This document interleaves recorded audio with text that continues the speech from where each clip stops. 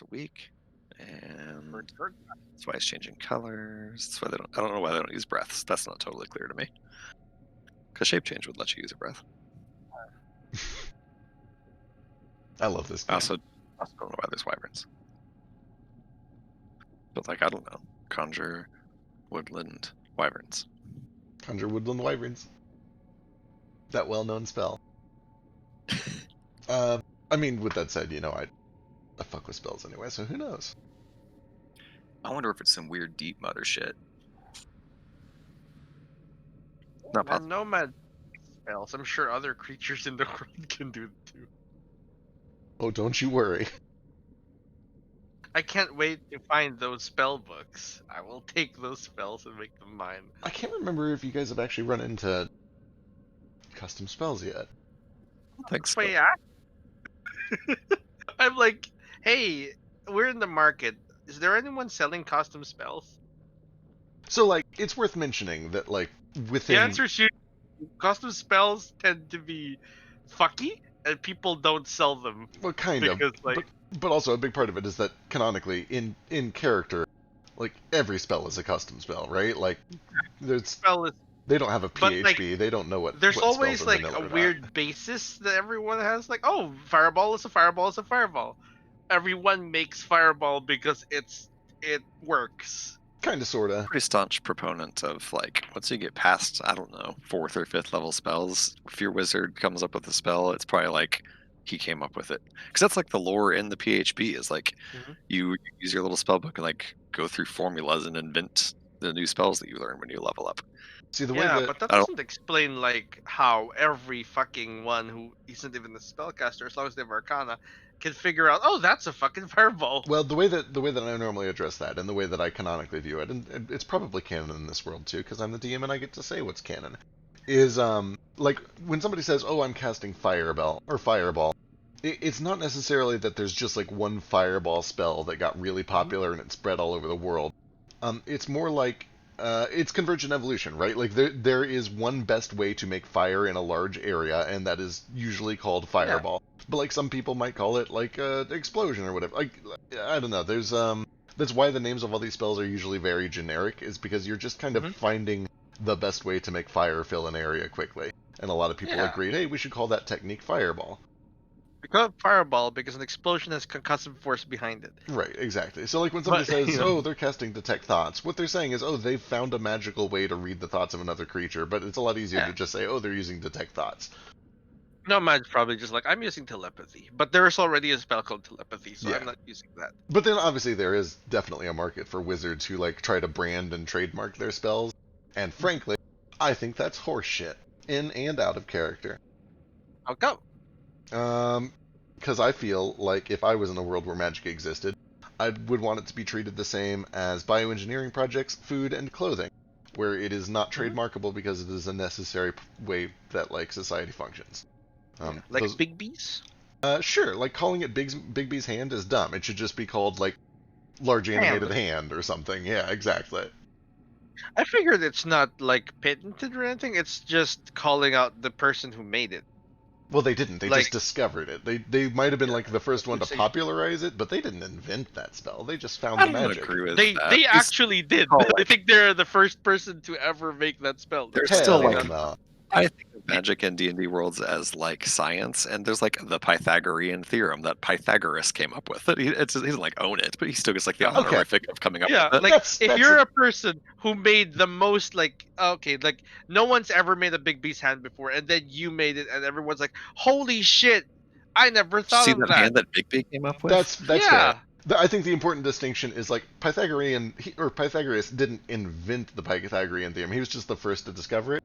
I agree with giving him the honorific, but he didn't invent math. He discovered like Big B gets a royalty if somebody else casts that spell. He just is the guy who came up with it. For the record, in this universe, there are some wizards that try to pull that horseshit, and there's a lot of debate about it. Oh, fuck those guys. And fuck those guys. Sorry, I'm getting angry about fictional things that I made up. Yeah. There's also the whole, whenever someone discovers a new mineral or fucking part of the body, they name it after themselves. Like, oh, let's name this Pikachuran, or let's name this fucking what was that? fucking To get like naming rights, yeah. yeah, you name it. But like you didn't make it, right? That's been there since before you were born. You just found it, and then that's what everyone knows it about. That's the thing this guy found. Color me capitalist, but I don't think there's anything wrong with people receiving honorifics for making important discoveries. No, I think honorifics are fine. It's when you try to claim that like you're the only reason that spell exists and everybody should have to pay you for it, that's when it becomes an issue.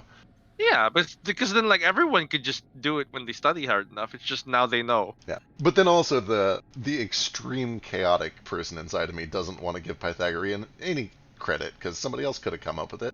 He was just the first one to the punch. He was the first one to the punch. Fuck Euler. Nobody gives a shit about Euler's number.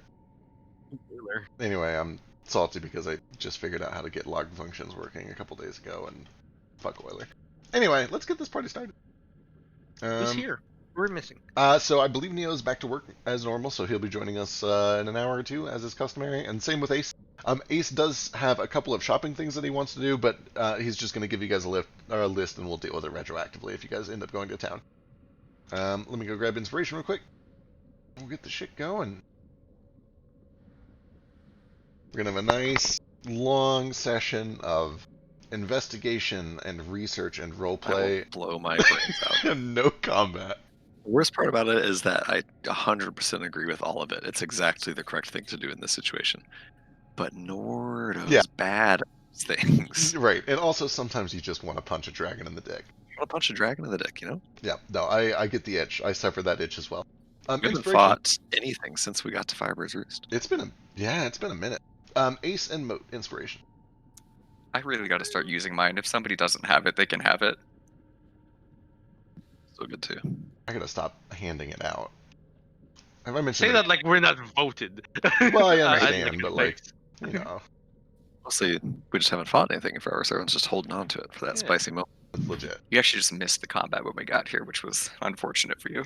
That's also true. That's true, there was a little bit. About those fire snake things. I forgot about that. Yeah. That was a pretty quick fight, though. Alright, there's inspiration. Announcements been made. Let's do this shit. When we left off, you guys had... Did I do the rest, or were you about to get a rest? Let me go check. You guys had done the rest. So you guys just got a rest. You woke up on Monday. And I believe you were kind of just discussing whether you wanted to go right up to those dragons and try to punch them in the dick, or get to the bottom of it, or find out if it's a druid. Or if you wanted to spend a day kind of doing some prep, doing some crafting, possibly teleporting back to Seattle to do that. But I'll leave it up to you. The day is yours. It's 8 o'clock in the morning. The sun is up, but it's still dark because there's a cloud of ash covering everything. It's hot. It's miserable. It's sweaty. It's terrible. What do you guys want to do? I believe the plan was to go to Seattle. We're gonna split up. What we had arrived at is that, like, we want to try to unite these people, but we don't think we can do it until after we know what's going on more ourselves. So we were going to investigate the Dragon Tower, but before we did that, we were going to, like, prepare our ambush shit in case things go south.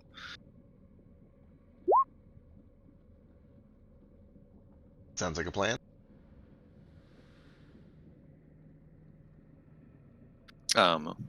Whenever folks go back to Seattle, Nordo will stay here.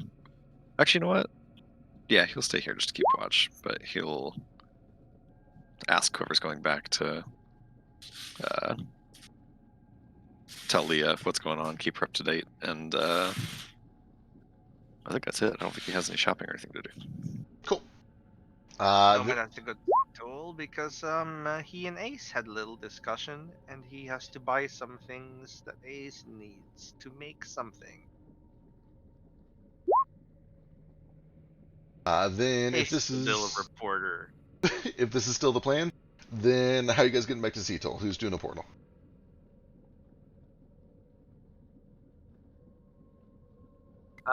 my understanding is that Gale is going to use his carpet board. But then how are you going to get back? Well, we were gonna wait. Like a whole week? Basically. Well, this was under. We're gonna wait until the dragons came back. Gotcha. That seems dicey. If it was like Friday, maybe, but it's just Monday. That's fully 7 days of having the party split. Yeah, I don't know. If anything happens, Is it just Monday? Yeah, like we just because we came here as soon as the rug was recharged on that Sunday. Yeah. That being said, I have fucking a 6th and a 7th level spell slot. I was gonna Oh say, yeah, you can just didn't plants. didn't you guys? Okay, you guys showed up on Saturday, so the carpet has recharged, right? No, we used it to get back to Toll, let it recharge in Toll, and then used it to get here. That was the whole thing coming Gotcha. out of Ameling. If that's the case, then So you it guys don't even have the carpet available to use right now. right, yeah, that's a different issue. Moot We point. can't even carpet anyway because we can't get Oh, then I have like a fucking spell slot left. Do we want to use your spell slots to get back and forth, or would you rather have them for the dragon / possibly dragons? They say it's gonna be back in a week. They have told you that it sometimes it's a week, sometimes it's 2 or 3 weeks. They feel like they gave them a lot this recent visit, Yeah. so they're guessing probably a week and a half, 2 weeks maybe. So I can go there right now since it's like Monday and both my spell slots have returned. Oh shit, it's Monday. I get a thing. lot of shit back.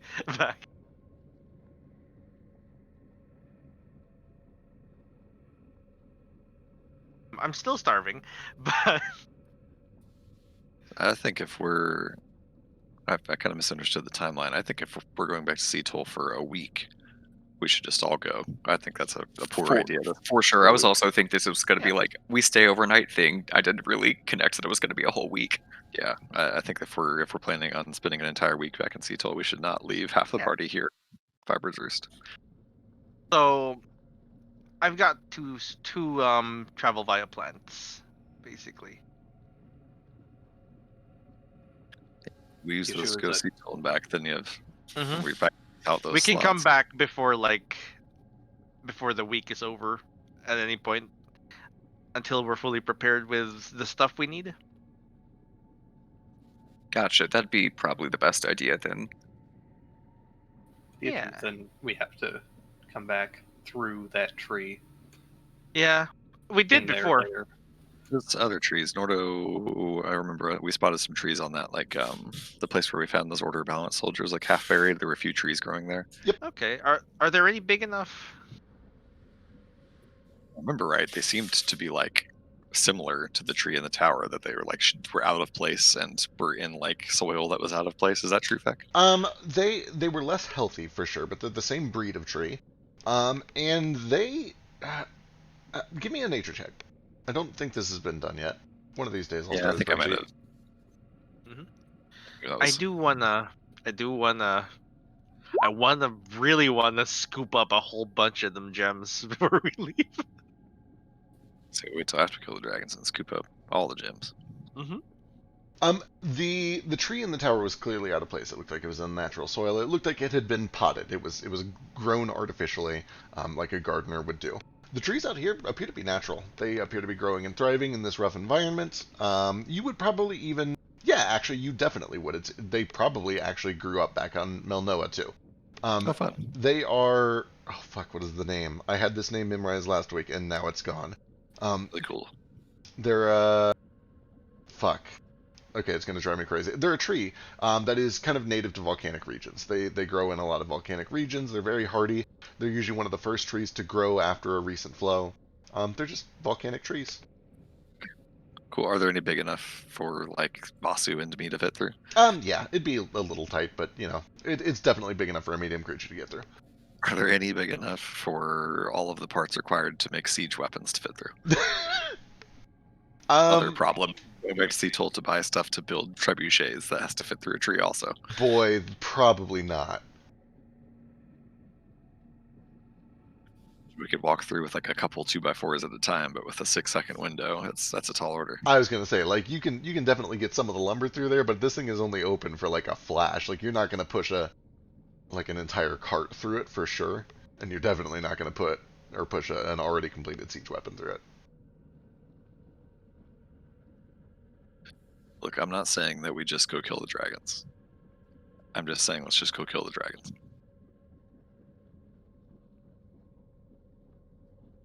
Boy, the more you say it, Why don't we just, go kill the dragons? Hey, friend Nomad, is there any way You. with your magic with the tree thing that you can tell where someone goes when they go through a tree? Like if we were to go back to that tower and investigate that tree real close, could you tell what they were using it to get to, or is that too much for your magic to do? This is magic that I am unfamiliar with. It is a very natural discipline, and I'm sort of stealing it from a dead person. That's cool. I just thought you were God and awesome. Yeah. For you see, normal people can't do this. Only God. Well, I believe they say they giveth and they taketh away. Someone has given this person druidic magic. Maybe they've studied their whole life, and I have somehow just taken it because I wanted. I don't quite think that's Sometimes what the expression means, but okay. it's up for interpretation, you see. Anywho, I could try and do some sort of dowsing ritual. I don't know nothing about it. I just figured maybe. I guess what I'm getting at is if we think we need time in Seattle to prepare to lay siege for this dragon, then we better take all the time we need. We don't want to fuss around lightly with dragons. But I think if we're going to do that, we ought to just do it and lean into it, not come back here till next week, all of us. I don't think there's any sense in. I mean, let's face the facts. These kobolds and Kuto have been up to this business for years and years and decades and centuries, it sounds like. Another week ain't going to change the situation a whole lot. Only ripple with that is now we have been here and talked to both of them. So that information could get out while we're gone. Assuming the dragons come back sooner than expected or have somebody around here poking around.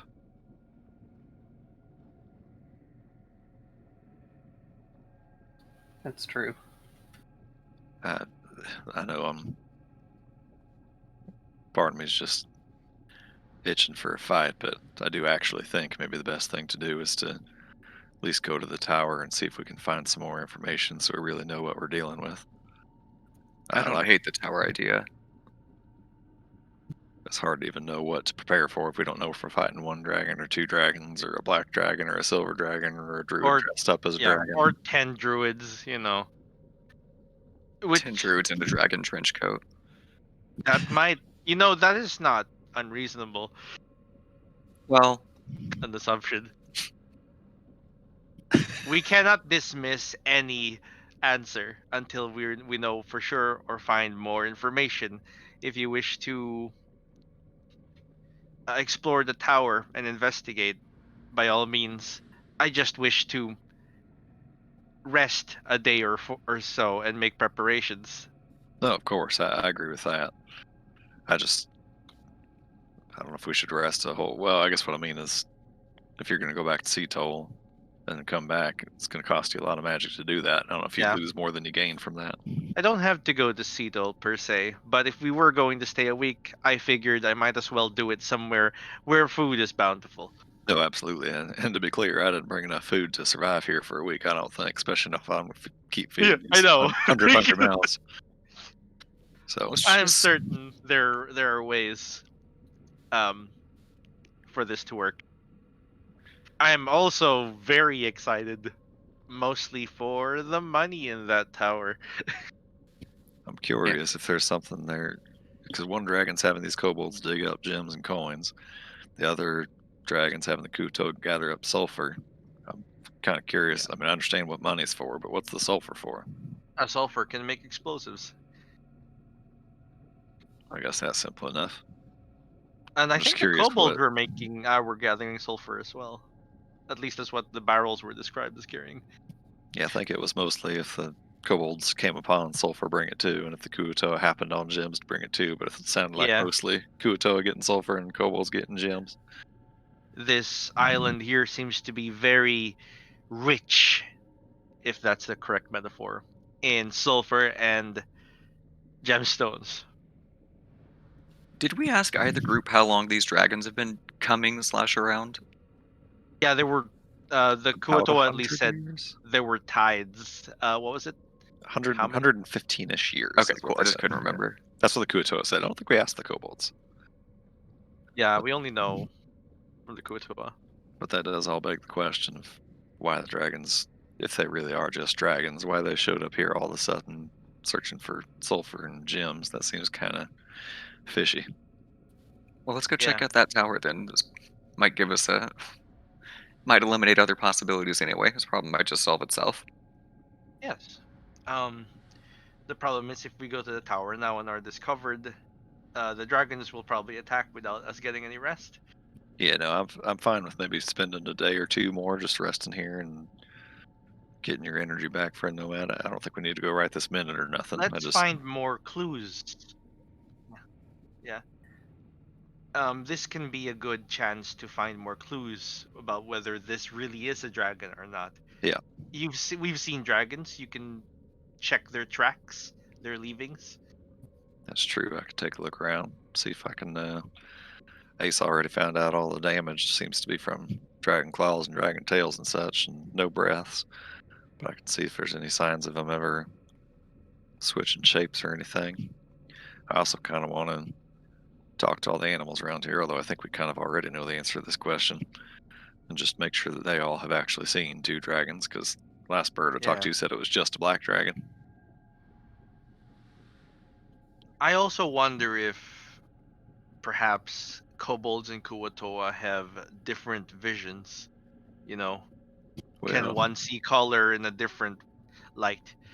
well, Ace has pretty good vision, and he saw both the silver and the black, so there's at least that. Yeah. I'm curious if I ask a whole bunch of animals around here if any of them's ever seen both dragons at the same time. But Ace is a Kenku. Yes, But and the Kuotoa and kobolds are not Kenku. they're all famously colorblind. He's also special for a Kenku. There's that. It's part kobold though, so if kobolds Yeah, can't which see is black, then what if Kenkus can see the other part and he just completes itself? Ah, this excites me. It leads part to my it leads to a branch in my experiment that requires me to have a kobold and a Kuotoa companion with another Kenku companion. I must collect another Kenku companion. or no man, I think One with pure blood. I'm not the best with words, but I think even I know that maybe referring to the people that you're getting to like you and follow you, maybe the word collect isn't the best choice. Are we not a They- collective? They used that word a lot with the slavers, and I don't know if that's the best one to talk about your followers. Semantics. Maybe try like subjugate or something. Subjugate actually means to enslave, does it not? What's the Orcish word for subjugate? It's enslave. It doesn't imply any sort of ownership. And it's also not as committed as, like, a subject. But, you do you. All right, well, as long What's as we're the plan? spending a little bit of time resting around here, I'll go see if I can talk to a few animals around town and see if any of them's ever got any clues about the dragons for me. Let's to kind of get useful things done, but to get them done quickly. Each person kind of choose like one activity that you want to do through the day, and we'll go through them real quick and see what you guys can figure out. And we'll start with Nordo. My thing is to just talk to animals and see. Main thing I'm saying is like, has anyone ever seen both a silver and a black dragon here at the same time, or if just talking to the dragons, talking to the animals about the dragons yields any other interesting clues about them? Sick. Go and give me animal handling, or you could potentially do like a charisma animal handling to be nice to them. Either way works. Since you've got help from speak with animals. Trick. Do I have advantage from speak with animals or no? I can't remember if you did that or not. Yeah, that would be like advantage on your wisdom check or the ability to use charisma instead. Either Okay, one. cool. I think Advantage your on wisdom's wisdom better anyway.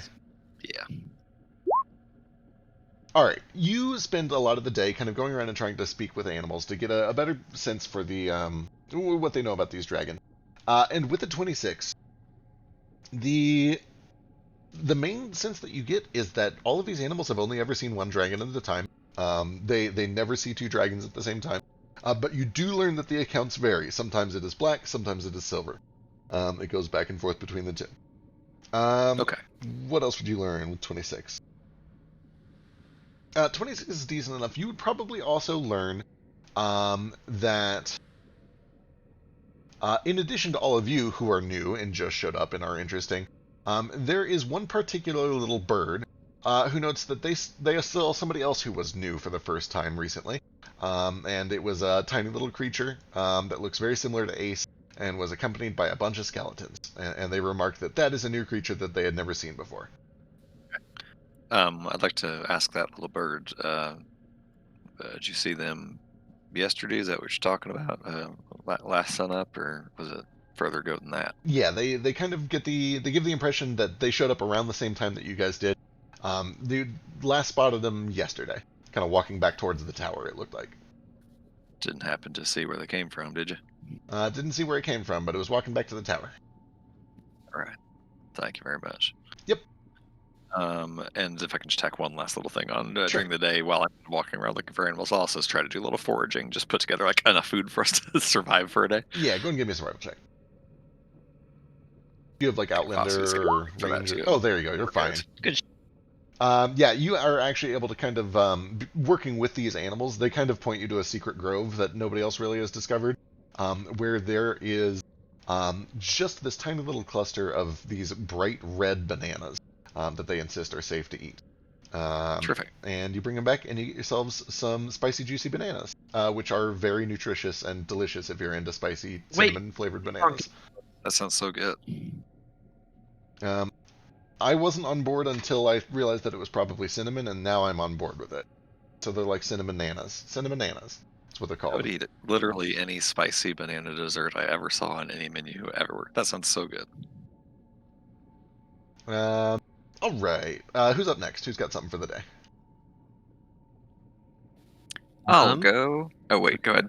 I was just gonna. I mean, he already rolled a 30 on survival, so he doesn't need any help with that. But I was just gonna roll survival as well with my background thing to kind of like fly around the area for the day and kind of map it out and maybe see if there are any passages and Absolutely. such that people might sneak back through to avoid being spotted while they're not the dragon For or sure. something like that. Go and give me a survival check. Yeah. Survival, just like particularly trying to map stuff out. You know what? Yeah. I've had inspiration for like a month and haven't used it, so I'll inspire that. Go and for maybe it. we'll get a crit. Hell yeah. Give me another reroll. Yeah. 17. The first thing you're able to do is get a very clear layout of these cities. You can see that they are... one of the things that you notice almost immediately as you begin mapping this place out is that this tower, by convenience or coincidence, is placed in one of the only really convenient gullies or ravines that would pass through these two cities. It seems to have almost been placed in the one safe passage to split it directly down the middle. In other words, you get a very clear sense that these two cities were divided intentionally by the tower, and that there is not another easy way to get from one to the other without passing by that tower. That's probably the most prominent thing that you learn as you're mapping everything out. But you do also find a couple of sources of fresh water, and you also would find with the 17 a couple of indications of this this creature, or mostly the undead companions, because they're not very stealthy at all and they leave ridiculous tracks in the ash.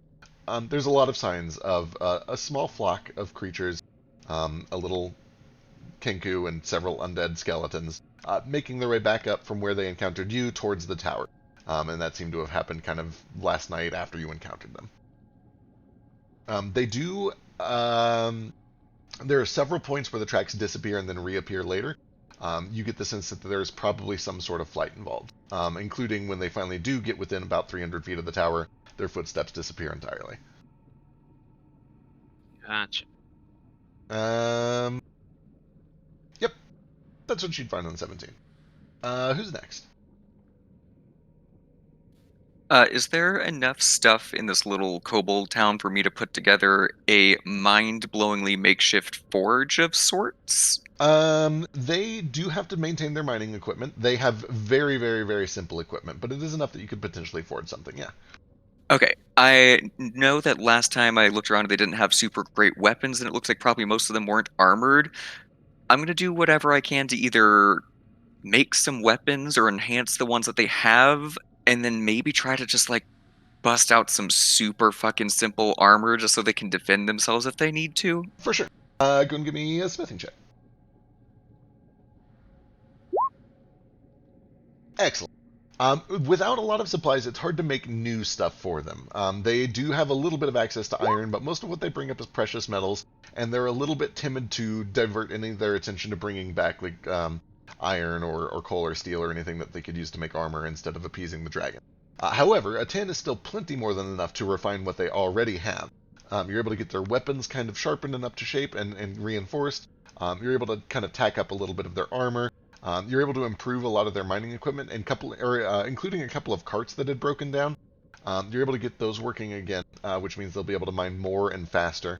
So you're able to kind of get them a little bit on their feet again. Perfect. Let's see.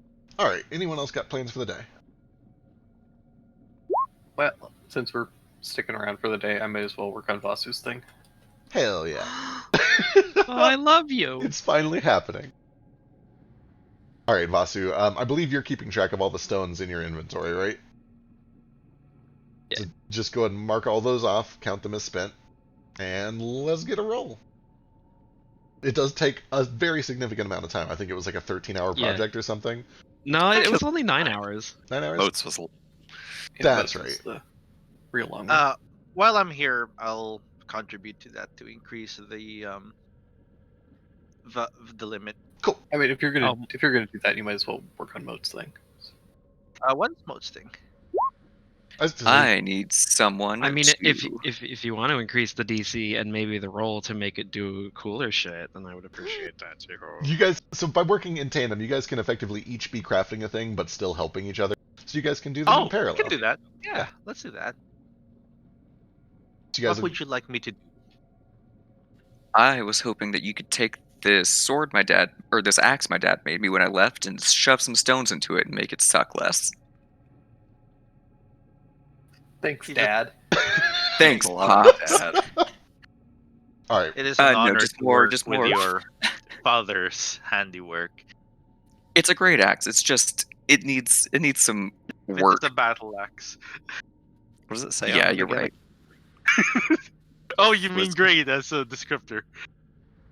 It's also same thing. One head of the axe says, "Boy, I should know this because it's my own backstory." I forget Leave the your other mark. one. One says, "Leave your mark in Infernal." Sorry, I was trying to remember the language. Some says, "Leave your mark in Infernal," and then the other head of the axe says, "Act with wisdom" in Elvish. There we go.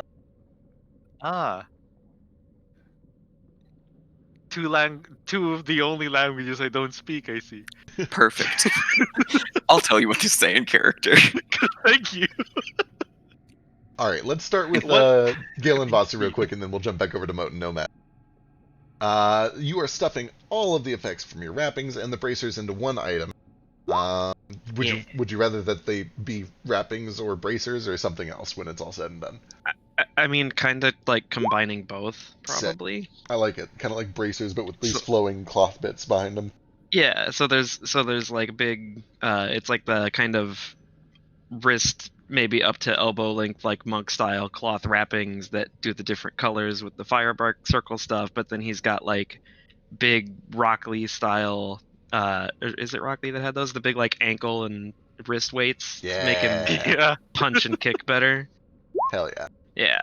All right. Well, it's a long and arduous day, a 9-hour project.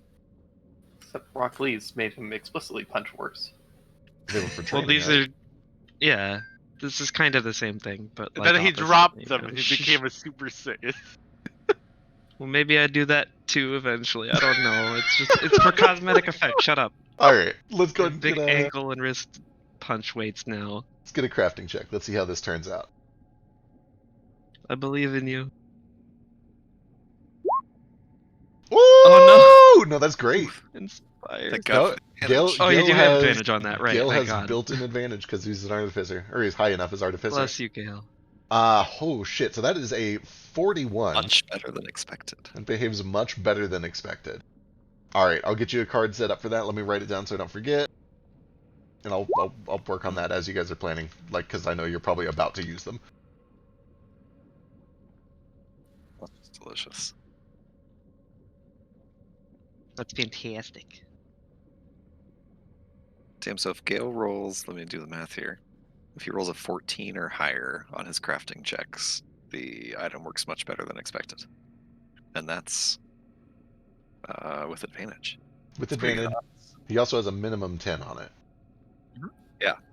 So like the worst that he can do is a 32, which is Which is behaving almost better there. than exacted, or Yeah, behaving so better than expected. with advantage on a nat 14, you get a much better than expected. I like those odds. All right. The work is immaculate. I'll get a card with the exact stats, but it is exactly what you expected. All of these effects have been kind of combined into one convenient thing, freeing up an attunement slot, and giving you what I believe is the most power-dense magic item in the party so far. It is That chock was accent there full. too, though. Oh, you're It pretty close. radiates. It is just stuffed to the brim with elemental energy. What's the voltage volume on it? What's the volume total? 12, 24, I guess the C total matters more, doesn't it? 20. I think it is. I think it's 24 volume. Or no, wait. I forget. Hang on. I'll check in a second.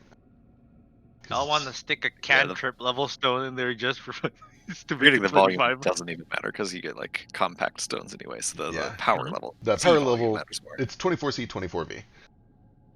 Jesus, 24C. Dear God, Yeah, it's It's one the under most the limit. compact we can do. I was gonna say I thought Nordo's was out of control and his is 16C. All right. Let's jump on over to Moat and Nomad. What do Yeah. you guys craft?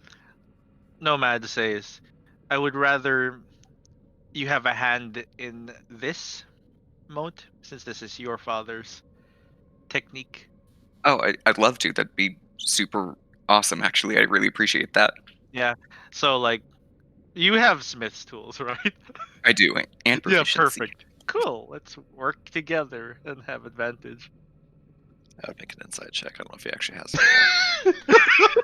I Who knows? It's okay. He's got the book that gives him proficiency. That's It true. doesn't. All right. So what are you stuffing in? Sorry, I'm sending it to you on Telegram because Okay. I'm lazy. Perfect.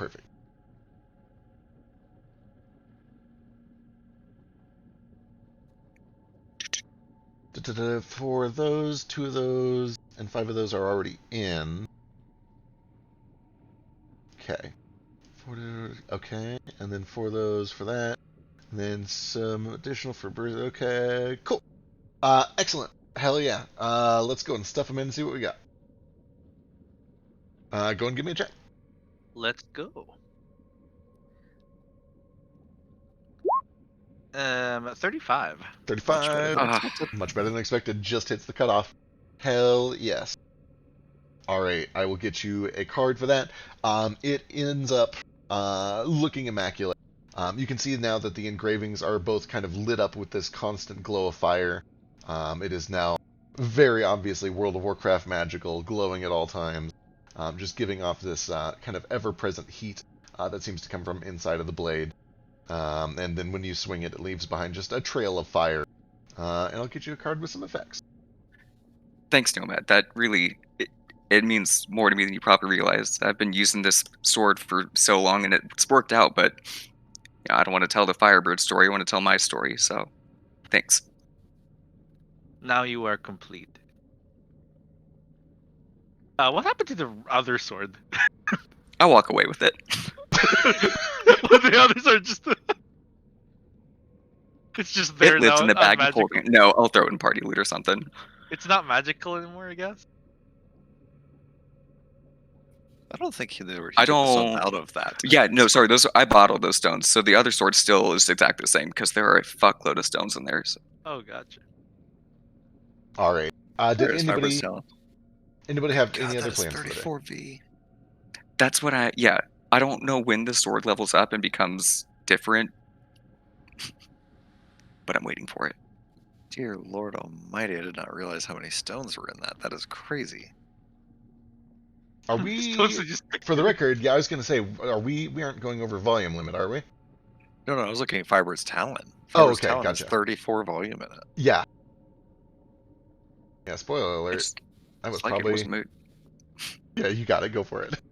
It's like it was made by some kind of weird elemental locust thing, like the whip we found on the Tarrasque. Right. You found the whip? Or the flail, whatever, the like madness flail or whatever. I did like a religion check when we found that. Oh. Or it's super fucking cursed. We just left it like, that's super fucking cursed. Let's leave it behind. All right. Any other plans for the day? Dinner Perfect. for the kobolds and for us. Yep. You guys have a nice, rousing dinner, some spicy nanners, and some other food. Spicy nanners. I don't know And why that's so funny to me right now. everything, I believe. Let me double check. Oh no, I need to do this. Hang on. Everything gets burnt down by dragons. What do you Oh, have? if I had time that day after crafting, I imagine we did it early. I'd like to go into the mines or whatever, where the kobolds mine. Ask one to guide me. You'd be able to join briefly with Moat. It was like a 13-hour crafting day, but you could probably go in there for like an hour or two and do just a very quick tour. With It was Moat, 13 hours? I think so. He threw in a ton of stones. Yeah, it's an hour per stone. 4, 13 hours. 6, 11. Yeah, it's 13 hours. Oh, that makes sense. So you're probably like exhausted, but you can wind down as you're getting More ready for bed. starving than exhausted. Yeah, that So- too. I'm mad, love I you. need to keep busy or I will go insane. So I'll ask you like, hey, can you take me into a mine? We need to get Nomad Dragon Brain pronto. Right? I am dying. I need to feed on intelligence. Or Was that Druid me? I hung out with Moat for a long time today. What's your intelligence? I'd rather not say. It's okay. I can taste it. It's only an 8. That's not as bad as it could be. Yeah, you know Feels what? a lot lower though. It's the rolls. The rolls sometimes. I was gonna say I didn't realize that Moat had lower intelligence than Nordo. I mean, not effectively. Nordo's is only 9, but It fits. They're kind of. they're both -1. It's just funny because Nordo like thinks of Moat as he like really looks up to Moat as this, The smarter of the two. this like city man. Doesn't know shit. That's fine. Moat also looks at Moat that way. It's the charisma. He judges by Uh-huh. charisma. Don't need knowledge if you have charisma. And Norno has the wisdom. That's right. And the strength. 20 of each. Brah, who needs it? Ooh. It's All good right. shit. It is. You're able to get a quick tour. Is there anything that you're looking to get out of it, or are you just kind of getting acquainted with all of them? For now, I'm getting acquainted with each kobold here, learning their names, knowing what they do, like what's their function. Cool. Yeah, go and give me just like some sort of charisma check. Persuasion or investigation would also work if you're willing to be more callous about it.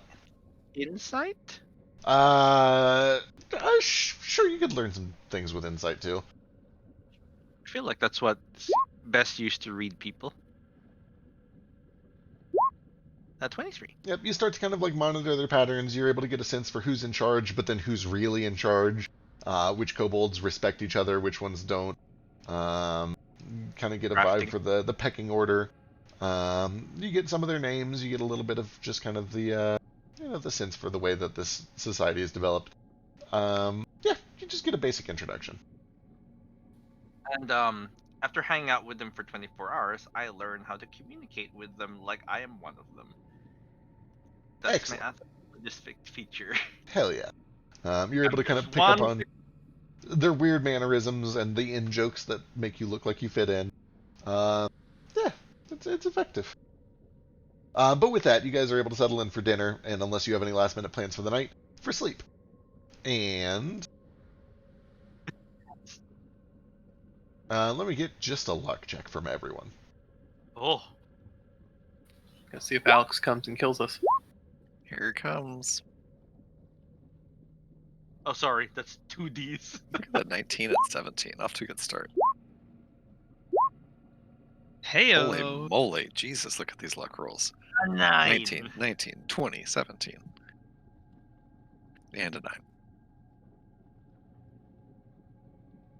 9. Alright. The night goes smoothly. Everything it's sweltering. It's hot. Some of you are probably miserable and start trying to sleep when the AC is broken in the middle of the summer.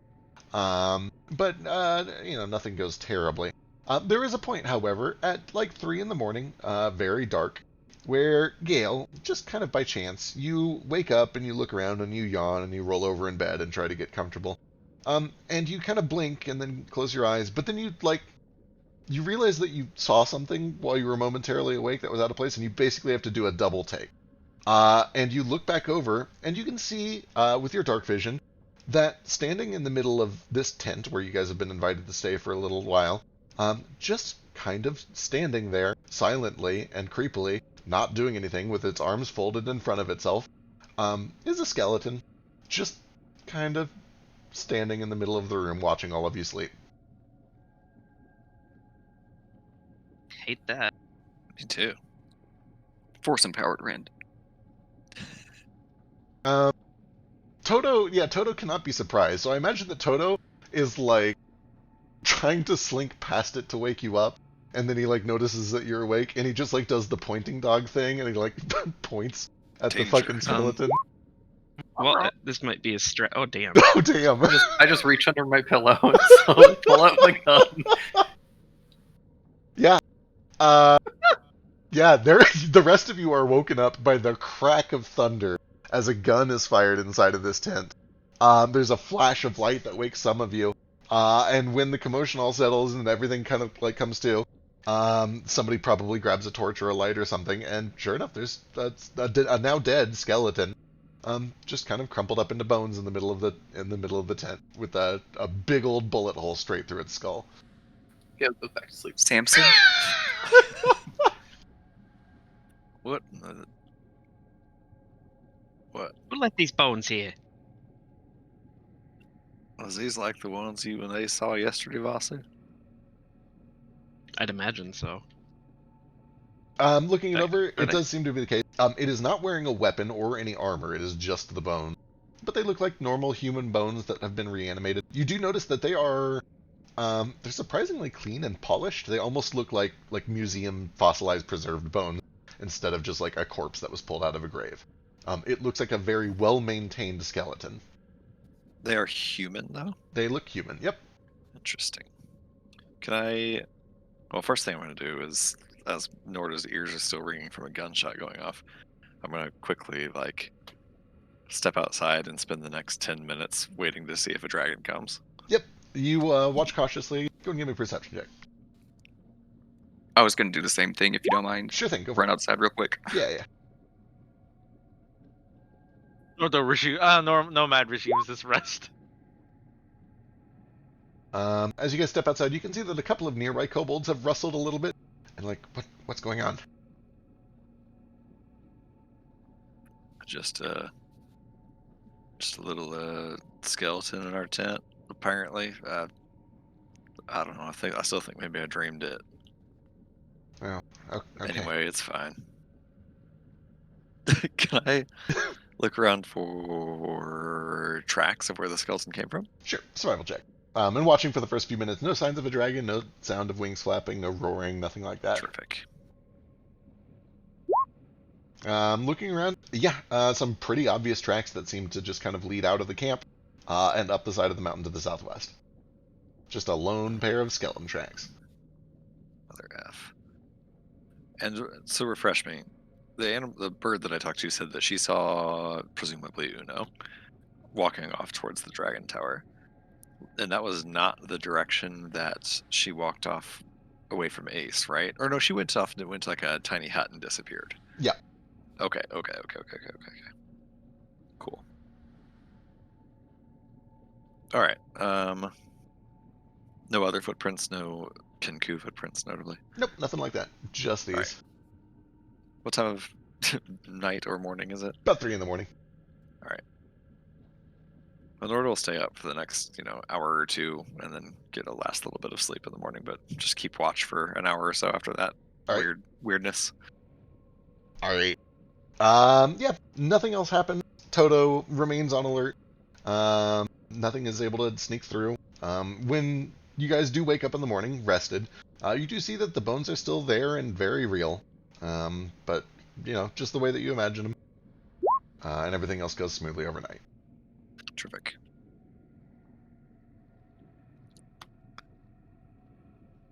For what it's worth, in case it comes up in the first 8 hours of the day, I will cast a spell on myself before the rest is completed during that little watch. So I have that for the first 8 hours. Excellent.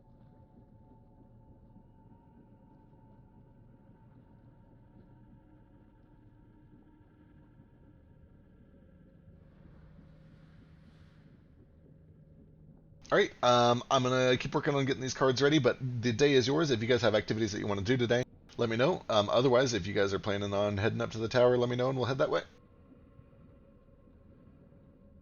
Oh, you're thinking, I don't know if I communicated this to y'all yesterday. I'm sure I did, but you were all pretty busy working. Nodor will kind of come in with coffee for this conversation. The animals I talked to yesterday, they told me that Kenku, what they saw, either lives or at least was walking up to the tower where the dragon lives. And she had skeletons with her, is my understanding. So it makes me wonder if she's somehow in cahoots with these dragons and stuff, or when she's sending skeletons to watch us while we sleep. Might put a bit more pressure on our timeline too. If somebody's working with the dragons, what is also watching everything we're doing. Because when me and Ace and Vasu looked around after they met Uno the other day, we couldn't figure out where she came from. She flew down from somewhere. Seems like maybe she came from the tower. I did a bit of scouting myself yesterday, both at the tower and around both of these little settlements here. And for one, I noticed that the only real path to get around these mountains and volcanoes goes right by that tower. Kind of hard to get across any other way. But also noticed a lot of tracks from our little bird friend and a skeleton crew. It seemed like they might have actually been flying around from here and there now and then. And it looks like they either flew down from or up to the tower each time, because the tracks kind of stopped there. That puts a little extra pepper on the whole situation, doesn't it? So somebody up there knows about us at least. Dragons or otherwise. Yeah, they've definitely noticed us peeking around too, if the skeleton in the tent this morning was any indicator. I'd like to might wake up to any more skeletons in the tent if we can avoid it, so don't want to rest a whole lot longer. How's your magic feeling for a nomad? How long were you thinking of resting? Not to pressure you or nothing. As much as possible, but I'm functional now. I know you spent a lot and did a lot just getting us out of Pleiades, so if you need more time, we can make it work. Ain't no problem for Gale to shoot a skeleton each night, I'm sure. I prepared a couple of those potions that we found before. Potions? The short rest potions. Oh. Those could be nice.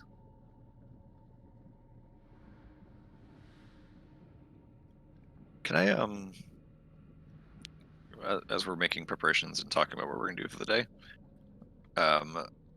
can I just do a pass among the kobolds during breakfast and show them all a drawing of the little spider web eye symbol that Uno is wearing and see if any of them recognize it?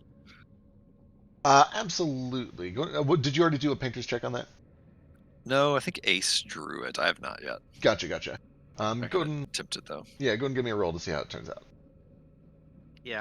Ace can also just turn into her with the cloak and everything. Yeah. That's true, I guess. You guys are able to do a very faithful reproduction. You were able to see it up close, and you spent a lot of time studying it.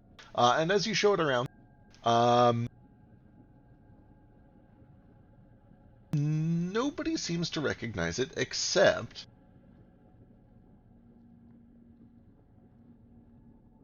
Chris Shear, the leader that you spoke to, who says, oh, that looks vaguely familiar. Yeah, I think my grandma had something like that.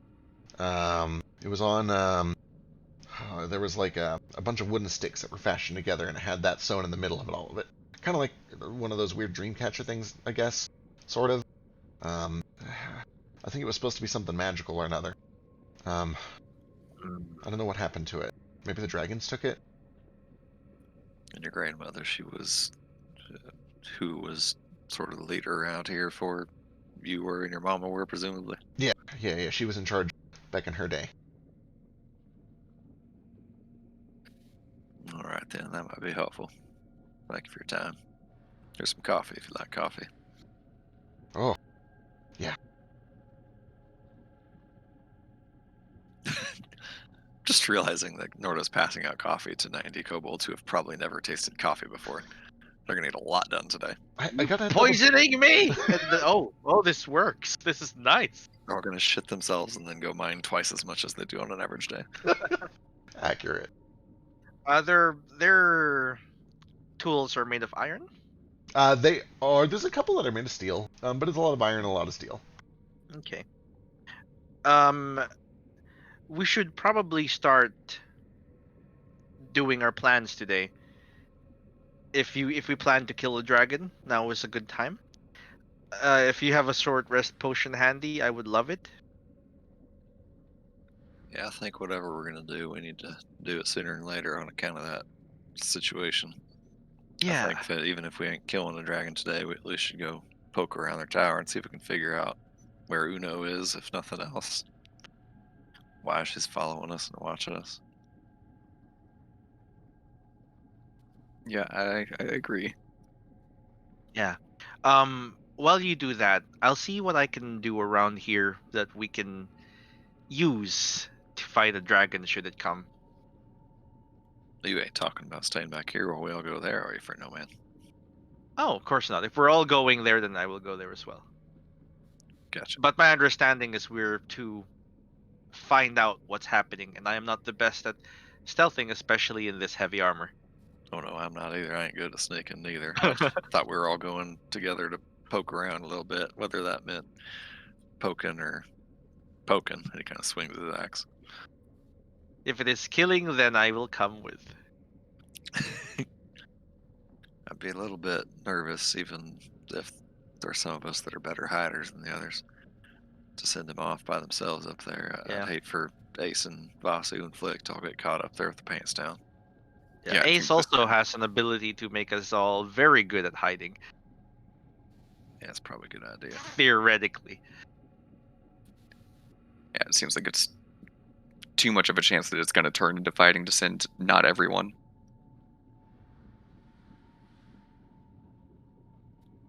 Tally ho! All right, where to? Before we get going, I think we're going to go to the tower all together as a family. Before we get going, I'll pull them Family aside. field trip. Be like, hey, you're moving a lot quicker against them fire snakes. Let's do them exercises again. And I will cast this on him as well. So we both have that. Excellent.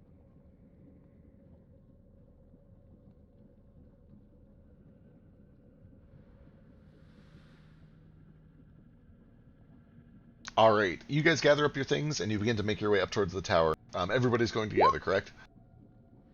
Best plan. All right, and how are you guys approaching? Are you going on foot, or are you grabbing a ship? How are you doing it?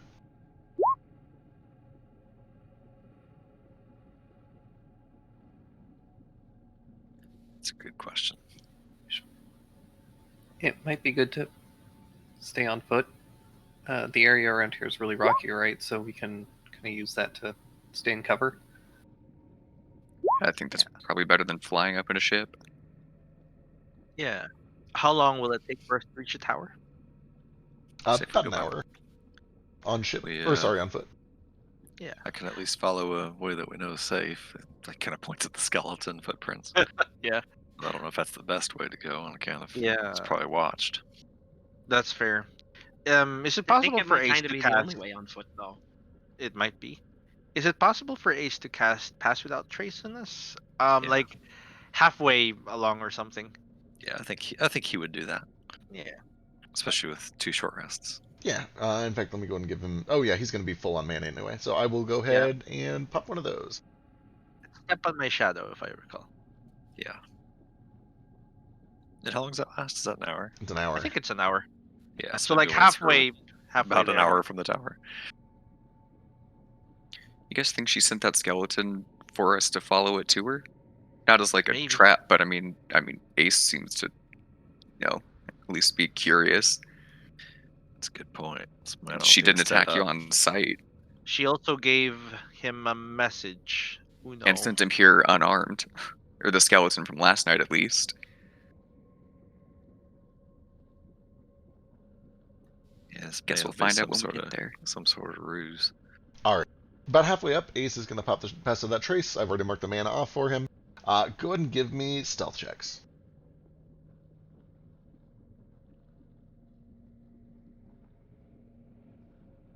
For what it's worth, when we get to like, I don't know, an hour or 30 minutes away from the tower, sort of around the same time Ace cast that spell, I'd like to like try and see at least if there are any other paths that lead up there, or if this is like the only one. Sure. Do we get +10? Is that right? +10. Which, Cool. not really helping you guys a Bring it ton. up. Hey man, Career. that's a 16. And the Moat- 19, Moat that's got 23. 11. All right, Sure did. let's see. Oh, I don't even think these guys can possibly fail. Oh no, wait, they can. They could. So you guys rolled like dog shit against my Grung the other day, and then he rolled a 7. So All right, 2 on watch. Here we go. They both need 10s or lower. God. Well, All right, let me go grab a map because this is not where I was expecting it to happen, but it happens. Anyone else hot as hell? God.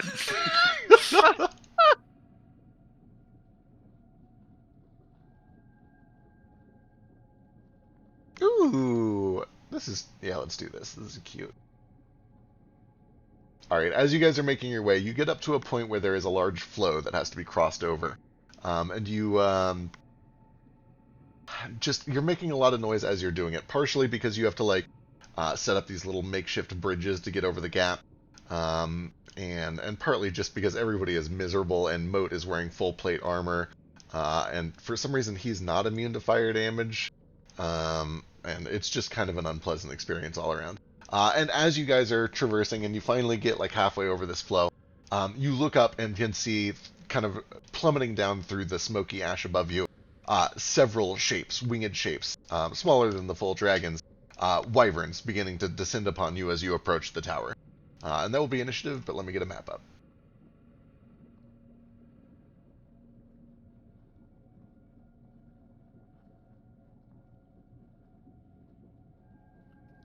Yeah. we're getting the fight.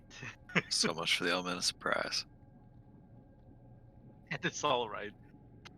It is weird that consistently Mo's rolled a natural 1. When it's not- Dex, it's a not- 1. It's not even like Without fail. if he's rolled like a 5 or or a That's the 6. thing. You Like, know, initiative and Dex then is ten always fine. 1.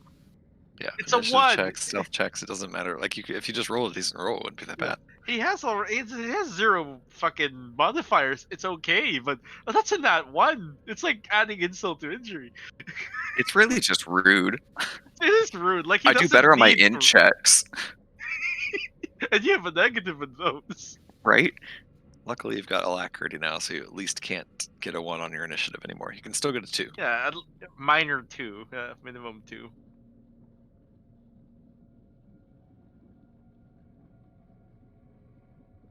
All right, you guys can throw yourselves anywhere you want on that little middle platform. You're That's a moving cute little map. east to west. Yeah, thank God for resources. Resources are great. Right. That's a nice map. East to Two-minute west. tabletop. On the middle platform, you said?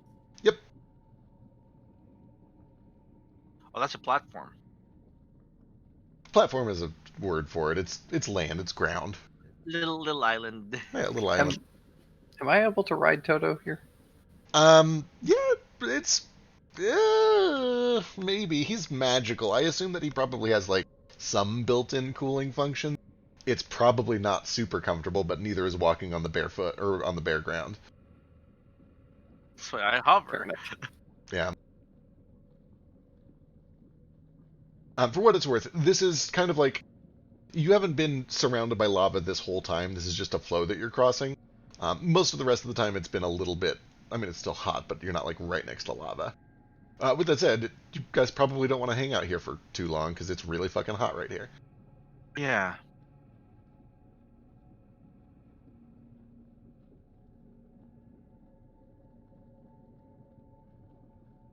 May I do something to help mitigate it? Quite possibly. I'll try it later. All right, Oh, look! these things are all going to start 30 feet in the air as they descend upon you.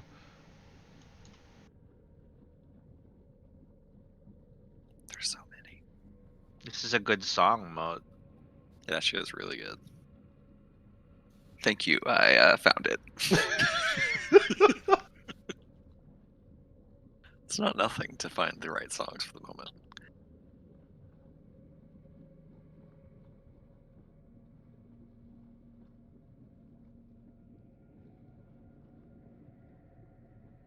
I was okay with it for a minute. Then it's like, oh shit, there are so many.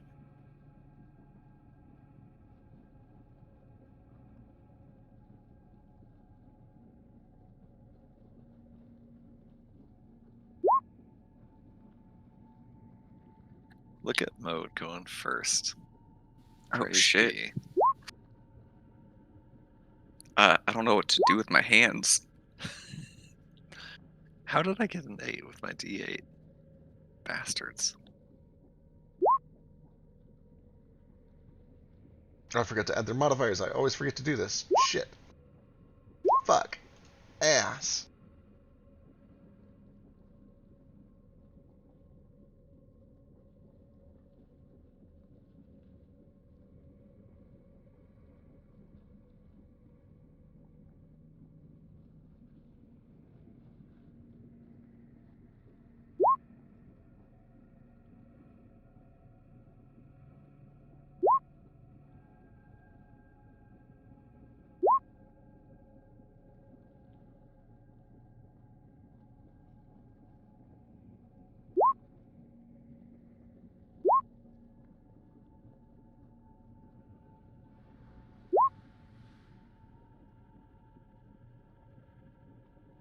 All right. Let's see. Give me 20 seconds because your weapon card is almost done, and I'll hit you with that.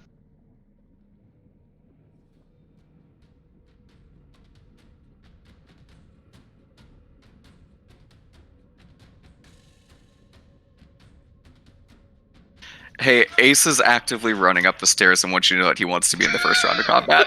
Excellent. All right, cool. That works out well because that gives me time to finish up Attaboy. your axe. How do I consistently roll shit for shit? Yeah, Oh, I yours is only always have a really plus bad too. This is Like never quite godlike bad, cleric. but it's always pretty bad. It's like the blind leading the blind. You'll get your turn to have alacrity when we do your arc. Oh my god, he rolled ass. He's not going to get in the first round of combat anyway. Wait, 14 is ass? No, it's not. Nah, it's actually pretty good here. I'm gonna be like on the end with Elise. I'll cover our rear. It's Ace. I'm here. Hey, Hi, Ace. Skinny. I'll fill you in immediately. We decided Yeah, that we we had, would not That's- go back to C-Toll because if we went back to C-Toll, we would be stuck there for at least a week because of cooldowns. So we decided we would rest for a couple of days and then go check out the tower. And we spent one day doing some random exploring and resting and prepping and stuff. And then during that first night of sleeping, there was a skeleton in our tent in the middle of the night that we just woke up and it was just there watching us sleep. And we murdered it and saw that its trails were going back towards the Dragon Tower. And also, I forgot to mention the previous day, what Nordo did was talk to a bunch of animals. And they said that they see Uno as a new person on this island who's not usually here. And that she either lives or at least is frequently walking up to the dragon tower. So we think she's there, and the skeleton that was in our tent in the middle of the night came from the dragon tower. So we think that Uno is at this tower and is somehow in cahoots or at least like involved with the dragons, maybe. So we decided to go check out the dragon tower for information, and we ran into wyverns on the way, despite your help with Pass Without Trace. And that's where we are. Cool. So, follow-up questions. How many days of my spyglass do I, or my eye monocle do I get? You only missed 1 day of downtime, so you could use All it right. once. Did we get a rest? Yep, and I think Feck already We put it got in 2. for you. I put your mana in, and then I ticked 3 down because they use Pass Without Trace. Okay. Wait, How much mana? How much mana did you give me? I should be getting 3 a day. You were full, and now you're back down to 3 away from full. Perfect. Thanks. Am I still concentrating on it? That's up to you, but yes, currently. Cool. All right. Thanks for the catch up. I'm gonna go take a shot real quick. Good luck. Perfect. I think I got all that, but why are there a bunch of urns everywhere now? So we were Oh walking- boy, recap round 2. Recap round 2. We're walking up to the dragon tower because we think that weird Kenku Uno that Ace found is up there and maybe involved Okay. with the dragons. Yeah. And on the way up, we tried to be sneaky and failed horribly, and wyverns found us, and here they are. Okay, cool. Good enough. Yeah. A whole skinny. That's really basically everything. I'm gonna go take a shot. Perfect. Yo, Vasu, why is D on the initiative? Man. He's gonna murder us all. Where's Cal? Isn't he supposed to be with D? Better be a different D, Feck. DI. I don't be in charge of Cal, so if Cal's here too, we're in real trouble. Alright, there's Legacy. Oh my god. Is it good? OSL. OSL. Unless it's secret. Oh, it should be in your inventory, right? Well, I'll check it out. Did you finish my thing too? I haven't. For the time being, assume that you have the effects of both wrapped into one, but I'll get you a card with the exact details as soon as I can. Effect that's titled Oh, +2, but it plus also says two, like- +1. Oh, yep, you're right. It is, the title is correct. The description is wrong. It's supposed to be +2? It is supposed to be +2. Oh my god. I'm nutting everywhere. Wait, sorry, hang on. No, I'm sorry, the title lied. It's only +1. Holy Okay, cow. okay. I'm sorry Okay. to do that to you. That was a terrible No, thing no, to no, do. no. I mean, I'm still at least half-mast. We're fine. Okay, Guys, good. look at that D10 on every hit. Plus, Reach yeah, 10, yeah. burning hands. Oh my god. Oh my god, the like optional sharpshooter basically thing. That is so cool. It turns out that this is basically as dense and as magic dense as Vasu's wrappings. It's also 24-24. Or 20, It is? 20-something 24, hang on. I have clearly wasted volume. Mine is 1622. It's only 14 based on what Yeah, I counted. sorry, it's 14-24. Okay. Okay, They'll anyway. find a way to make I was gonna say, 24, I don't know 24. how Vasu got his up there so high without spending just a crazy amount of money. He must have spent a crazy He amount did of money. spend a crazy amount of money. I think he I spent did spend a 24 crazy amount of money. 2,400 gold, I think. Something like that, yeah. Okay, we have a Flick now too. Let's get Flick on. Oh, Flick is already on that. Perfect. He is. Do they see us? Yes. Yes. Huh. And this is better than expected, right? That is better than Way expected. better. Yeah, both of you rolled Woo. much, not just better, but much better than expected. Woo! In fact, Flick is on the map, but not an initiative. I don't know if you're already aware of that. Yep, just put him on there, and he is actually going to be Good the job. first act as soon as he gets back from his shot. Have fun. What? A shot of what? Flicker. I don't know what he shoots. Semen. Gross. There it is. There it is. I'm here to kink shame. Gross. God, does semen even count as kink shaming? Taking a shot of it. Taking though. a shot. Oh of it, yeah. yes. No, that's pretty gross. Yeah, what do you do? Pour it out from the fridge? Why is it- What do you I'm guys do not- with yours? Oh, gross. Okay, I'm on board with the kink shaming now. Thank you, everyone. Let's get banned from Twitch.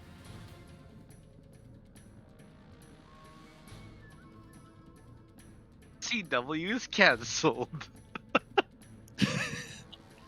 Back to the home game. I don't think Roll20 has a night mode, which it should. Free Sight should have a night mode. Oversight does, if you cheat.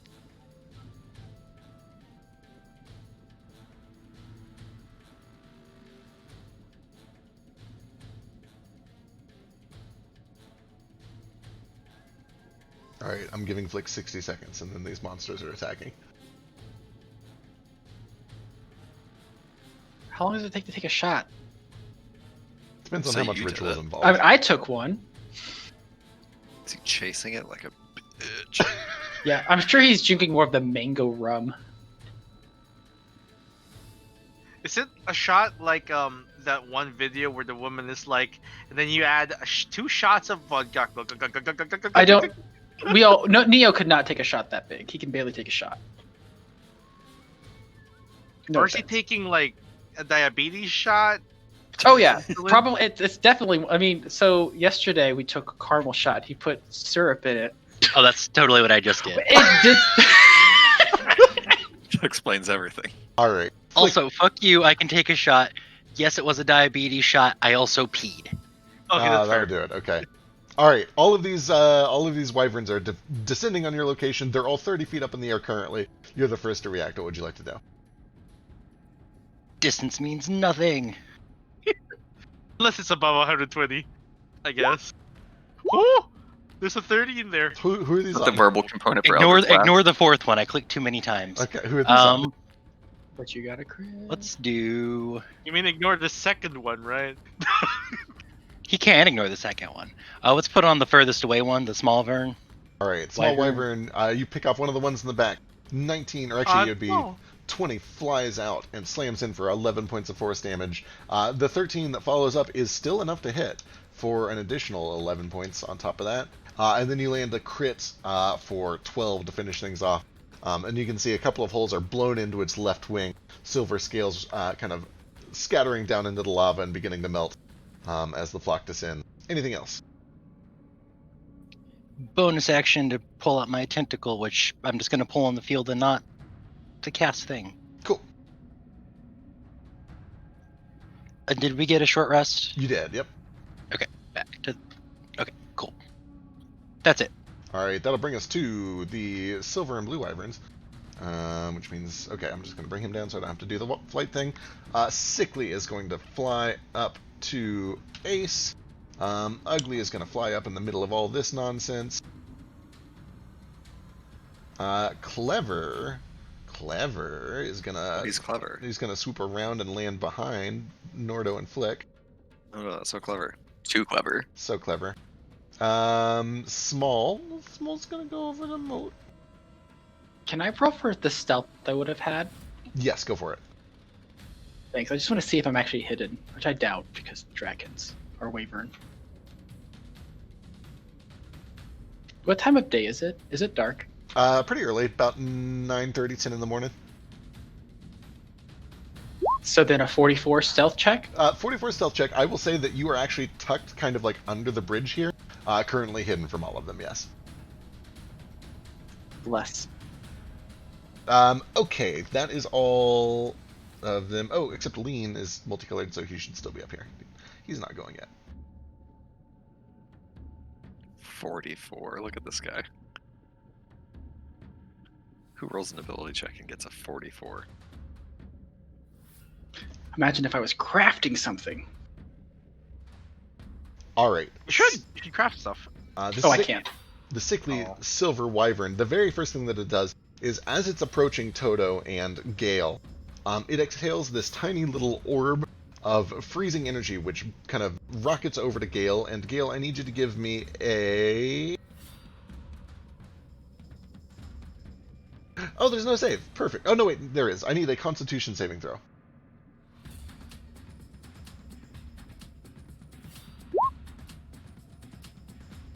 Alright, Gale, as this orb hits you, you feel it begin to chill your bones. And as it does, there is this swirling, violently cold wind that begins to swirl around you. And everybody nearby can also feel this violent cold that seems to be rapidly growing colder and colder.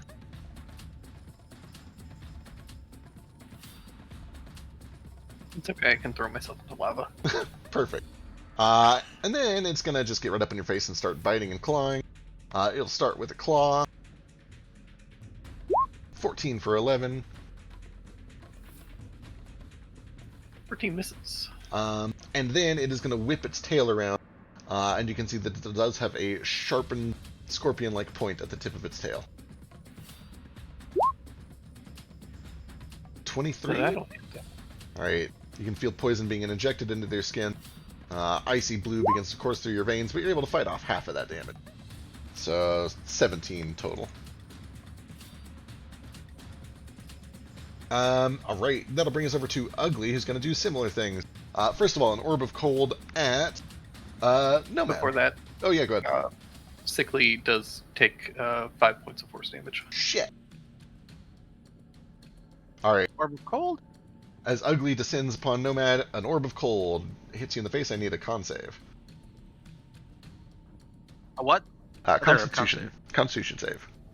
You're in my range, so +5. Oh, cool. Alright. Authority. You are able to kind of fight off the effects of this and power through it and shake the magic free of yourself. And the whirlwind of cold around you begins to snap and sputter and fizzle. However, you do still feel the cold from Gale. And you're also about to feel some teeth! Just kidding, a claw. No. And then a sting. What are these? Okay, alright. Small is going to get up on Moat, and just like before, there's an Orb of Cold. I need a con save from Moat.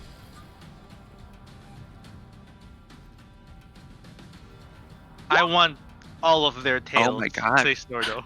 Nomad. No! Not! Alright, these cold winds begin to violently stir against each other. Nomad and Vasu, you guys feel especially chilly. And then following up with the Wait, claw. your con is only a +2? God damn it, and a sting. I There we go. don't want to talk about it. Alright, pretty sure the nat 1 misses, but a 24 get through? Let me see. Just barely. Alright, then I need a Constitution saving throw against that poison.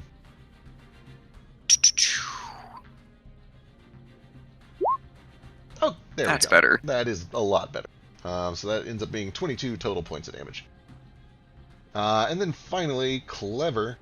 It's going to throw the Orb of Cold onto Flick. So I need a Constitution saving throw from Flick. But then it is going to start attacking Nordo. So these are for you, Nordo. Okay. Actually misses. Both miss. That's Ooh. unprecedented. Ooh. Things don't miss Nordo. Apparently they do. And he gets a 15 on his save because of Moat. You do, and 15 is just enough to save. Sorry, May I use my reaction to attack the small wyvern back? Yeah. Oh, wait, I lied. I thought he was 15 feet. He's 10. Oh, just kidding. Then yeah, Flick is also surrounded by cold winds. Do I take damage from it, or do I just have cold winds? Cold winds are swirling around you right now, and you can feel that they are rapidly chilling. They're getting colder and colder very quickly. You get the feeling something is probably about to happen. Okay. Am I that cold if I'm resistant to cold damage? Maybe not. It's probably not too bad for you, actually. Woo! Okay. 20 slams in, and I assume you're using a charge to give yourself reach for this? Is he still in the air? I thought he was right next to me. Oh, are you doing it on small? Oh, sorry. If it's on small, Yeah, then... the one. Just kidding. Yeah, you're good. 13 is... Okay, and I'm gonna 20 smite to into 13. that. Hell yeah, fuck him up.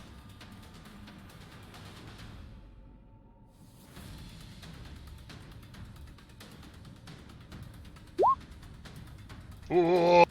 That is another 11 points of fire damage. You can see this thing is now heavily injured. Blood is beginning to spatter and pop and sizzle against the surface of the lava.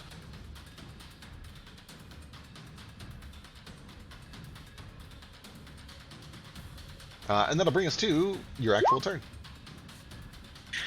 Oh boy. You probably Well- leave these.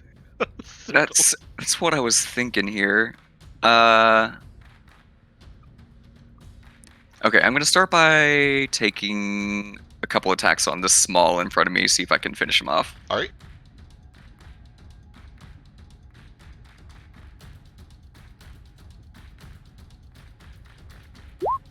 14 does land. 10 points of slashing and fire as you carve through into his neck.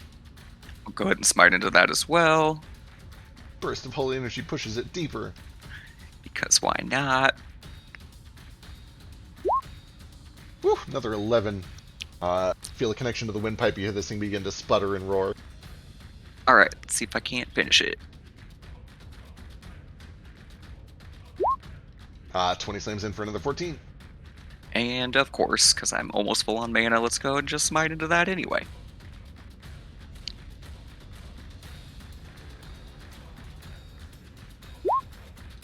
Oh no! 16 points of damage leaves it up with 1 point of health. It looks terrible. God damn it. Oh hey, are you missing that +1? I don't believe so. Let me double check though. You're missing on the attack rolls, at least, I think.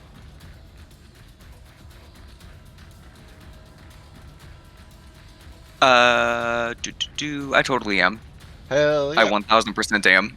Then yeah, the +1 bonuses add up, and that is enough to decapitate this small wyvern. It clatters into the ground with the momentum of its attacks and begins to roll off into the lava. Sizzle and pop. No, Alright, your tail. No. Okay, I'm gonna take some movement here. Head out of this sphere. Is it on me? It does seem to follow you as you move. The swirling no. air begins to follow you. Do I? Okay, if I notice that, I'm gonna get away from the other swirling nonsense death that's going on over there with the last couple feet of my movement here. Alright. You will take one swing from the ugly wyvern, who has reach.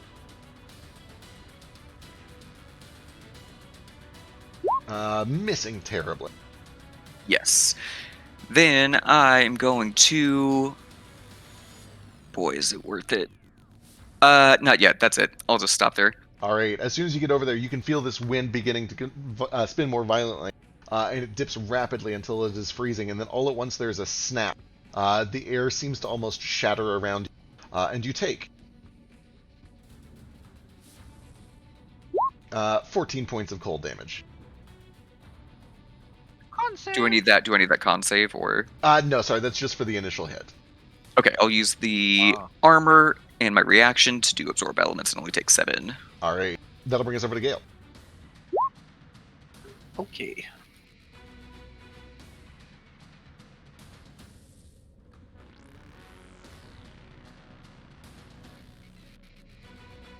I'm gonna circle around this wyvern and kind of get away from everybody. Then, I guess I'll just shoot it.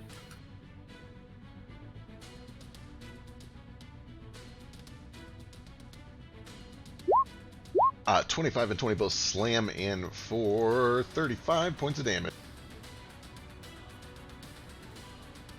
This thing already has kind of a weird misshapen face, and you kind of punch its snout in. It looks absolutely terrible now. Still healthy, just ugly. Great. Then, Everyone is beautiful on the inside. in total, hit it with one of those. Woo! Another 12 on top of that. That's it for us. Alright, sure enough, at the end of your turn, the cold snaps. You and Toto each take 10 points of cold damage. And that'll bring us over to Ace, who has remained hidden up till now. All right. So whenever the ice thing exploded around Moat and Gale, did it seem to like damage the dragons around them or no? They seem to not be affected by the cold. Okay, but it was still like an area around it though. It seemed to be, yeah. All right. And the only ones that have acted were Sickly, Ugly, and the dead one. Sickly, ugly, And- dead, and clever, yeah. Gotcha. I don't like being here. And this is lava. It sure is. Is there a way to go under this bridge without being in the lava? It is. There's a little bit of rock, and I'll go ahead and draw out the area where there is rock. It's going to be difficult terrain, but you're a ranger, you don't give a shit.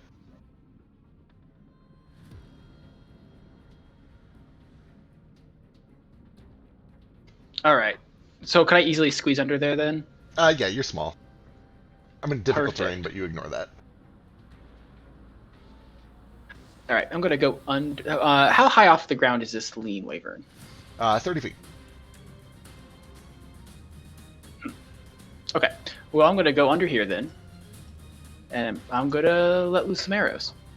All right, you are hidden from it. First attack has advantage. All my attacks have advantage because it hasn't moved yet. Oh yeah, good point. But yeah, also that's kind of my plan is to keep hiding.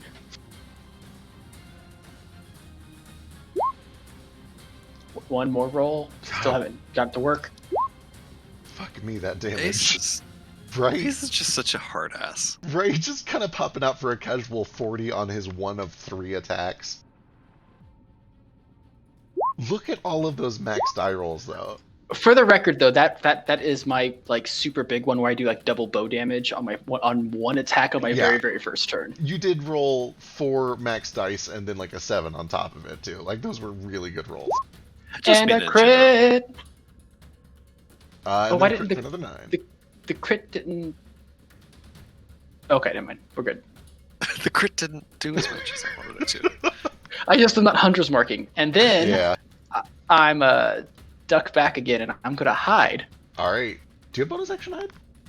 He's I'm rogue, bruh. I'm a Oh, rogue. yeah, you're a rogue. I forgot. That's what I'm saying. Ace is a hard ass. This build is so good. It is real good. This is why you're You do Hawkeye. that. 27. This is That why is you're why you're Hawkeye. Hawkeye, for the record. Alright. As long as Rye gets to be Groot, I think I'm fine. Rise for sure. Rise definitely Groot. Alright, that'll bring us over to Vasu. Okay, how high up is this cold air around Flick? It seems to be a 15-foot radius sphere around him. Okay.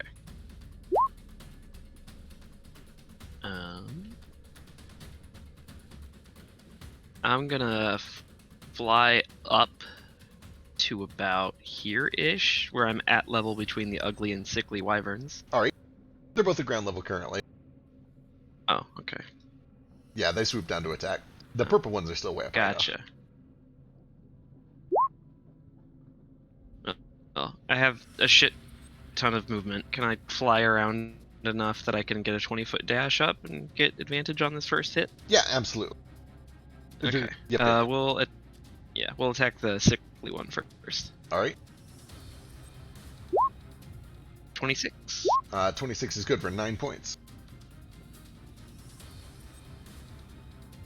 And another 2 fire, and he's ignited. He don't like that fire.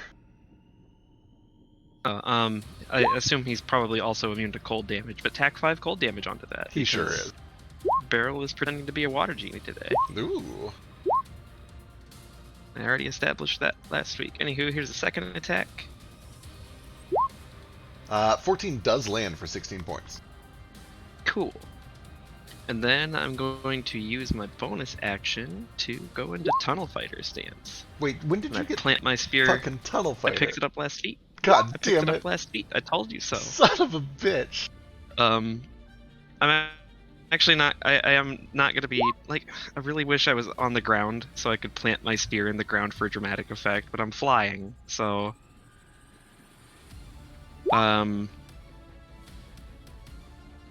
The barrel can like pull one of his palms out so you can plant the staff into the palm of his hand if you want. I'll just like pass my spear off to Beryl for a moment. Yeah. Alright. Cool. Yeah. Yeah, we'll fly up. Let's say I'm gonna end my turn like right here, but I'll be like 10 feet up. Perfect. Sounds good. Alright, that brings us over to the Bicolor Boys. Alright, Lean is going to start by kind of swooping over here, still 30 feet off the ground so as not to get hit by anybody. And then he's going to... he'll drop down 10 feet to get to 20 feet off the ground. And he's going to fire another Cold Sphere at... let's do it at Nomad, so I need a Constitution saving throw from Nomad. Will you cease this coldness?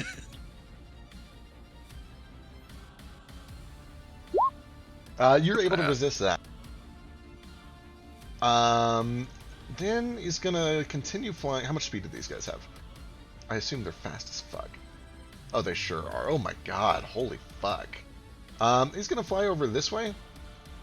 And 10, 20, 30. lashes a tether of darkness out towards Nomad when you resist the cold. And I need a strength saving throw. That is not a very good thing for me to save on. Oh lordy, that's no bueno at all. That's a 0. Delightful.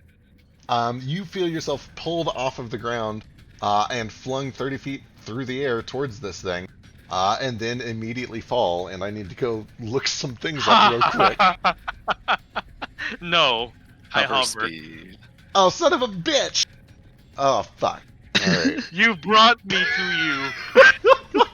Alright, well, when you don't fall into the lava, it is then going to How start... dare you pull someone clearly floating off the ground the entire time? It's going to start panicking and clawing and stinging you. Have a claw.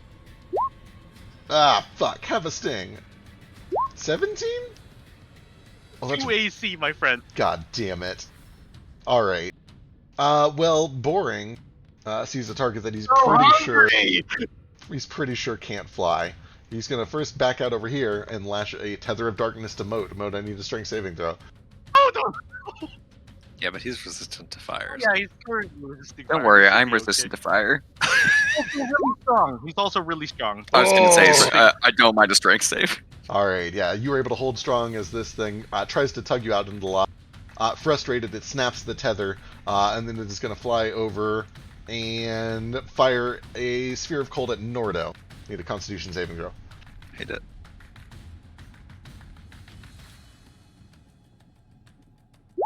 Oh, look at that. Whew, fuck me. At 19. Yeah, it is going to dive down, land with a thump right at the base of this bridge on the ground, and begin attacking Nordo. Like that.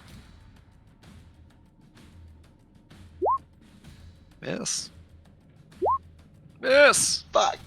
Alright, Nordo's up. The shell is just scratched and beat to hell, but Nordo's just fine. Well, that complicates my plan a little bit. I would like to spend a key point to use a bonus action to disengage. And go running over here out of the swirling cold wind that Flick is hosting. And to this wyvern that is harrying Gale. Alright, did you say you disengaged? Yes, bonus action disengage Okay, first. cool. Actually, I guess I'll go here, so I'm out of the range of ugly. And then I will use my action to start attacking. Recklessly, of course. Of course. No, not reckless, just paid off for me moments ago. I don't learn.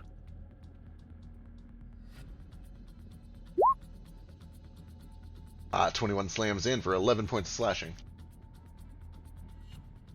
A bleed and a strength save. Oh yeah, the strength save. We'll find out if you just kill it first real quick. Actually, restraint would affect it. No, you're already at Yeah, reckless already. 30 is good for another 15 and another bleed. It is almost dead. Oh, I am. That's my action. I've already used my bonus action. I really want to action surge, but it's a bad idea, so I will not. Let me see where my movement's at.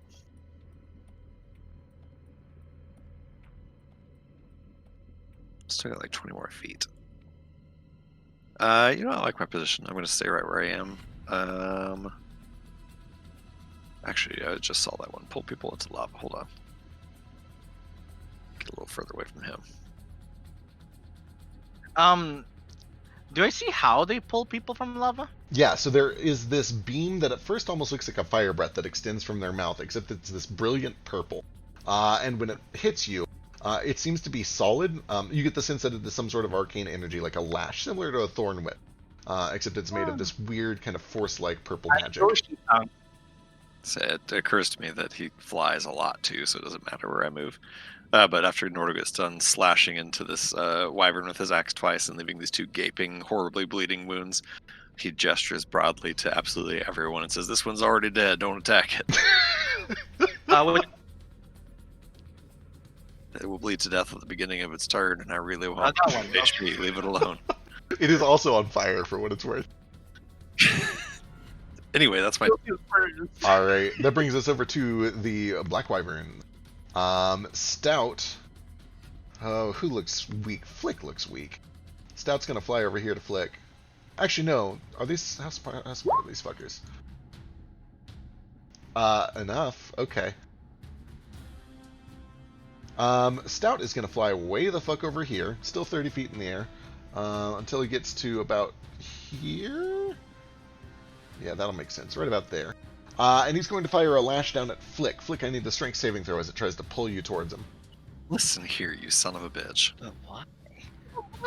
You over to me and Gale. There we go. Flick, you feel this tether around your ankle from behind, and you are flung 30 feet right into the middle of all of your friends here.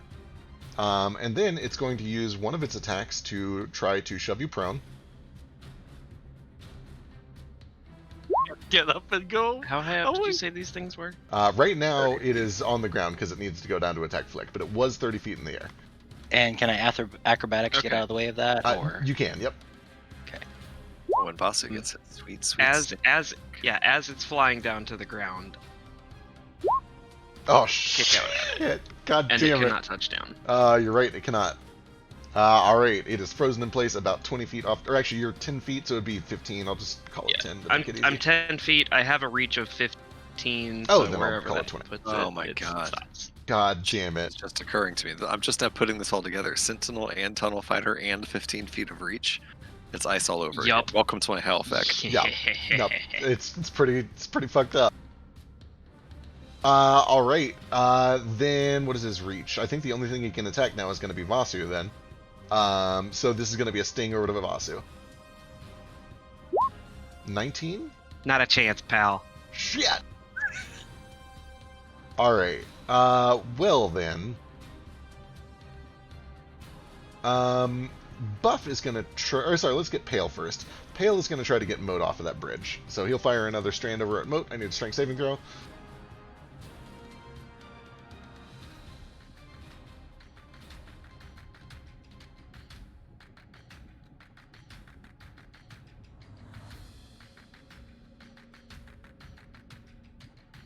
I think it might be AFK for a second. So we'll get that when he comes back. We'll come back to Pale. In the meantime, Buff is going to... he's going to try to pull Vasu free of everyone. So I need a strength saving throw from Vasu.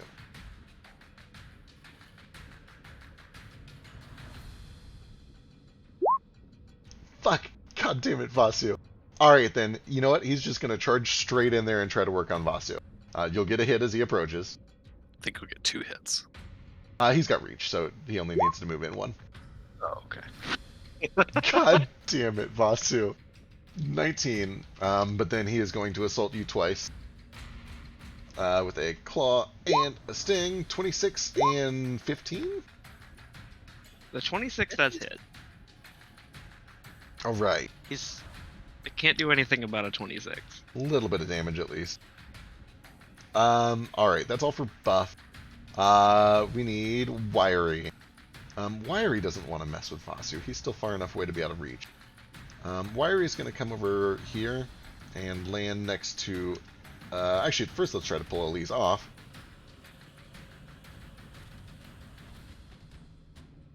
Hell no, not having any of that, and then he will land and attack Elise. Where was he at? He was 30 feet up over here. Oh. Yep.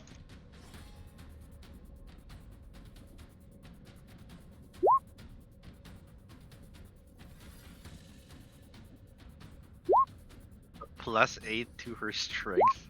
Son of a bitch. Alright, that is everyone except for Pale. Is Moat back yet?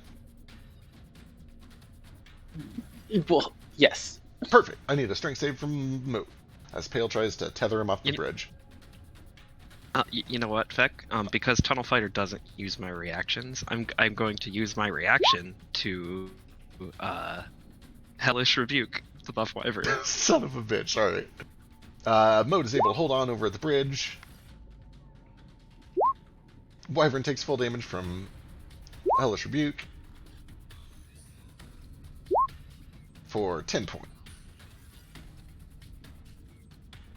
And then Pale is going to land and try to keep Moat separated with 2 attacks.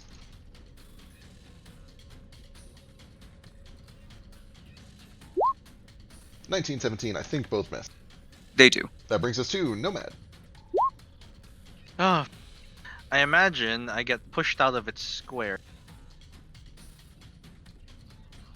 Maybe here? Yeah, that's about right.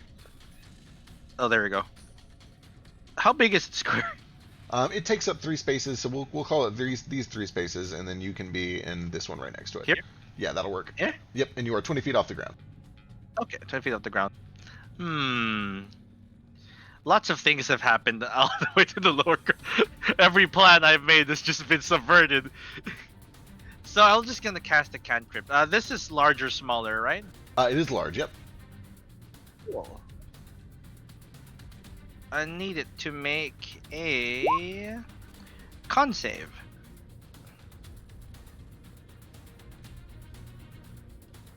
They're probably very good at those. No, Not this one. it falls thrown straight into the lava. It sure as fuck does. Which means it then takes 27 points of fire damage as it begins to flounder and sizzle against the surface of the rock. Jesus. Let's not fall in the lava, gang. 60-10. Now we know what lava does to dragons who are alive. Ouchie. Woo. Not good. And Nomad is going to like go like 30 feet. He's actually just gonna go over here and fly up a little higher. 5 feet higher. He only has a fly speed of like 10 feet if he hasn't got anything active. Alright. That's it for now. Alright, that'll bring us to Elise. She's gonna... How are we on heals? We're good on heals. She'll go and get out a weapon and start attacking.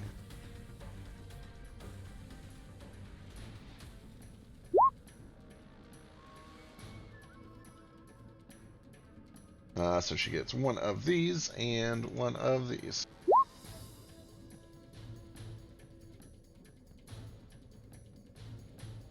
Get it. Both hit for 29 points of damage, and that brings us to the top of a new round. Where Flick is the first act. Hey. Again? Okay. Let's see. Oh. Explode. When does that I happen? am at the end of my turn. Oh, I've got time. Let's see here.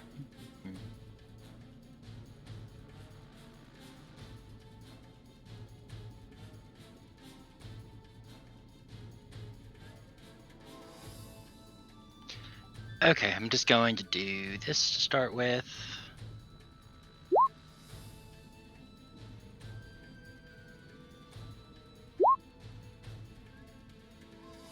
On Stout. Woo! 14 does land for 9 points on Stout. Where's Stout? I found Stout. The compass is pointing the correct direction, so. Oh, gotcha. Then that 11. is 11. Then I'm going to Misty Step.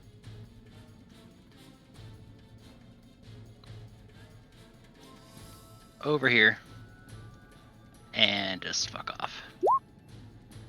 Quick note for Vasu there regarding Tunnel Fighter. I did have to look it up because I couldn't remember. Flick is out of there. And once he gets safely to freedom, the cold air snaps around him, damaging only him. For 11 points of cold. Have to 5 or 6? Have to 5.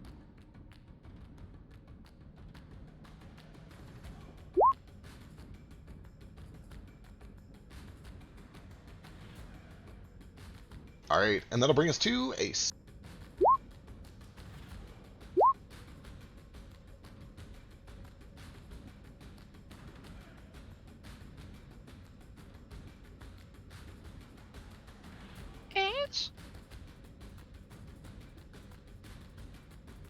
Sorry, I had a phone call. What happened? It's just my turn now. It's your turn. You're still hidden under the bridge. Perfect. I'm gonna pop out on this side, I guess. Not in the lava. And I, which one of these looks like they need to be shot in not the this face? one, anyone but this one. How is this? Is this one that fell in the lava over here, the lean one? Yeah, he is prone, floundering on the surface of the lava, trying to get himself back up into the air. Oh, he's prone. I guess I'll go with the buff one. Alright. That one's next to Vasu, so you get sneak attack. I haven't. Am I hidden? You are. We have advantage anyway. Hold on. Always I is roll weak. one more. I can't. I didn't get the macro. Yep. Almost 30 points slams in.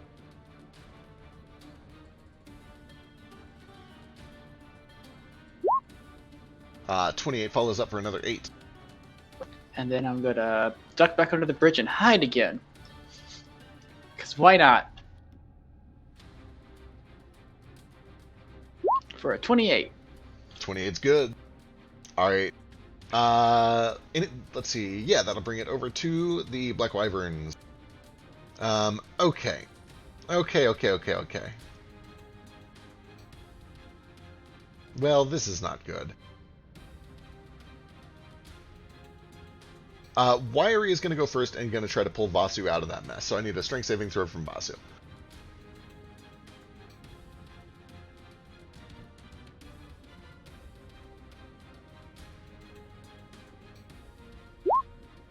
God damn it, Vasu. I need you out of there so I can move. Alright, it is going to follow up and attack Elise a couple times. 23, I think, lands. I hope 23 lands. Okay, it does. Thank God. 8 points. And then Wiry's going to kind of wheel around to this side. Pale will go next. It is going to start by attacking Moat. 17, 16 both miss. But then it will try to yank you into the lava. Flying away does trigger an opportunity attack. Is he not 30 feet in the air? Okay, sorry. Yeah, he had to land to attack. Okay, cool. Not to teacher, but doesn't he have reach? Oh, you have reach too. Neat. Well, if I spend a thing on it, Oh, right.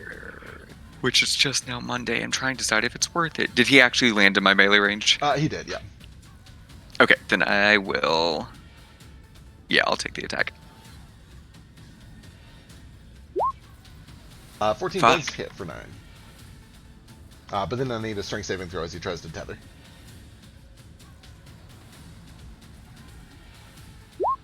Almost. Alright. Buff is stuck in combat with you. Buff is going to try to use his first attack to shove you prone, Vasu, and knock you out of the sky. So I need acrobatics. Against an 18. 18's okay. God damn it. He'll follow up and do the same thing with his second attack. Shit. Son of a bitch. Alright, he's going to try to fly away, but then you can take your free, no reaction required opportunity attack that stops him if it works. 19 does hit, and he is unable to fly away. And it also hits him for 17 Hey, we're not done points. yet. Shit. Well, that being the case, he is going to try to lash out at Nordo. Strength saving throw. I don't like that though.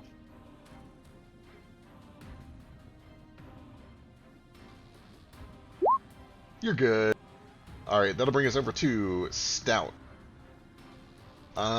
Stout is going to try to fly away first. Vasu can take another opportunity attack.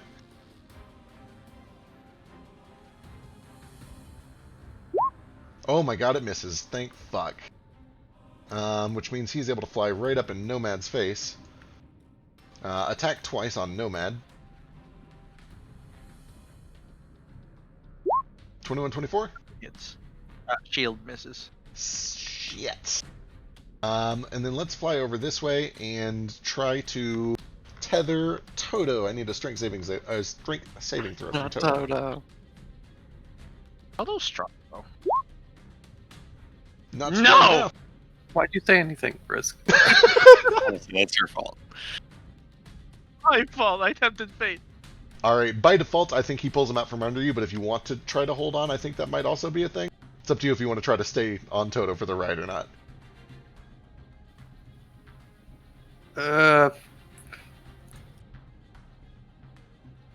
Yeah, I'm gonna flash, and that makes it safe. Ah, shit. Alright. with a flash of genius, he digs his claws in, guided by a little bit of inspiration from you, and holds strong. 1, 2, 3.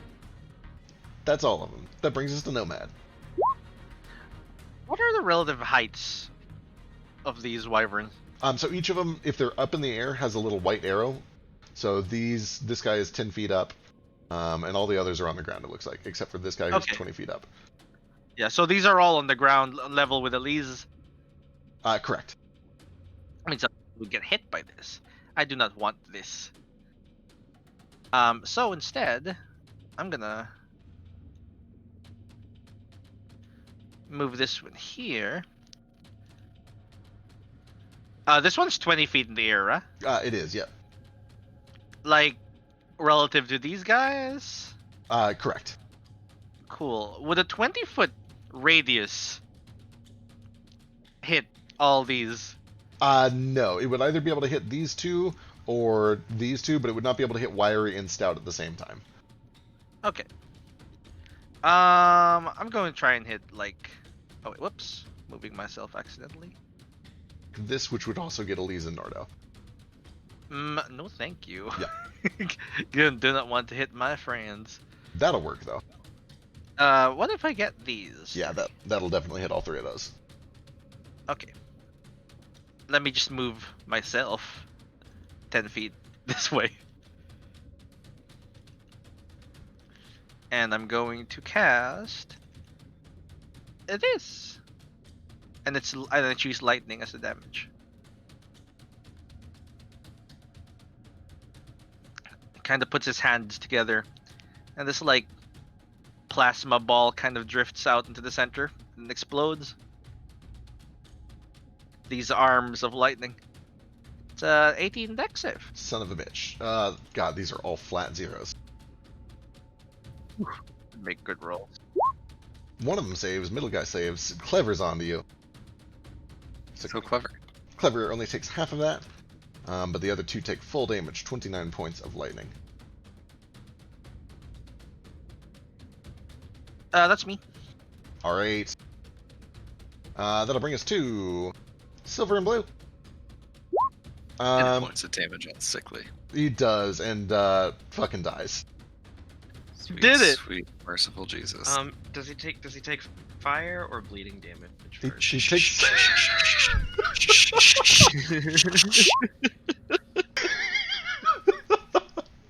Just for shits and giggles, I'm roll kidding. your fire damage. Take that from you. Alright.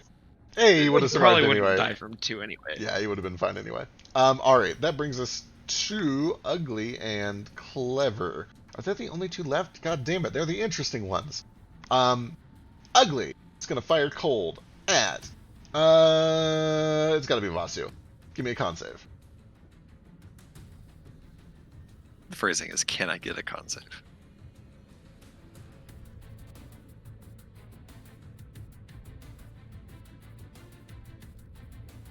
Meanwhile, Clever...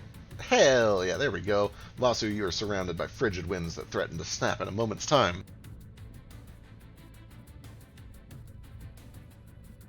And then...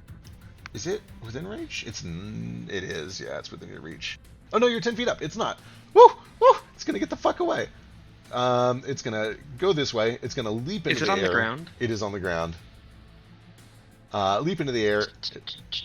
It's gonna fly. So that makes it 20 upward. feet away, It'd technically? be like by 15 with Pythagorean? Pythagorean, something like that. 15, 16. Oh, 15 feet is no problem. Oh shit. Okay, then let me go do the actual math to find out. 10 by 10. Squared plus b squared equals... It's gonna be the square root of 100, whatever that is. 14. God damn it. Son of a bitch. Pretty sure the square root of 100 is 10. It is. Yeah, it is. You're right. I'm no scientist. That one's pretty easy. That one is pretty easy, you're right. 8 points of slashing damage, and he can't move because of fucking Sentinel. It's effect. I don't know anything about God damn it. It's gonna attack Elise. It's gonna kill Elise. Don't you do that. About time. Oh, it does. no. Oh, it doesn't Oh, hit with the no. sting. The bite does hit though. That's a hefty bite. That's a big old Oh. chunk of bite. Biter. All right, Clever is too clever for this shit, and he's also clever enough to notice what's going on over here. First, it's going to leap up into the air so it doesn't trigger opportunity attacks. Goes up like 20 feet or so. Comes around here, lands with a thunk, and sticks its head under the bridge. Oh. And Can it see me? I have to double check. You're definitely illuminated. There's Yeah. lava all over the Yeah, place. you're illuminated, and he knew to come looking for you. So this head pokes its head under the bridge, squints a little bit, and is able to spot you kind of lit by the fires of the lava around you. And it blasts a cold spear at you and need a Constitution saving throw. It could just not do that. Just get a nat 20. I think you have to. Hell yeah! Wind begins to swirl violently all around you, kicking up smoke under the bridge. How rude. And then taking advantage of all that, he's going to stick his head in there and try to take a chomp at you. It has disadvantage. Fuck! Sting! Fuck! Natural ones. How much? 10, 20, 30, 40, 50, 60, 70, 80. Okay. That has to be right there. That's where it's at. Vasu's up. Okay. I'm going to fly around Wyvern to get over here-ish. Provoke opportunity attacks because I'm smart. And I know my own game. You're just out of clever, and you're out of ugly. Oh, no, you're not out. Or yeah, you are out of ugly. Yep. Mm-hmm. Yep, you're good. And Buff is currently flying above the lava, right? He sure is. Okay. Fuck off, Vasu. What the shit? hell? 27 points of damage is all that it takes. You crack him right in the back of the neck, and he falls limp and begins to sizzle on the stone. Oh, good. I saved myself a key point. Then I'm going to use a bonus action. See how these guys like being yanked around. This is on ugly.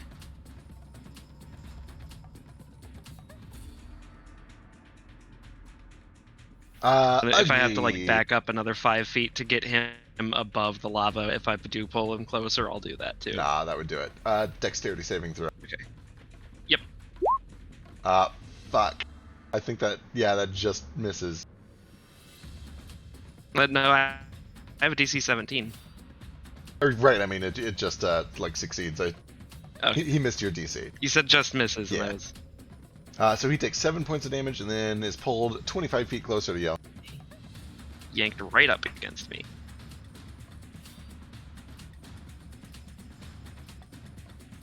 10 And feet off the ground. then, oh, also, since that was like a water damage cantrip or spell or something, I'm going to use my new and improved wrappings of the Firebark Circle to change their alignment to cold. So I resist cold damage now. Excellent, excellent.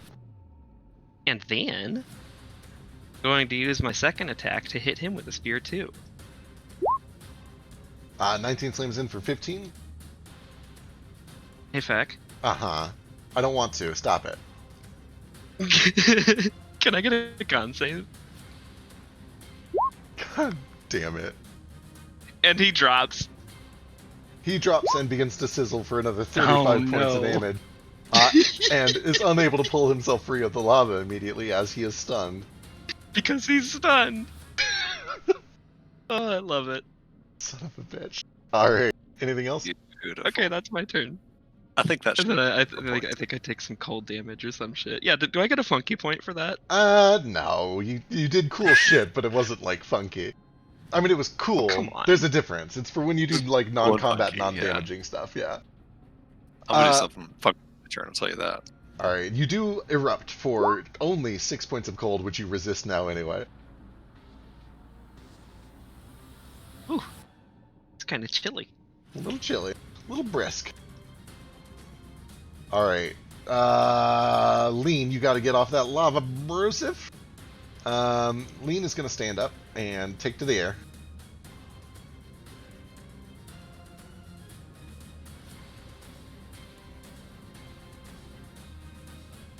It is going to fire a cold bolt at. Let's do it at Nordo. I need a Constitution saving throw.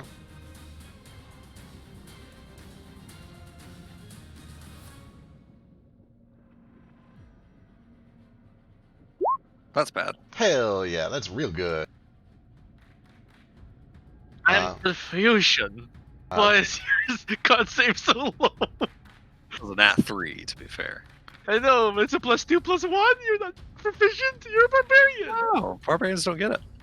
Barbarian. I'm a monk first. Oh god, that makes I'm a sense. barbarian first, actually. I don't think barbarians get it. What? Uh, I have Dex and Wisdom, I think. So no, maybe I am. I think I was monk first. Okay, that makes sense. Monk Barbarian first. gets so strength and strength. Constitution. no, Yeah, no, that's why I was like, what? So You were a monk first, probably. Then it is going to hover 10 feet off the ground right here and lash out at you, Nordo, and I need a strength save. I'd really rather not. God damn it. Well, then it's going to do the next best thing it can do. It's going to come over here, still hovering about 10 feet off the ground, and use both attacks to try to trip you. Or at least the first one, if it works. Shove prone, 15.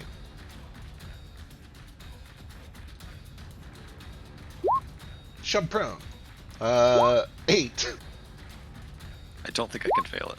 Alright, and then it is going to get the fuck away from there and from Vasu. Boring. Boring sees what's going on and believes that 2 can play at this game. The first thing it's going to try to do is... No, boring does the boring thing. That's his It's right in his. It is right in his name. So he is going to... he's going to start flying this way, and he'll shoot a cold bolt over at Nomad. Give me a con save.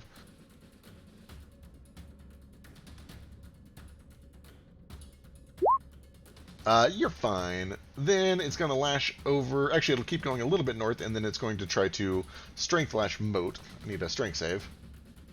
You can't understand, he says in the wyvern's head.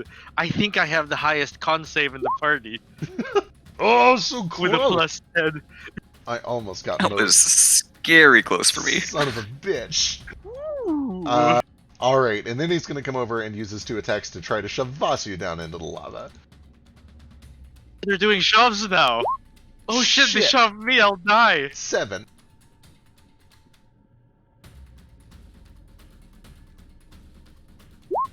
Oh, damn it, that's probably the best roll I'm going to get, too. Fuck. Alright, number 2. Yep, 6. I mean, I can't fail that. I have a +10. Yeah, you're fine. Yeah. Alright, well, You're minimum. Just gonna see how much I style on him though. you do style on him quite a bit. He is then going to try to pull away because he doesn't want to be over the lava, but that triggers your free... Oh, wait, did you tunnel fight this turn? I don't think No. you tunnel fight. You can take a regular opportunity But attack. he but it'll- runs, so that doesn't that. Yeah, you can still take it, and it'll still do Sentinel. It just uses your reaction because you didn't tunnel fight. That's fine. Go for it. Ah! Hey, Feck. Uh, Give me a con save. hell no, fuck off. Aw. I wanted it. Alright, Nordo. So here's what I'll do. Nordo's going to charge over to this dragon that has peeked under the bridge after his good friend Ace. And I'm going to use my attack action in an unusual and flavorful manner. The first thing that I would like to do is make a shove action to knock him prone. Alright. God, that's so bad. Nothing happens. I'm going to use my inspiration. God damn it. I can after seeing yours. I don't know. Is that You cheating? can. No, that's fair. Cool. Alrighty, shove prone. And I will Begins use to the slip on the second rocks. attack action to shove him 5 feet into the lava. Fuck. Oh my god. Yeah. There. You just run up, and while this thing like has its head buried under the bridge, trying to take advantage of Ace and get to this tasty treat, you just kind of shoulder check him, completely caught off guard, and he just slams down flank first onto this lava and begins to grill. If you want to roll the 60-10, I'll let you have the honors. Let me roll it. I should have. Ooh, that's good damage. That is good damage. I guess it's almost exactly average, actually. Alright, so after Nordo runs over and like football tackles this dragon into the lava, he will see that he is swirling with wind, and so is Gale. So he needs to get the fuck away. He's used 10 feet.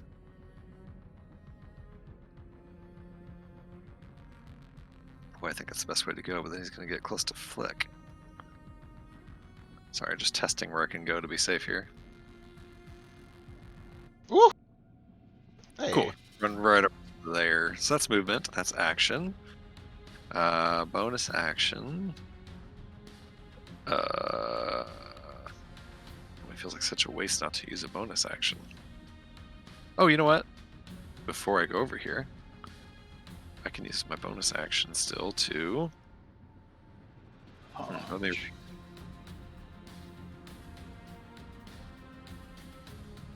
Sorry, trying to see if I can use the unarmed strike thing off of a shove. Do you know? It's technically an attack action, so yeah. Terrific, so I'll just make an unarmed strike. Just after I football tackle him into the lava, I'll just kind of put both hands on its dragon hide and like push it further into the lava. Excellent. Recklessly, of course. No, I'm not gonna do this reckless. That's crazy. He's prone. 22 is good for another 11. We'll call it a mix of bludgeoning and fire damage as you just kind of press his skull into the lava. Okay, outstanding. And then after that, I shall run off to where I was just at. I think he can make an opportunity attack, though. He will. It'll be a disadvantage because he's in all sorts of a terrible state, but he will go for it. As his tail whips around. 20? Ooh, I think 20 hits. Oh, I sure hope Check. so. It sure does. Hell yeah, give me a con save. 41 points of damage. See if you can shave God, 15 off of that. a lot. Yikes, that was nasty. Fuck yeah, 41 points of damage. That was not worth it. Now let's see, so I need to take off my temp HP and then take 29 more.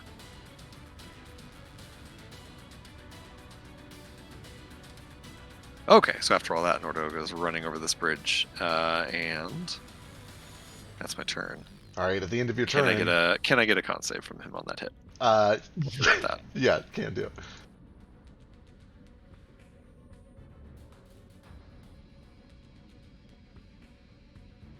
Balls. Hell no. Okay. And can I get a hero point? Yes, you can get a hero point. Thank you. You also, however, do erupt for 13 points of cold damage, and there is a...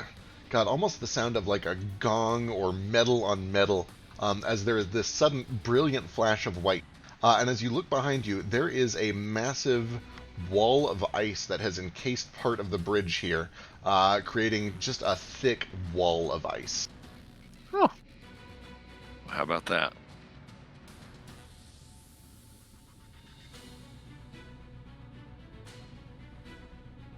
And that'll bring us to Moat. Okay. Okay, so when these guys do their, like, shadowy grasp thing or whatever, what exactly is happening? So it looks like they're firing a tiny little beam out of their mouths. At first it looks like fire, but then it begins to harden into kind of like this electrical whip tether of magical energy. It tends to wrap around an ankle or a wrist or the waist, and then they pull, they yank back towards themselves. Okay. Next question. How tall are these guardrails here? Very short, probably only about up to your waist. So he's have to like kind of like step over with like a couple feet of movement, probably. Yeah, absolutely. I'd call it difficult terrain. Okay. Here's what I'm gonna do. I'm gonna step up behind Boring here, and then I'm going to. Boy, this is the dumbest thing I've ever done. I'm gonna hold my action when Boring tries to like do his shadowy, tendrily graspy thing. I want to jump on him and try to redirect his attack towards that ice pillar so he pulls the ice pillar towards himself. Love it. Okay, excellent. You'll get a hero point when it goes off. For sure. Anything else on your turn? That's movement. I think I'm good on both. Alright. That brings us down to Gale. How close are we to the tower at this point? Not very, right? Not tremendously. You're probably still about a 10-minute walk from it. But it is visible up above you, and it looks like you were spotted from the tower. Okay, that's not so bad.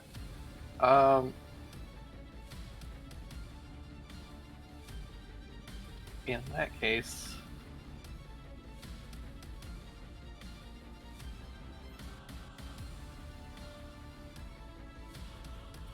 God, there's so many left. All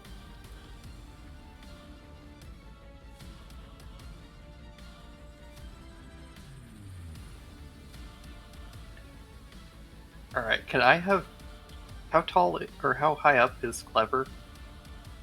He's in the lava. Uh, I have shoved him prone into the lava. yeah. Sick. Are there any that are still flying that haven't been stunned?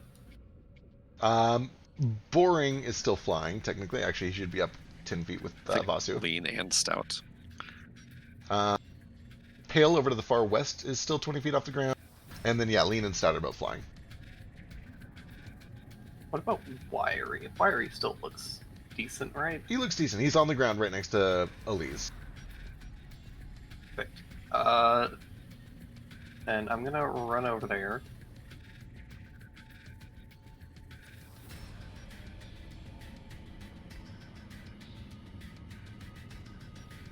And I'm gonna have Toto just kind of fling me onto Wiry's back. Excellent. And then I'm just gonna come down with a couple of these. Go ahead and I'll let. So, like, Toto's going to make the climb check for you. Let me get an athletics or an acrobatics check from Toto.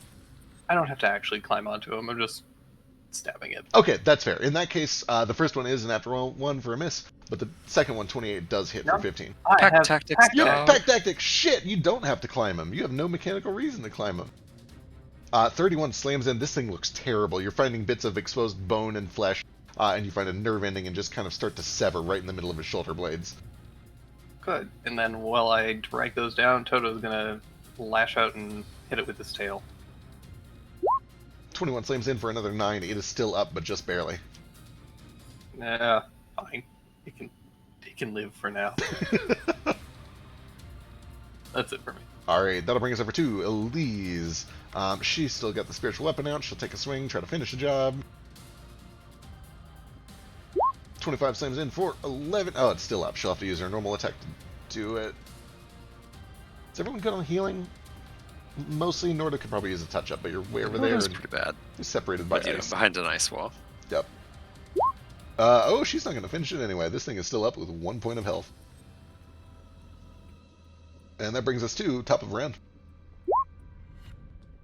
Flick, first act. What is my initiative today? Yeah, Let's see. right? Crazy. Bottom again. Boring turn.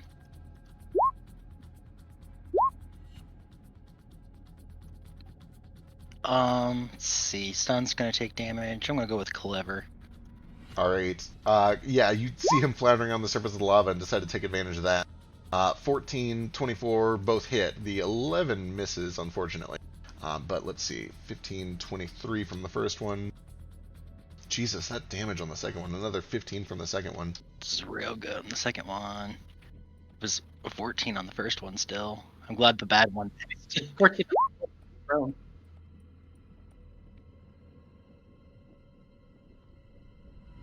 How did you roll a 0? What is that? Flick has a +9 to his initiative.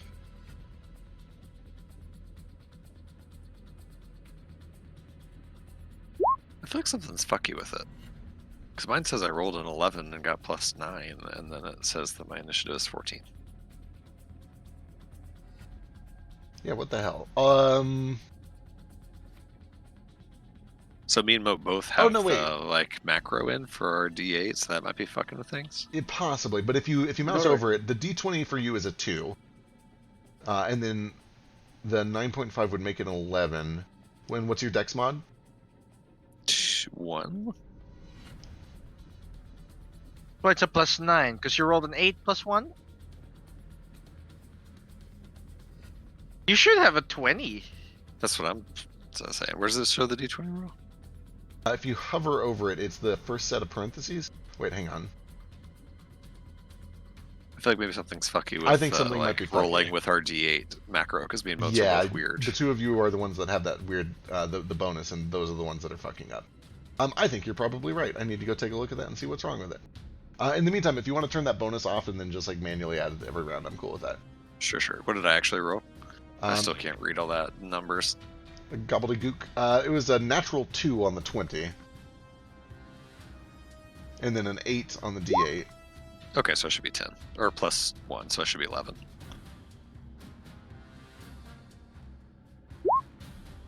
Which doesn't end up putting you behind Nomad anyway, because I think your dex is better. That works. And then Moat rolled a natural 5 and then an 8 on the D8 as well. So that's a 13 plus your dex mod. Excuse you. So just 13. Yep, so that'll bring you up to here. My dex is actually better than his if he's +1. Mine's +2. Oh, gotcha. Okay. Then I will put I'm you not up. a I'm robot. graceful. But I'd rather he went before me. Too bad. Alright. That brings us down to the Black Wyverns. If Flick, do you have any movement or anything left over, Flick? I have my tentacle that I keep forgetting to do. Hell yeah. Fuck something up.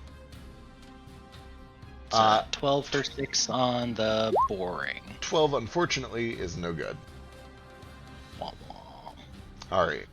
Then I'll move a little bit closer just so I'm not forever away. Sounds good. Alright, Pale is going to fly over this away. 75 feet to here should do it, and that'll get him just in range to pull Nordo. Let me get a strength save. Oh no, he just went for a drink. Oh, here, I'll listen real quick. Gotcha. Hadn't quite taken my headset off yet. What am I doing? Strength saving throw from Pale up to the northwest. Cool. You're good. And then it's going to have to use the last bit of its movement to come down here and attack Vasu. Okay, now I'm AFK. Alright. God damn it. Something is going to hit you, Vasu, I swear to God. One of these days. Wiry is in a pick. Wiry's going to disengage and get the fuck out of town. Flies 80 feet, most of which is going to be vertical.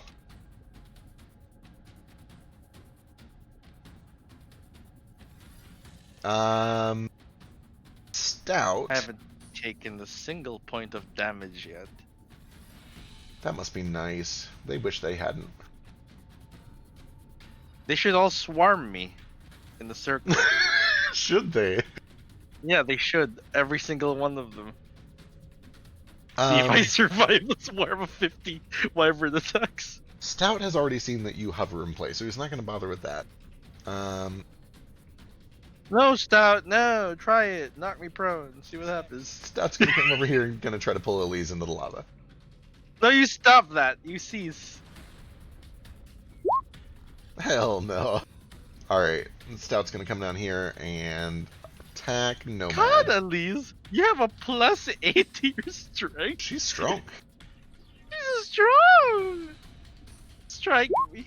12 and 16 on Nomad, son of a bitch. No. Alright. No. Moving over to the multicolors. Lean. Actually, let's start up here so we can get Moat's thing, because it sounds cool. As you would expect, the first thing that it tries to do is it tries to pull Flick off of the bridge using a strength thing, but you can go ahead and use your ready to action to, I guess, give me... You're trying to, like, jump onto it and literally redirect its head, right?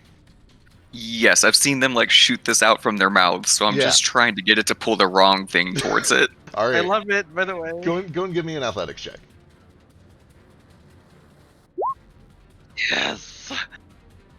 Oh, no! Yes! All right, you see this thing rear its head back, and the tendril begins to form. You grab onto the sides of its jaws and redirect it. You said you were going for that ice wall?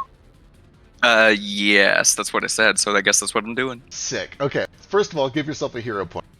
You watch as this tether digs into the side of this ice wall with a chunk, and it begins to kind of pull. But the ice wall is frozen around the bridge, like a teardrop shape that is kind of encased around the bridge. And you watch as this wyvern snaps over to it and slams into the side of this teardrop. roll me. Am I on top of it? Uh, give me a dexterity saving throw to see if you can let go, unless you want to ride it over. And then I'd rather make you a dex save to see if I can land on the bridge next to Nordo and Ace. Okay, I'm into it. Give me a dex save and 46. Well, And then while you're at it, go and give me 60-10. For no particular reason. Alright, you go flying over with this thing as it tethers itself and then shit. pulls its over. Holy shit, that's good lava damage on yourself. It is. You release at just the right moment and you go for this sick landing on the bridge. But unfortunately, the part that you land on begins to crumble immediately. Your foot slips backwards and you land back first onto hot lava and take 46 points of fire damage as your plate armor begins to melt into the rock. that is unfortunate. It was worth it for the record. It was worth it. It was very cool. Thank you. It was cool. Alright. And you're in. Oh god, he's dying. I'm actually still okay. Hard disagree. Okay, well, that's fair. Well, this thing is now right up in Vasu's face, which is not where it wants to be. It's going to turn around and fire Hey, how you doing? a sphere of cold at Vasu. Let me get a con save. Can I get a con save?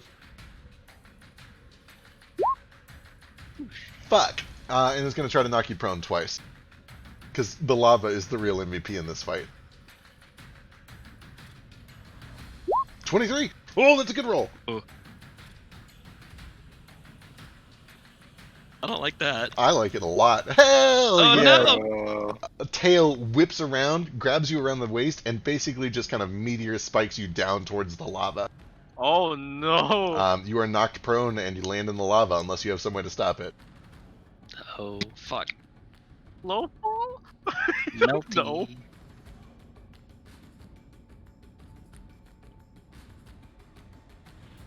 It's low damage at least. 29 points of fire damage as you land prone on the lava. Oh.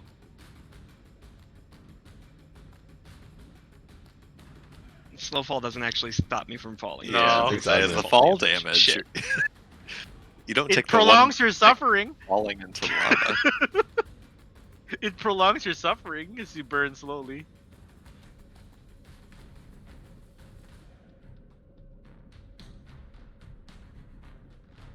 And it still has an attack left over.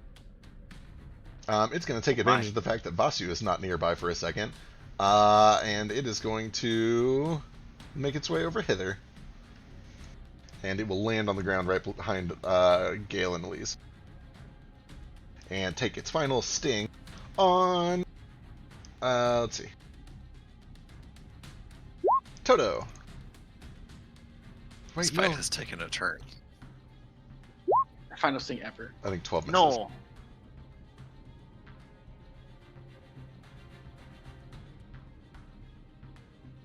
Where did initiative go? What the fuck? Oh, there it is. I see it. Alright, that brings us over to Vasu. Vasu, Can you I- are on lava. Sorry, may I immediately use my hero point so I don't start my turn in this lava and die? Sure. Good idea. I'm just gonna maneuver / reposition and crawl my way out of this lava. Good Can Give call. a you move thumbs like up the to Jesus Flick and Nordo. wizard? It is difficult terrain, but I think you have enough movement to do it anyway. Yeah, I'm just getting to the edge here. Which one was the one that just knocked me prone? Was that pale? It was Or boring. was it stout? It was boring. Okay.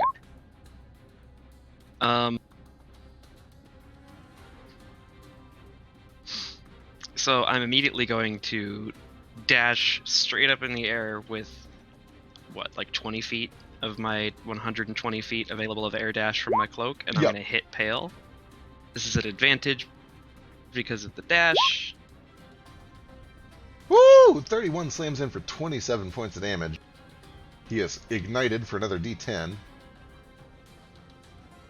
Isn't it 2d10 because of the crit? If it's yeah, because it's applied immediately as part of the attack, yes. 15. Cool. 5 cold damage for all the good that does. This one does not Let me seem get a to do con any of save. that. Oh, cool. And Hell no. Con save. Oh, fuck you. That's fine. I have a score to settle with Vengeful though, so I'm going to, or not. That was a good sentence there. I have a score to settle with Boring because I'm a vengeful person. Is probably what my idea meant to be, but my head hurts right now, so I'm gonna fly over here. I'm gonna beat the shit out of this boring ass wyvern. Oh god, 26 slams it for 14. He's not looking great. Another 2 on top of that. Another 2 fire damage.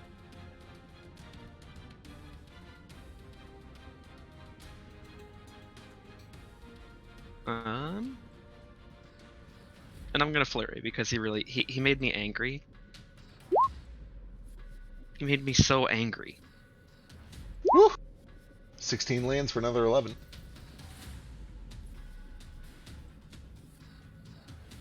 Does the 29 hit too? Yes, yeah, another 8 from the 29.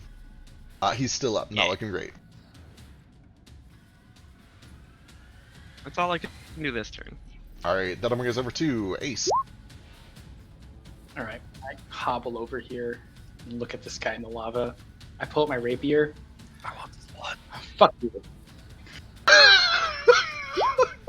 I know that was directed at the dragon, but it sounded like it was directed at Nordo. Woo, 17. And I booming blade this motherfucker. Fuck yes. Oh my god, 36 points of damage. There is just an eruption. A crater is formed temporarily in the lava until it kind of fills in on itself. And there is very little left of the body. I was really hoping that he would just be surrounded by energy and trapped in lava. It'd be great. There's definitely like a couple stumps of his arms and whatnot that just begin to get encased in stone. Am I like, so this thing of cold around me, like, excuse me. I know it's gonna blow up soon, but do I feel cold? Absolutely. And it's rapidly getting colder and colder. Does the lava feel nice? It might actually, I don't know. It's probably one of those situations where you need more blankets and less blankets. We'll just chill over here. Be like, well, this is how my life is. Actually, you know what? I'll move over here. That way, it doesn't block off more of the bridge. All right. As you get over there, there is a snap, and the cold suddenly freezes over. You take 10 points of cold damage, and that'll bring us to Moat.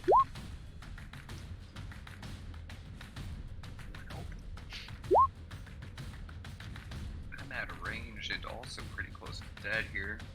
Oh, he's not really distant.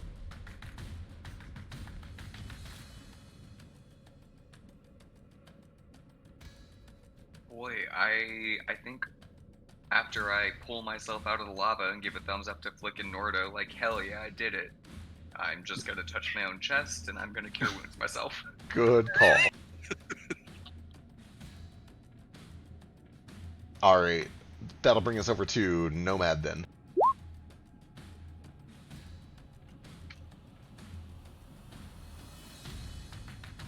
I'm gonna hover like 5 feet over here.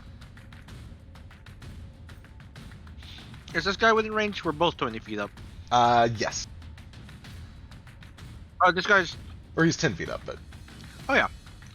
I can go down 5 feet. I think. Oh, I can just go a little closer. Yeah. Whoop. I think this allows me to. Is he within 30 feet of me? Yes, he is. Okay, cool. So he's going to do a little gesture with his hand.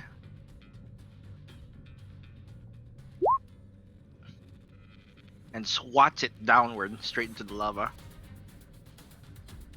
It goes down 10 feet. Woo! Dangerously close to the lava. Takes 8 damage. This thing also gets an attack of opportunity, I guess. It does. You just left its range. You're right. It will Oh wait, yeah, I am within 20 feet of it, so yeah. I mean, we're both 20 feet together. Yep. I think that misses anyway. Alright, anything else? Oh, that's me. Alright, Nordo. I figured, I thought this would like actually touch the lava since it's actually, you know, It's on the lava. It definitely, so it sends him down 10 feet, which puts him basically at ground level. I'll tell you, give him a deck save to see if he can avoid touching it. Yeah, you flap really what? No, he'll take a little bit of that. Go and give me 2d10. His kind of foot and part of his lower leg grazes the lava. For 13. Teensy bit. That's me. Alright, Norda. How tall is this wall of ice? Let's see, it was overlapping by, it should be 15 feet tall, but it is like halfway around the bridge, so it's only 7 feet up from where you're standing. Okay, terrific. So it'd be easy enough for me to hop up on top of it, I reckon. If it weren't for the fact that it is melting ice that is very slippery, yes. It's going to require some checks because it is slippery melting ice. Whale? Not very dexterous.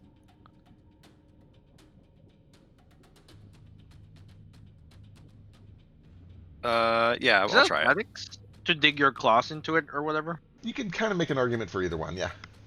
See if I can make an argument for athletics. Either way, that's what I'm going to do. I'm going to run up and try to just climb up onto the edge of this ice wall right here. Alright, go ahead and give me an athletics check.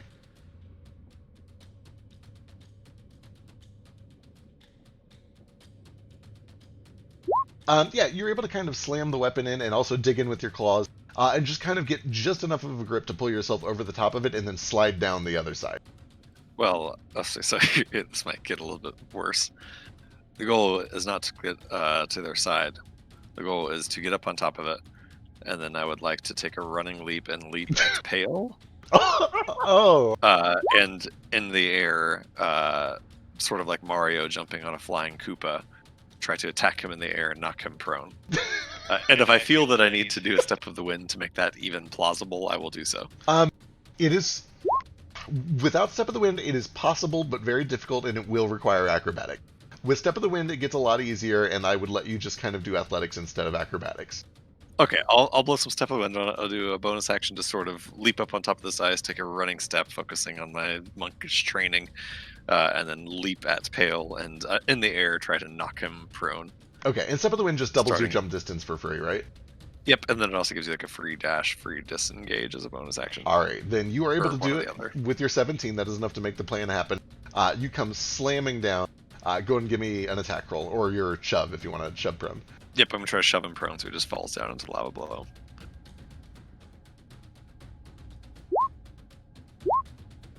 And how? You land and basically just kick him right in the base of the spine.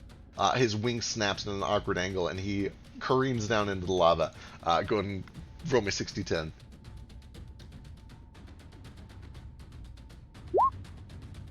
Terrific, points of damage. thank you, Flick. Terrific. So that was my bonus action. I still got plenty of movement left. I don't really want it. And for my second attack, I will just sort of heft my axe down into this in the lava dragon. Wyvern. Alright, you land on these hot stones that were... They're certainly not going to be comfortable for long. Right. 28 is good, though, for 9 points of slashing damage. You can see this thing is not long for this world. And a strength save. Oh, fuck. Oh, that's not good, actually. Sure isn't. Nope, that's real bad. The vines crawl out and magically resistant to the lava. They tether him down into it. Yeah, you can see roots that look very similar to the trees that you've seen growing around this area. Just kind of spring up through the molten lava and begin to tether him down into it. Outstanding. And then I'll just stand over him and once again yell, "This one's dead already. Just leave him alone." Alright. Elise, boy, there's some hurt people. She's going to take a bonus action swing with her weapon on the boring one.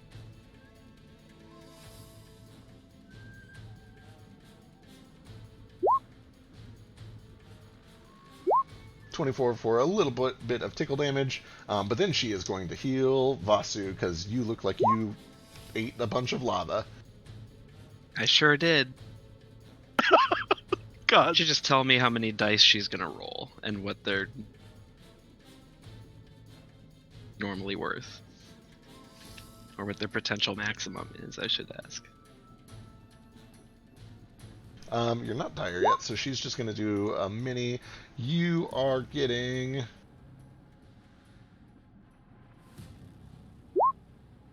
you are getting 2d8, so 16 for you, and then she gets 6 for herself. And no, that's reasonable, Nordo. Give yourself another Praise one. be. Thank you. Alright, that'll bring us over to the silver and blues, or silvers, which are marked with blue. Are they all dead? No, Ugly is still up. Nope, that's Ugly is not still up. Ugly is stunned. Vasu, go and give me 60-10 more.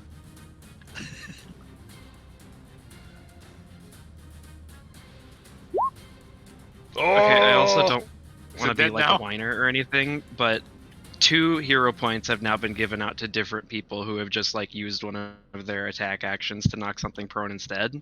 I'm still doing that. I'm just spending a resource that I have to knock it prone too. So I feel like I should have gotten a hero point That's for that. true.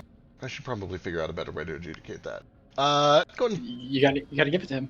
yeah, go and take it for now. I'll see if I can figure out a better way to handle that.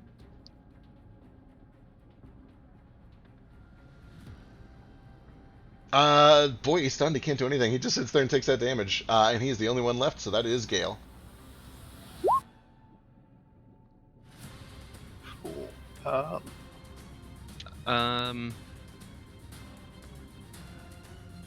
They're D10 of fire damage because of my ignite.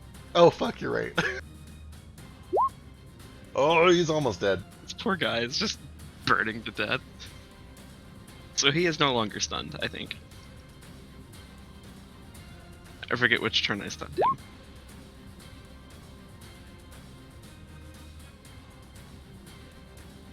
Alright, Gale's up. Alright, so Wirie's still up, right? Yes, but running away and looks terrible. Well.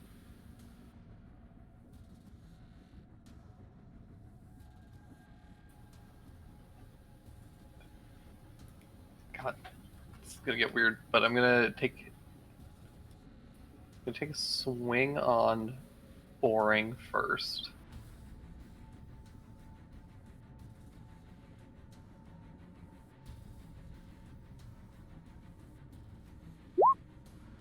Uh, 19 is good for 14 points.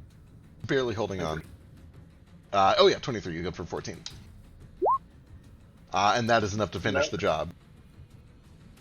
Cool. And I'm gonna run.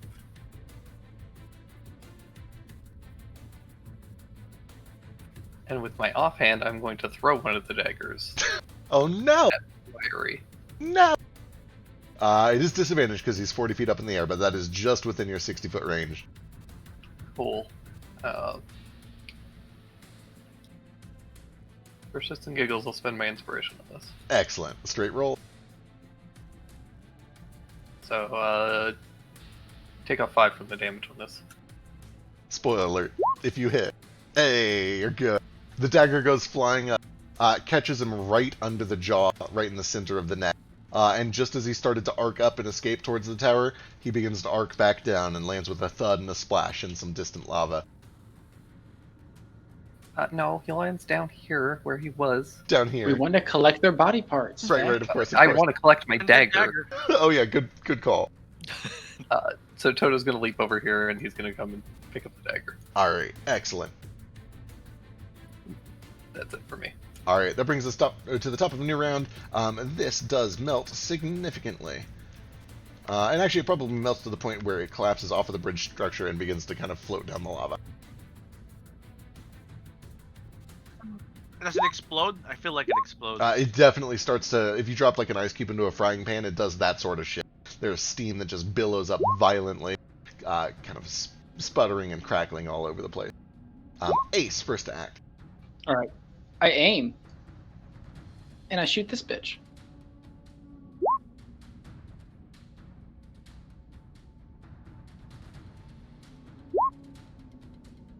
Oh boy! Which one was it on? Sorry, lean. On lean? Fuck me, that is plenty more than enough. That arrow is enough to drop him and he slams Oh, down to the jeez, lava. that's so much damage. Yeah, that's a huge fucking hit. It's 50-something. 54. Alright, and then I turn over and I shoot Ugly.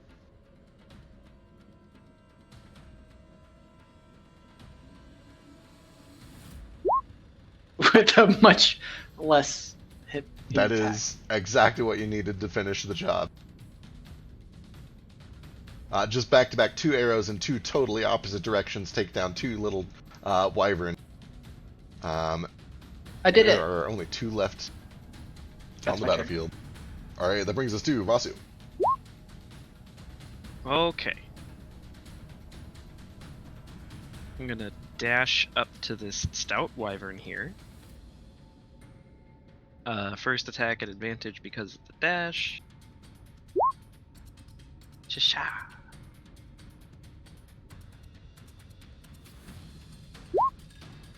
Uh, 19 points. One So- extra fire. Excellent. This guy was looking pretty healthy, but you are able to quickly stop that. Cool. And then I'm gonna use my second attack to try and knock it prone because I need to do that to get a hero. Sorry, I'm It's I'm understandable. not actually angry about anything. It's just, No, it's good. It's a new system, so feedback is useful. I think So the that's awesome part was athletics. he jumped over ice to do it. Yeah, that was the main deal, is he did all the weird shit for no reason. so they get hero points because they jump, and I just don't get hero points because Because I you fly. can It just does fly. It does Yeah, feel play a a little weird. turtle. Okay. You're Okay. cheating. You just cheat all the time If when you you're do flying. something, I think it's Look, because I like, wasn't. I didn't ask to be born with a 70-foot fly speed. You gave literally yourself picked You that literally rate. chose yourself. You have to one I up did. awesome the Boz, flight. Shut up. Shut up. That's why I don't get Oh. shit for knocking things in lava with spells. Oh, did take 50 points of damage for his lava point, or for his hero point, and then immediately spinned it to not take 50 more points of damage. That's his fault. I agree You rolled a completely. 1. Yeah, I dude, wasn't fishing for a hero point. I just thought it was, gonna be a great time. It was a great time. It was Well, pretty you great. sound really distant. yeah. The You do, is your nature. headset down? The Yeah, na- it is. Can you hear me? There we go. Yeah, better. The nature of the hero point, for the record, is to encourage weird plays like that are, like a little bit bizarre I and get probably not optimal. Anyway, carry on. Give me that shove. Is it athletics or acrobatics? or- Athletics. You gotta beat 12. You do. This guy goes tumbling down into this crevice. Tries to catch itself on the stones, but fails and lands face first in the lava. Gonna give me 60-10.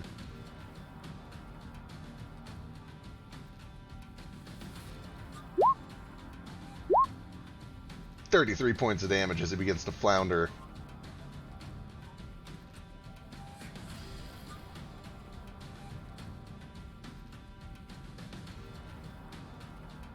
Alright, anything else?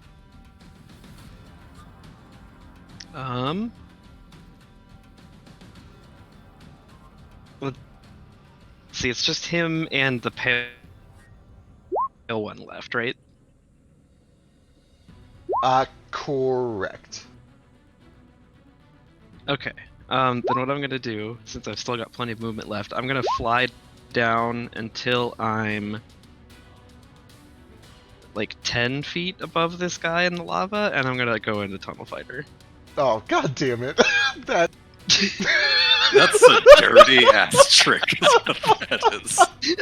That is some filthy, filthy, filthy shit. Alright. Flick. Okay. It ain't broke, don't fix it. Ooh. Because I got a crit Woo! fail. 18, 19, Don't attack. 22. Please tell me it's alive still. Oh, praise be. Where's the are the second attacks going on Pale? Or are you redirecting to Stout? If I see Nordo like underneath it with his mouth open, trying to catch the blood, I'll redirect over to Stout because it's far trying. enough. Fucking blood I'm gremlin making- over there. I've been making a point lately of in character saying, "Don't attack this one." I 'Cause I need feel like it's meta to just bitch about it out of character like I normally do. I I need think it's blood. art of Nordo like snorting blood like it's crack and like no. No, don't waste it. When I made this character, he was like conflicted about his orcish background and his hunger for blood, and now he's just like, "Leave it for me." Woo! 19 does hit for 7 more. This thing is barely up. This thing was at full health 2 turns ago. Jesus, guys, calm down. No, it's not. Fuck me. Goblin is a great fucking title. Let's see. I'll change it right now. Blood Goblin. I'll stay here so that maybe it pulls me in the lava and not Moat. All right, Nomad. Hard to ask. No, the blood goblin. Is it prone? It is. If I knock it deeper into the lava, will that give it lava damage again? Knock it more prone. Push it deeper. If you have a way to like push something deep into stone, I would argue, yeah, sure. Basically, telekinetic hammer does that. I push something 10 feet the direction. Sure. Yeah, that's neat. I'm into it. Yeah, melee attack for some reason. 15? 14 does, or 15 does 15? land for 7 force. And then go and give Push it me 3d10. Oh, I see. 18! That is enough to finish the job. Like smushing a burger to get it nice and whatever you do when you smush a burger. I think it's actually not good to smush burgers. But you do it anyway, and it's not good for this dragon either. And then I panic and pull it out of the lava. I have hard opinions about smushing burgers. Is it that you don't want your burger to be too juicy because that's a little gross? Kind of. It's that making a smash burger is a perfectly valid way to make a burger, and snobby ass people who say never smash your burger are just wrong. I don't understand smashing. What is this? It's just a style of cooking a burger. It's like saying never ever, I don't know, scramble your egg. An It's just one way to unsmashed, make a burger. an unsmashed or a medium smashed burger is the only way to go. I don't even know what a smash I burger prefer a is. medium burger. Is it like when you say smash? You mean like squished? So no, yeah, like a steak and shake burger. Where it's like Burgers were smashed down into the grill and it's like thin and crispy on the outside. It's not my favorite kind of burger, but that's a style of making a burger. That's totally valid. Right, an I do like unacceptable those. style of making a burger. All right. Speaking of making a smash Anyway. burger, Nordo, you're up. I will attempt to make a smash burger out of this dragon. Yeah, Does- probably gonna need to. Does roll Smash speeds. Burger? Oh, Yeah, isn't you there a place called Smash Burger? There is. No, That's Punch really Burger. bad. Does Punch Burger smash their burgers? I just assumed Those that are they kind of punched smash them. burgers. Yeah, those are smash burger style. I just assumed that they punched them. That's I just think my. they do. All right, I will Smash mouth. Fuck it up. start with just like my foot, trying to just press this guy down into the lava while he's restrained by vines. How many consecutive nat ones can you roll? Nope, that'll do it. All right. With The that, sweet blood infuses the air around me. the last of the wyverns either lands with a thud on a safe part of the stone or begins to sink down into the lava. And for the time being, everything goes quiet. You can see looming above you, probably only about a 10-foot walk away, the tower seems to ominously stand over all of you. Real quick, Nordo, Nomad like, panic yanks all the bodies out of the lava with Yeah. fucking work. the hammer. I- My resources! For sure. You're able to save probably like 4 totally intact, 2 that are like partially scorched and eaten and molten, and then probably a couple of Yeah. them just got destroyed before you could get to them. That's fair. The hides and the venom are the important thing about these. Absolutely. Hides are skills. I don't know which one is the one that resists it. Nordo is standing like in the middle of this lava river on these hot rocks, and like Rizzo on the turkey and Muppet Christmas Carol, he comes running across and leaps back to the main Yeah. platform. Notably, like, you guys probably don't want to stand right here for any longer than you absolutely have to. Technically, you're probably each taking like a point or 2 of fire damage every turn. But once you get a little bit farther, over to the west over this flow, it gets back to safe Yeah. temperatures. Fossy's fine, yeah. I'm floating. Nordo is borderline bloodied from that fight. I don't know if we have some healing to go around.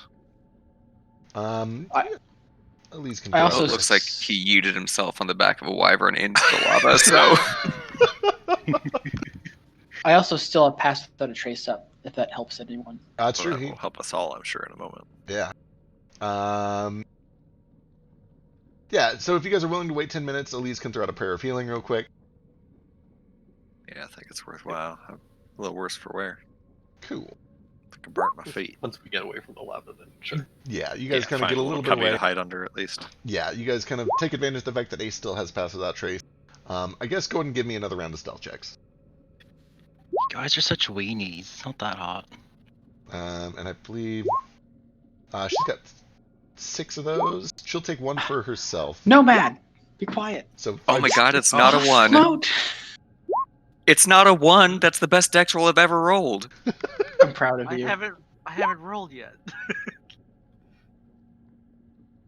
Okay, good to know. Can I, while we're doing this little prayer of healing, look up towards the You're tower proud of me, Ace. with the I'm very spyglass proud and of see you. if I see. Specifically, I'm gonna look for Uno. She's like looking out a window or something. Oh yeah. Absolutely. Go and give me a perception check. I took no damage in that fight. So much take something. Yeah, you guys divvy So, up those so 5, far, and if you need more, she can throw out some cures in just a second. But also, I'll be right back while you guys are healing up. I will See, also cure. see, if I anyone took wants one of anything. those 12s from her. I'm currently at 80 out of 110. I took one of the remaining 5. I'm at 75 out of 112, which is not terrible. I should be fine. Better health than you. Look at me. Yeah. Oh, I I'm think at I'm my finally. 12 I think I'm tip. officially the squishiest one in the party, health-wise. Ace. what? Yeah, you're right. Paladin. It's because I put all. Well, I have like 82 max health or something. okay. Wow. I have 123 guys, and I'm a rogue warlock. What is wrong with all of you? My I contacts. I kind of have 122 if you Are count those my sweet 12s still blood available? HP. Yes. So that would be me, you, Elise, and Moat have gotten it. So there's 2 more to go. Who else wants 12? I could use one. Flick can take I'm 12. just gonna take the 6. And does that still count for my max healing thing? Oh yeah, you get the sweet max healing from it. I would think so. get Yeah, that's a 16? die rolled. So I definitely need that prayer feeling. The prayer Yeah. puts me at 68. So terrific. Yes, I think we might even need one more round of healing. I could use another. I can throw out an aura of vitality. I don't know how much mana we're all sitting on, but My that's mana's enough. looking pretty good. I can do a prayer easily. So Or, If you remember is do- that after we get these dragons dead and get their key, we're using their key to go to the plane of fire. So we don't want to spend too many resources. If we are gonna throw out another heal, I forgot I had this now, but I can throw out a beacon of hope so that everybody gets max healing from it. Oh, that's hot as hell. Oh. If you want to throw out a beacon, I can throw out an aura of vitality on it. Perfect. Do we need though? Like we're almost mostly. I'm still down 30. I'm down. Yeah. Same. Feels pretty down. So, I'm down 23.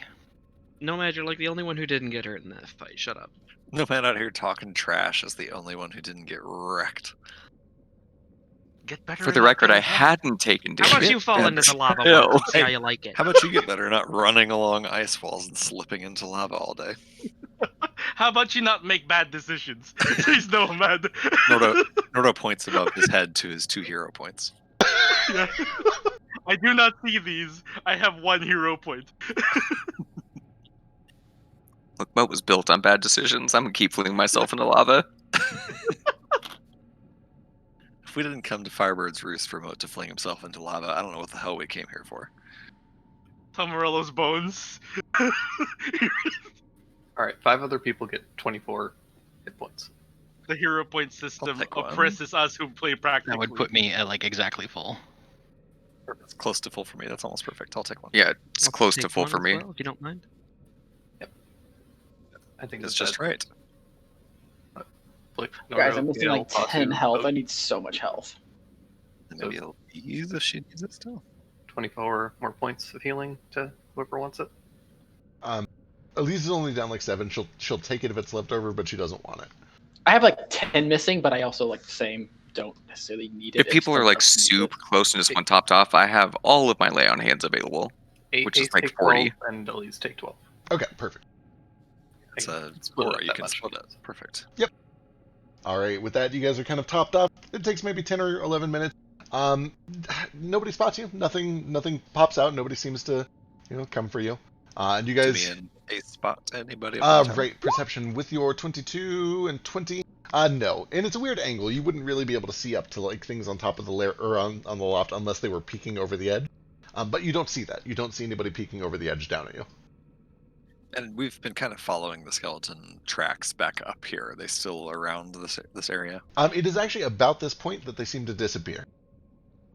Disappear like they were walking and it just straight disappears? Seems like to. There's a little bit of a shuffling, like kind of like they were either climbing onto a horse or climbing up a ladder or something. Like they kind of wait in place. There's a little shuffling of the feet, and then there are no more tracks. Interesting. Very interesting. What skeletons are we following? Okay, so yeah, we gave you a really quick skinny. We decided to stick around for a little bit. When we stayed for one day to kind of make preparations, that night we woke up in the middle of the night, Gale specifically, and there was a skeleton. Thank you, whoever's pinging that. That's me. What is this ass? Well, I just added ass and titties to the map like I do. Thank you. Not relevant. So the first night we stayed here, we woke up in the middle of the night and there's just a random ass skeleton in our tent. And we followed the tracks, and they're what we're currently following. They lead up to the tower.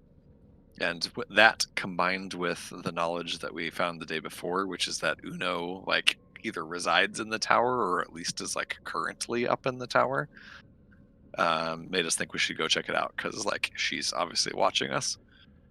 Also, we showed the kobolds that symbol, the spider web with the eye in the middle, and the leader of the kobolds, Kriz Shear, said that she recalls her grandmother, who was the leader, 2 generations ago, having like a dream catcher, a little wooden thing that had that like symbol in the middle of it, but she doesn't know what it's for or why. Interesting.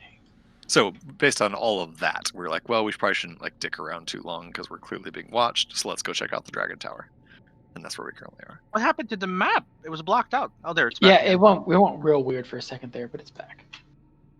It's getting funky too. It's like the grid keeps disappearing and appearing. I think Feck changed something. What did he do? Wait, what's happening? Oh, the entire map went black for a moment, except Weird. for a small circle. Yeah, Yeah. like this place over It's just here, fucking- like stayed, and then down here did, it's and then back the now, middle part was gone. Oh I shit! could see. back. Now it's doing it too over on Midas Yeah, Fire. I'm only showing it as like partially there now. It's not okay, me. guys. I think Roll20. I can still see some ass and titties, so we're all good. Yeah, let's say I put the ass and titties in pretty early, and they've stayed around, so I think we're good. Okay, cool. All right.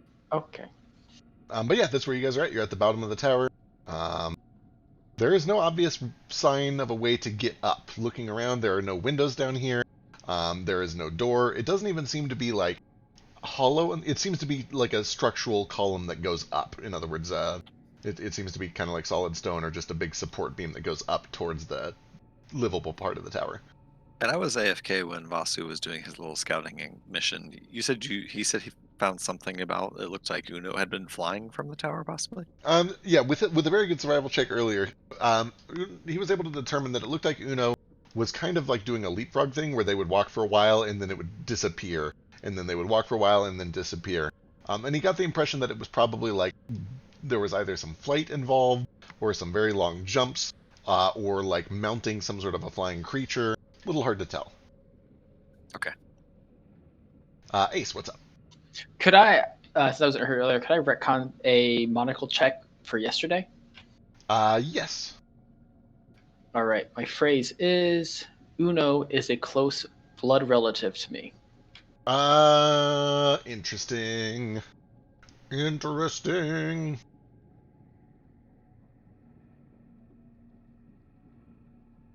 Um,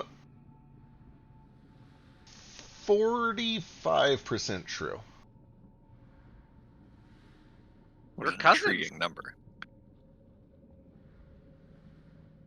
I have absolutely no idea about the lore, obviously, but as a DM, like imagining Feck trying to decide on that, I feel like the Percentage? definitions of close and blood and relative all came into play.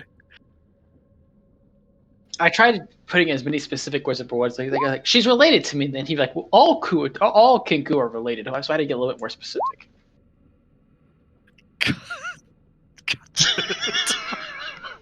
You said that about you. No, that was He has, and it just gets me every time. Okay, so this tower has no obvious way up. There's just like support beams holding it up.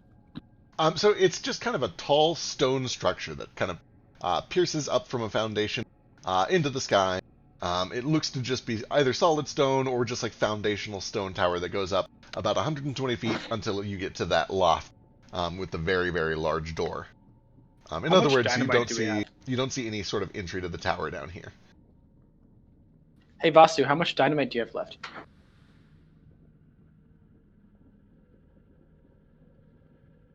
Can Vasu stone bend steps above the tower for the people who can't fly? Where's Rye when we need him? Can I look for signs of any tracks that are possibly going into this tower through, like, I don't know, a hidden door or something? Absolutely. Give me How a did we- survival check. How did we get down from this tower the first time? We had We flew. wind walk. Windwalk. Oh yeah. Do I'll, it again, by the way. I'll also help look for tracks. Sure. Go and take a second. Specifically, okay, advantage. Or, I'll just roll with advantage, and then you can decide what happens with it. Sure. In case of humanoids. Looking it over, you don't see any signs of entry into secret tunnels or areas. You do see the occasional skittering of wyvern marks around here, but even those seem to be blown over pretty quickly. The ash moves quickly because you're in a ravine, which means there's a lot of wind that flows down, creating a lot of dust cover that cycles frequently, kind of like a desert. Let's see. With a 26, the only other thing that you notice is that there is kind of a landing area over near the eastern side that seems to have a lot of foot traffic, where lots of skeletal bones recently landed and then began to walk down and then spread out in different directions. That was probably about 24 hours ago. And again, you just kind of get the impression with the 26 that they like floated or flew down, landed, and then split up and started going different directions down the mountain.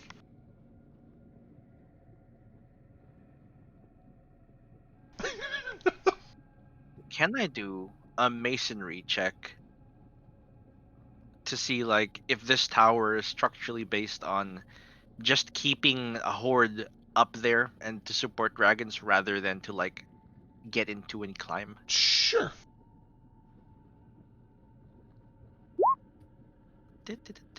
I'll have to use a bonus action for that.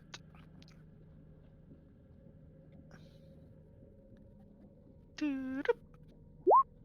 25. Yeah, you notice a couple of things looking this over very carefully with Mason's tools. The first is that it seems to be very rapid construction, which means there was probably some magic involved in its creation, although it is not a magical object. Something along the lines of a mass-scale fabricate, or a lot of fabricated pieces that were put together very quickly on site, something along those lines. The second, stone shape? Possibly, although there is some metal in its construction. There are support beams that seem to be made of iron. Or, I suppose it'd be steel. What else with a 25? You can definitely tell that the inside of this lower part of the tower is almost certainly 100% structural. You imagine it's probably not solid all the way through, because that would be incredibly expensive. But it's probably just a bunch of support struts that go all the way up, and then they support the actual, like, living area 120 feet up, including the loft and the large stone door. You're also able to determine that just based on the way that this is shaped and also where you emerged and the shape of the stairs that you came up from that secret area, that big stone door is probably very, very, very thick, which means that if it does actually open, it is probably magical or magically protected somehow. And yeah, that's kind of the impression you get. It seems to be a very mono-purpose tower, and that purpose seems to be to support a lair about 120 feet off of the ground. Yeah, so there is, based on its structure, like not a method to get in through the base. It seems so, correct. Okay, cool. So we just have to climb or fly. But there are no dragons nearby. I feel like it might be a demi-plane up there. Is the tower wide enough to like support a dragon? Yes, absolutely. Or two, and all its loot. The tower is about 60 by 60 square. Actually, it's probably even deeper than that. It's let me go measure for no particular reason. Yeah, it's about 60 by 80, which is huge. It's like the size of a gymnasium or a warehouse, and it's also very tall. So that is the floor print size of it, the footprint of it, but then it's also very tall. So you have almost like this, like an extra tall warehouse or like a tall cathedral sort of setup. After circling the tower, I mindsplain it to everyone. Perfect. I know we're trying to be sneaky, but maybe we just get on the Crescent King and fly up there unless someone else got a better idea. Honestly, we're going to fight dragons. We might as well, right? They've already found us. I think we gave ourselves away just back there. That wasn't exactly a quiet fight. Yeah, I think if they know we're coming already, there's no reason for subtlety at this point. Your headset. It's on your head again.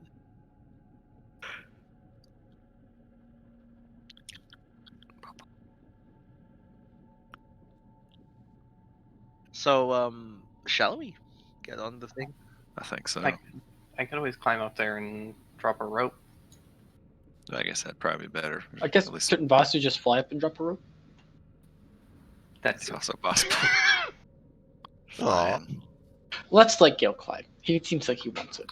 well, I have to spend a spell to do that, so let's let Vasu do it. Or better yet, Nordo, throw me. I will throw It's a base two- as high as it's I like can. 200 feet.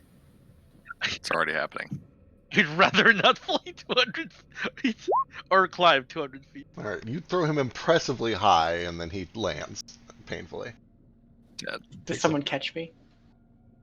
Somebody catch him. No. Fall them. All right, he takes 1 point of I'll bludgeoning catch damage. Okay. Look at the map again. What's going on? The map got fucked. So it happened as soon as I pulled my token onto the map. So that's what's Yeah. causing it. It's all lava. Weird. Oops, all lava. Lava. What the heck happened? Oh, Nordo disappeared now. In the lava. Anyway, yeah. Let's say we. Okay, cool. Okay, we're at this map, and things are fine again. Good. All right. So maybe we try climbing up via rope. All right. Easy enough. You guys have people that can fly, and you have rope. It takes. Let me get athletics checks from everyone, unless you have a special way to climb rope very, very well. Yeah, I'm gonna just be carried. Yeah, I'll carry Ace. Legit. Flick gets it for free from Sailor, and Tabaxi, and a million other Ooh. reasons. He's not a tabaxi. He's not. Oh, that's really really as bad racks. for me. I Oh, mean, Ooh, that's. Do you have a climb speed? You were actually a tiefling, aren't you? yeah. Okay, give me an athletics check. You do have advantage because of your Sailor, but still. Okay. I'll keep watch as we climb. Did I go through? No. He does have a -2 and Yeah. a +1. Flick is not going to fall. He's a professional, but at the same time, he is moving really slow. The heat is getting to him. This is much taller than he normally climbs. And also, you're used to climbing a mesh net and not just like a gym class rope. My talisman's not working for some reason. Oh, I should have had a weird. D4 on that. Yeah, that would throw a d4. There you go. That's adequate. He's doing great, actually. He's doing fine. Yeah, spider climbs. He doesn't even need the rope. All right, perfect. It takes probably another, I don't know, 6 or 7 minutes to get everybody up there. But you guys are able to get to the top, and when you get to the top, you find that you've kind of got this loft to yourself. There is a large stone passageway ahead of you. Appears to be an enormous door. And then some concentric circles that have been kind of carved into the stone platform right in front of that door. Did the map disappear again? Oh no, here we are. Let's drag ourselves onto it.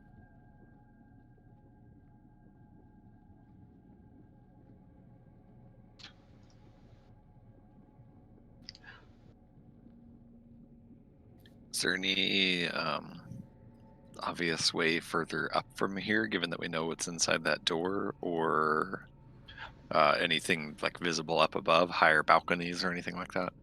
Taking a close look around, and I believe Vasu has already done an actual scan of the area. Oh yeah, he did a whole scout. There are the grated windows in the secret lair kind of down below. Those are the only other ways in and out of the tower, and they lead into that secret chamber. You can tell that it continues to go up for probably another 60 or 70 feet before it eventually gets to kind of like a bell-shaped top with a spire. You don't see signs of a loft or any other windows or signs of entry farther up. Nordo suspects that there's another door opposite this one, so he just walks to this wall and just like pushes on it real hard. All right, give me an athletics check. Well, he's doing that. I did explain that this door, this giant one, might be magic. I'm gonna ask Vasu to see if it is. Ace, what's up while they're doing those things? So when we were up here earlier, we saw a whole bunch of wyvern. Correct. Did it match the number that we fought earlier? Give me an investigation check.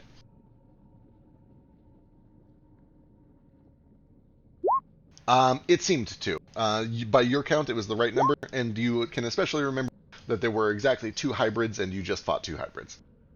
Cool. All right, and then I'm going to go over here and help Nordo find the hole in the wall, or not. All right, with Detect Magic, Vasu is able to confirm that this door, as well as these circles, ring up as abjuration. Norda pushes against where he suspects there's going to be a door and doesn't find a door. However, his arm does push through and finds kind of like a little cubbyhole about the size of maybe a mailbox. And it's weird. The stone seems to kind of like flip inward, like you're pushing in. And then when you pull your hand back, it is covered in this white, chalky, well, chalk, I guess. It seems to be kind of like a mailbox-sized secret compartment filled with chalk or powder. Well, here's something. Anybody know what this is? Do I know what this is? What does it taste like? I do not taste it, but I will investigate it. See if I can tell what it is. Sure. I'll help him. Can I investigate it also? Yeah, give me I specifically want to see investigation. if it's food. Investigation or nature or history. Any of those would work. Cook's utensils is fine, I guess. Maybe? I heard If pastry instead of specifically is it history. food? It's definitely not food. Make a pastry Cool. check. It's chalk. You look it over and it appears to be chalk. It's poison, Nordo. Drop it. I drop For it. what? Throw a What little do you blanket think over somebody it. needs poison for around here? I'm just joking. Also, like, if Ace can't even lie, I don't think he's physically capable of lying. His Oh, charisma's it's too got good low. insight, I guess. So yeah. What do you think? Hiding chalk in a secret hole for? Oh no, are there other secret holes? With Was your, that a secret hole? with your investigation of 29, you kind of feel around and you look for other secret holes, and you don't find any, but you do notice that there are a lot of scratch marks around this particular hole. Like large scratch marks. Dragon-sized scratch marks. Just wyverns eat chalk. Does chalk have some sort of magic that I don't know about? Well, hold on. Is there any markings of chalk on this circle? Like Looking it old over carefully, markings? you don't see any signs of chalk whatsoever, but you do see faint scratch marks all around it. In the cubbyhole, was it wyvern size or dragon size? About the size of a large dragon's claw. Cool. So that might be like a dragon. A magic circle? No, well, I feel like a dragon sticks his finger in that and opens the door. Is there Yeah. anything else in this little cubby? I'll kind of lift the door and just look in there. Yeah, you kind of look around, you fish around a little bit, and it appears to just be a large mailbox-sized receptacle of powdered chalk. You don't find any other secrets buried or anything inside of the container. Looks like just chalk, y'all. They must need it for something. Is that area magical? Does Vasu know? No, that does not ring up as magical. Moat, what's up? I would like to just walk over and just kind of like dip my finger in some of the chalk. And then I walk back to the circle on the ground here. And on this outermost circle, I just start drawing stars. As you do, as you kind of place the chalk down, you do see that they kind of twinkle and light up. There's clearly a magical response to the chalk on these circles. Hmm. Okay. Yeah. In tune with that, I wanted to investigate this circle to see if I could figure out like what the dragon claws possibly would have been drawing with chalk on it. Sure. With that 29, you can definitely get the sense that there are. It has been used and has been used to draw circles, but the claw marks are not deep enough or consistent enough to really give you a very precise pattern. You would get a little bit. It's kind of like looking at somebody's phone when they clearly type the same password over and over. You would probably get. I guess give me a D4.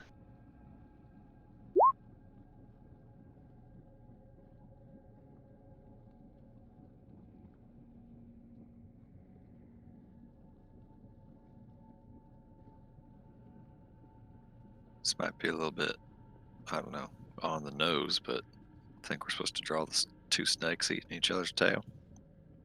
Perhaps.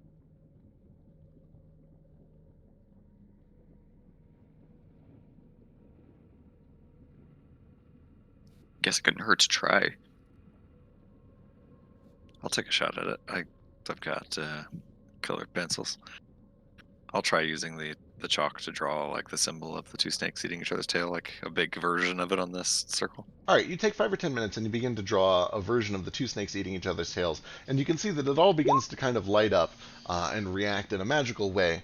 But when you finish and kind of sit there and wait, nothing seems to happen immediately. And after maybe 2 or 3 minutes of inactivity, there is a warm gust of wind, and all of the chalk that you've drawn is blown away.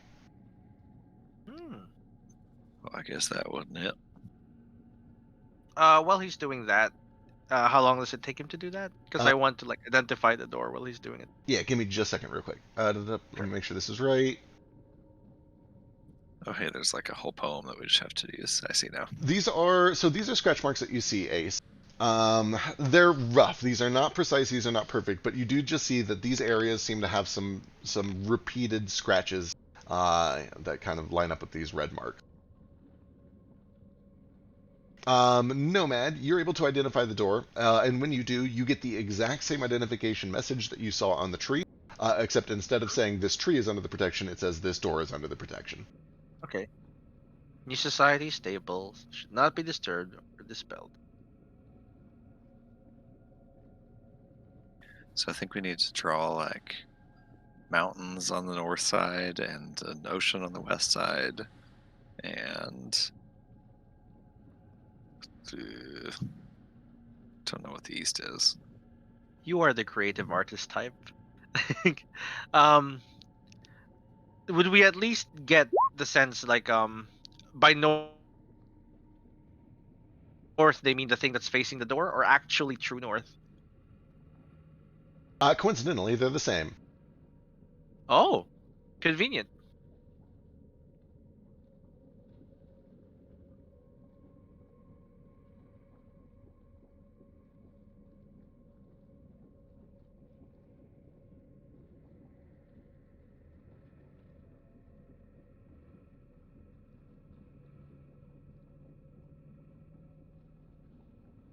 When identified, does the spell show like those letters bigger than the others? It does. So the capitalization that you see in here is exactly what identify returns to you. It does seem to you that some of them are capitalized bizarrely. I make sure to include Yeah. those for everyone. That's got to be relevant. That's not a coincidence. And at first I thought it was just like poetic. Like sometimes people just like capitalize important words, but like pint is not an important word. And it is important.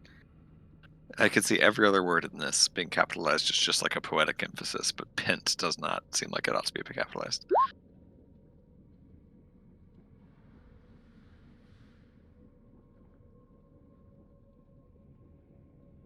As always, I don't want you guys to get stuck forever, but I don't want to ruin anyone's fun. If you guys get frustrated and want hints, you can throw in intelligence checks of some sort, and I can help out. But otherwise, I'm going to sit back. I never care about puzzles at all, but Nordo likes art, and I feel like this is an art puzzle, so I feel like I have to care as Nordo. Whisper it to me. I don't want to spoil it to anyone. Sure. We're on Telegram.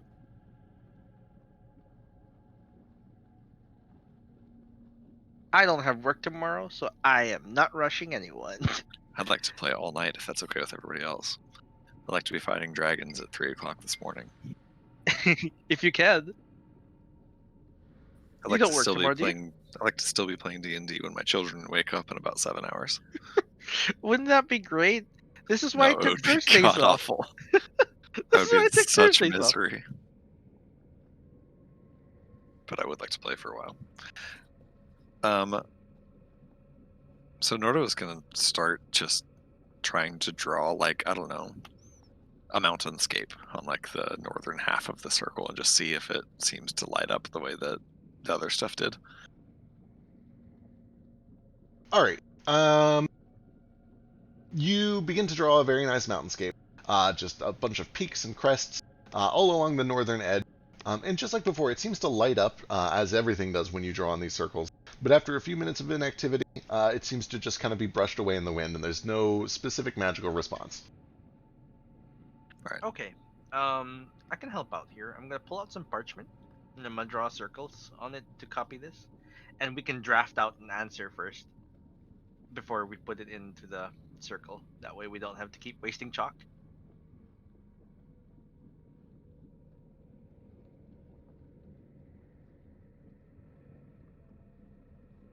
But also I could like find more chalk in case we run out of it. So I don't suppose the Can I just sorry. Go ahead. Can I try to like presto a mountainscape onto it? Does it have to be chalk, or can it be any symbology on there in case we do actually run out of chalk? With Presto, You do see that the marks that you create with Presto seem to glow similarly to the chalk marks. Oh, good. Okay. But Just in case, just in case it comes to that. Yeah, but then Sorry. similarly, after a couple of minutes of activity, there's a warm wind, and the Presto marks seem to cleanse themselves. Is the surface that we're doing this all on made out of stone? It is stone. Okay, does this work as well, just like Presto? It does. You can create kind of like these carved markings just like that. And Okay, notably, excellent. you can see that even the carvings in the stone seem to smooth over after a couple of minutes of inactivity. Intriguing. Yet the claw marks remained.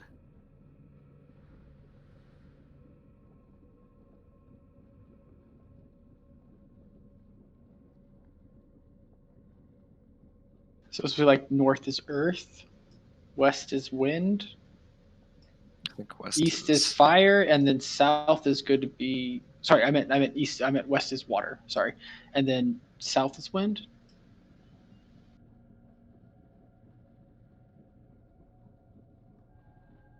The east hides the sun, so fire.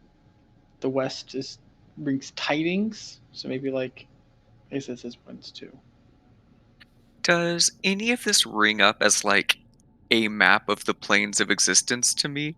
Is that a stretch and a half? Kind of. Give me an Arcana check with advantage. Not that an advantage is going to help me at all. It kind I of guess does. that helped. As you're thinking of it, there is kind of a similarity to your studies where you learn that there are inner and outer planes.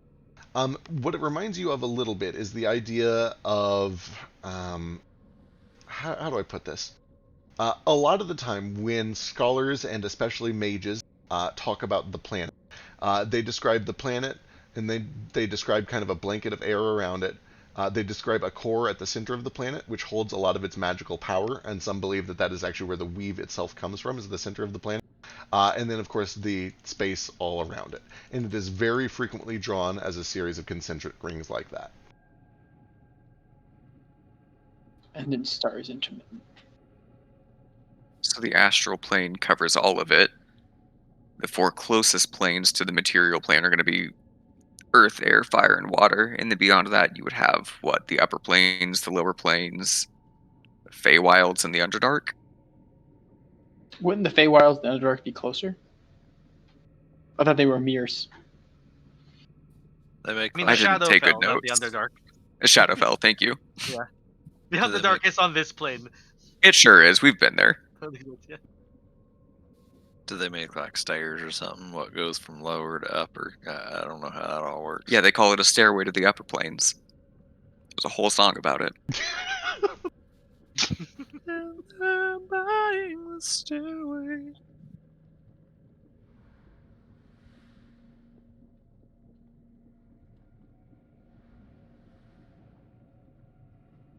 Well, that's my best guess. Is we have to recreate the map of the planes here. I mean, I'm pretty good at doing drawings. I don't know nothing about the planes, but if y'all tell me what to draw, I can give it a shot. I don't know. I guess this Right. is also a massive long shot, but at any point in all the like sketching and drawing and painting and art that we did at the monastery, did we ever do any art of this nature? Possibly. You could also give me history or arcana. Boy, should go real poorly. Not a ton, although there is kind of a there's similar ideology, right? Like things echo. There's kind of this idea that there is the astral self on the outside, and then there is the core of yourself, which is typically seen as the soul, and then you have your body or your surface, and then you have your air or your mask or your personality, which is kind of around that. Like there's an analogous view of the body and the self and key, but you never really like explicitly drew anything around that. Okay. I really like that analogy. Thank you. Thank you. I made it up on the spot, but it's because everything was in life works really like good. that. I honest to God assumed that you had like read something that you got that analogy from because it was so good. It turns out that if you never mind, I shouldn't spoil my DM tricks. That's a Please terrible. spoil them. It turns out that if you're just consistent with everything, everything falls into place. It's the craziest shit. You can just. That's a good thing. As a terrible person, can I help with this at all? You can. You have made your hint check, and you're welcome to share some of your knowledge. I didn't receive any. Oh, there it is, a whisper. There's I thought that, it was and gonna be there's a telegram. there are 2 whispers total. There should be one more further up. Yes, I'm Oh, fresh that- out of ideas. Hmm.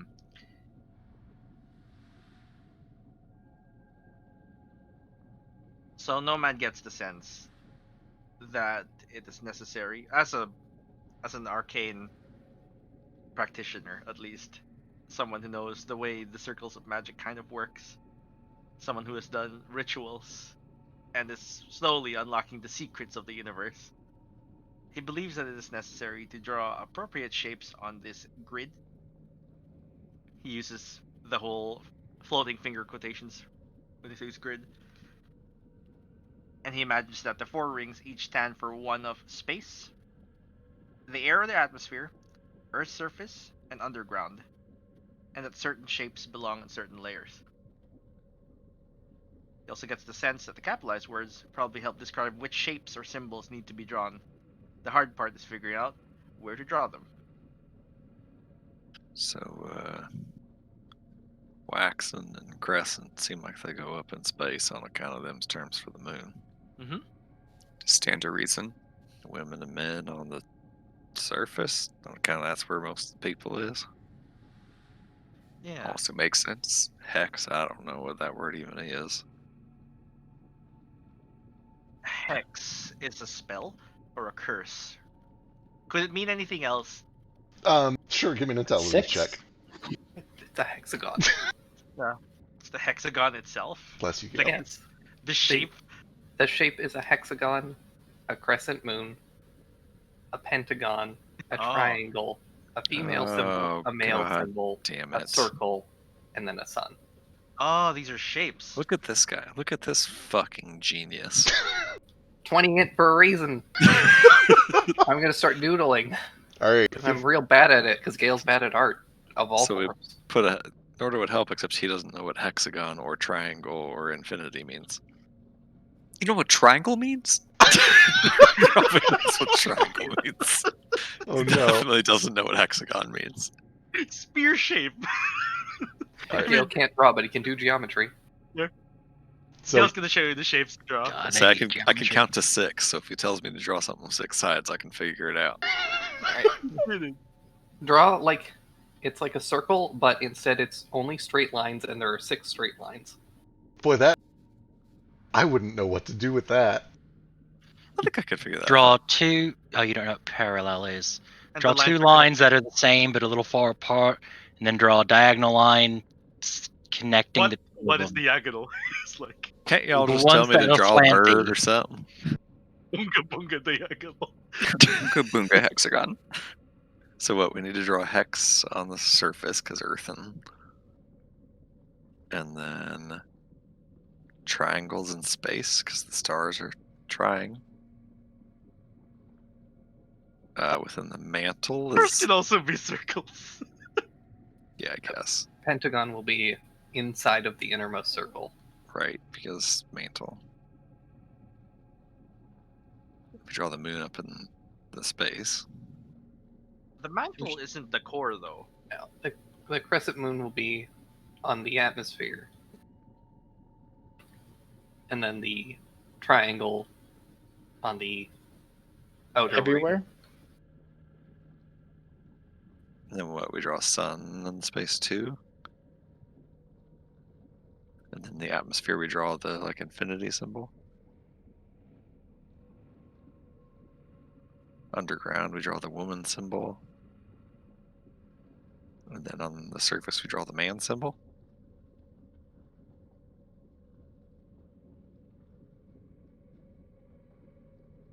Real quick, while you guys are drawing or deciding, Moat, did you have anything, or is it covered? I was just asking about the plane thing, but we're good. All right, Ace Same. I think you And- asked my thing. and Nomad. Yeah, that was just to identify a while ago. Okay, just making sure those are all taken care of. Yeah.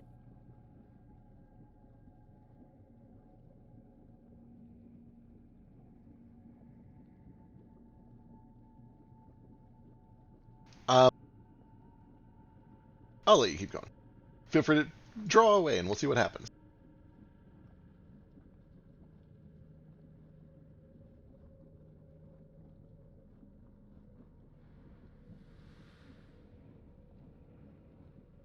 Nomad, as usual, thinks this is an awful key system. Shouldn't this? Where are we drawing the stars right now? What?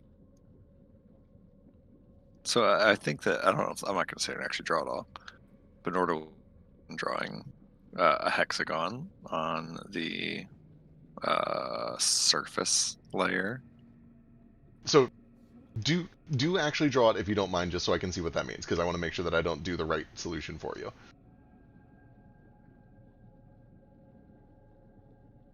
I don't know, what do we think the surface layer means, like on the line or like between the lines? I assume between. Judging But from maybe the I'm wrong. scratches, it looks like between. Cool, so that's a hexagon that I can't draw. It looks like a line. Crescent. I feel like that goes in space, right? Is that what we decided? The moon goes up in space. I would think so, right? Goes on atmosphere. The moon goes in the atmosphere. Yeah, because it's sky.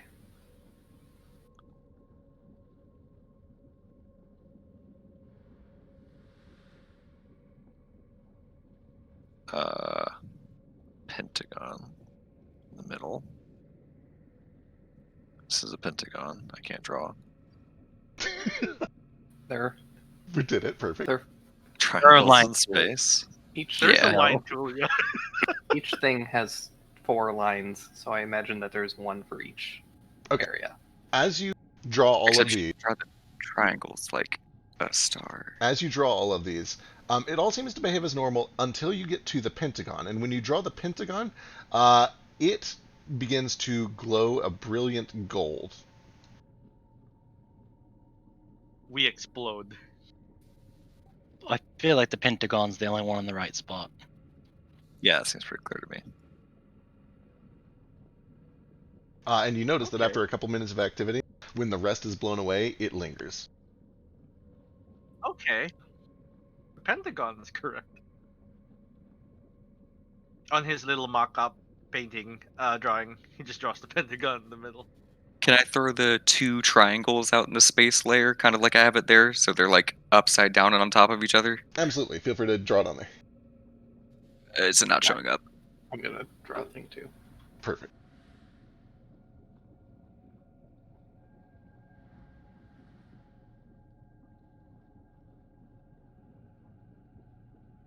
Like I see this, but like, is that the size that you draw it at? No, sorry, I'm just Gotcha. trying to get how to draw. This is my first time. Gotcha. Yes, when that purple one is drawn, it begins to glow gold.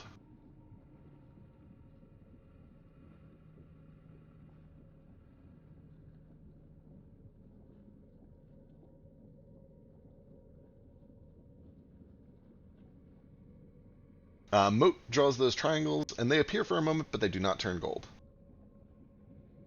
Okay, they have to cover the entire circle, basically. Gotcha. That moon shape likewise begins to glow gold. It's a real good movie. It's a real good moon. Super duper good. Ah, the banana. deformed Cheeto.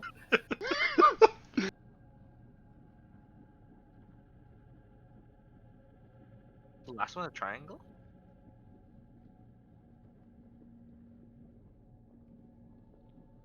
While this is being drawn, do I get the sense that this is going to summon a demon? As you see these shapes starting to be drawn, it doesn't. Give me an Arcana check. Okay, like, are we accidentally summoning something? Here's my card. 20. With your 28 Arcana check, it doesn't look like a conjuration of like a demon. It does vaguely resemble a very simple arcane glyph, though. And then you would know, as you begin to see these pieces kind of all into shape. A lot of the time, an arcane glyph starts by having shapes drawn in concentric circles, often connected at points. And then a lot of the time, once you get these like shapes that are drawn in sort of a oh my god, that is the worst thing I've ever drawn. Once you get this Done. like concentric base pattern, you usually slap symbols on it at very specific points. So like maybe there'd be another circle over here, and then there would be like a triangle here, and like a square down here, and it feels very, very similar to that. There's typically the two stages. There's first filling in the concentric parts, and then there is placing symbols at specific points within that grid. It's an alchemical circle, like in Full Metal Alchemist. Kind of is, yeah. I'm gonna take a break from drawing and look around for Give me a perception check. I'll use the spyglass to look up at the upper portions of the tower too. I sure wish you wouldn't. Can Wow, I that's a also real help? bad roll. You can. Ace. My,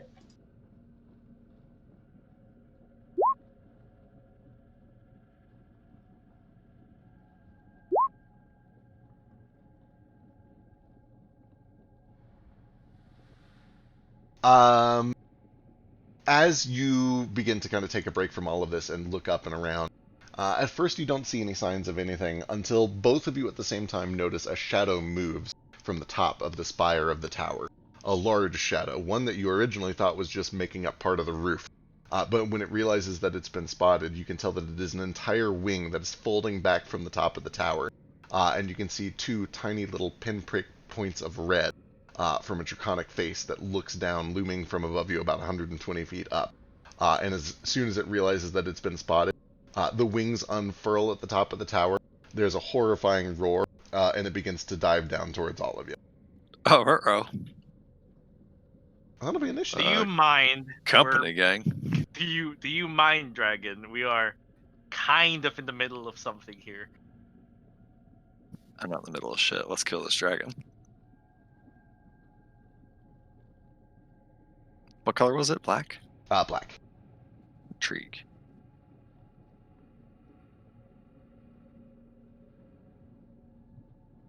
Do we still have alacrity for this? We do, unless it's been more than 8 hours since no. we set up this morning. Nope, it's still good. And also, as the drawing is happening, those two triangles do remain. Good. Notably, the other symbols... Well, hang on, let me figure that out real quick. Okay, none of the other symbols have stuck around.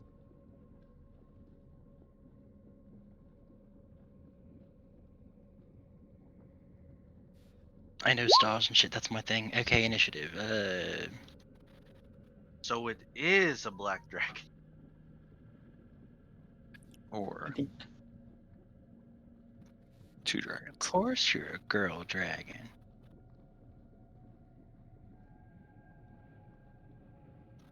Oh yeah, I don't roll that. It's not my job.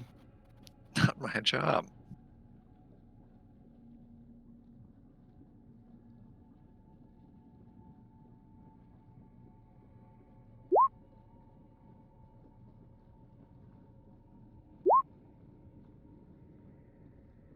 What if all the druids were cursed and turned into dragons and wyverns? Haha, losers. So I guess there's a lot worse things to be cursed to be. Yeah. Right. When we're done here, I can't wait to harvest all those wyverns.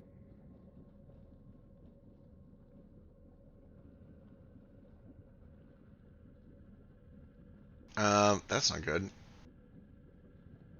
Oh, that's very not good. Ooh, it's very not good indeed. Except that he's way up there and we're way the fuck down here. Alright. There's a horrifying roar. The dragon is about 120 feet directly above you. Flick, you're the first That's act. so convenient. I was just about to say that's like perfect range for the thing I have planned. Oh, god That's damn it. so Raven. 16 misses, thankfully. The crit does not miss. So that is 10, 11, 13, and you get to roll extra force on that one because it's a crit. So another D8. Another D8. Pew! And then following up, the 26 does also land for another 9 on top of that. Flick, the first to react, fires a bolt upwards and clips the side of this thing's jaw as it begins to barrel down towards all of you. Anything else? How long has it been since the last combat? Not very long, right? About 45 minutes. I think this lasts for an hour. I'm gonna check, but I'm probably just gonna pull my tentacle out. Sick. I don't think it'll use another use though.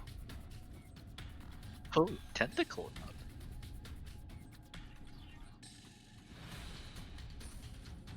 But that is me. Alright, that'll bring us to... just a second.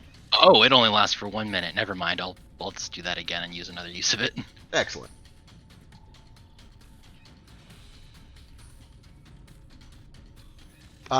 As a legendary action, Flick, as you fire these bolts upward, the two red eyes lock with you, and you begin to feel this horrible tug in your chest.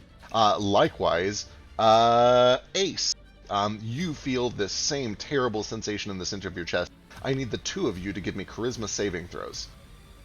Oh no! Goodbye, guys. So long. As you guys both feel this pain begin to swell up in your side of your chest, you watch as purple tendrils of energy begin to extend out from each other, or start out from your chest and towards each other, forming a tether between the two of you. You're seems now to- married. Wait, with my 20 even? Jesus. With your 20. That seems to tug inward, as if pulling the two of Yeah. you together. Hate it. I can't believe this dragon just married you two. Alright, that brings us to Vasu. Clutch use of ceremony spell, bruh. Okay, so now he's like 120 feet above us. I know he's flying down. Is he kind of keeping flush with this tower as he's flying downward, or? He looks like he's about to spring down and fly down towards all of you, but currently he is clutched to the roof. And he's probably going to do it like all in one spell swoop. Okay, now the description for erupting earth says choose a point I can see on the ground within range. If he's like still kind of on the roof, can I select it on the roof? Yeah, that's fair. Cool. Put a fucking volcano right under this dragon before he swoops down under us and Oh, try to no. hopefully just like topple him first.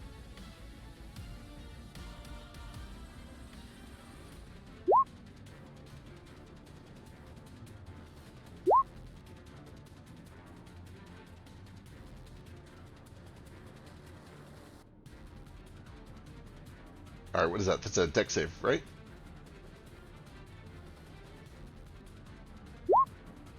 Oh shit! Alright, there's a quaking eruption from the top of the tower. Fire and earth begin to burst free. It needs a deck save. Just barely makes it. Takes 12 points of bludgeoning damage.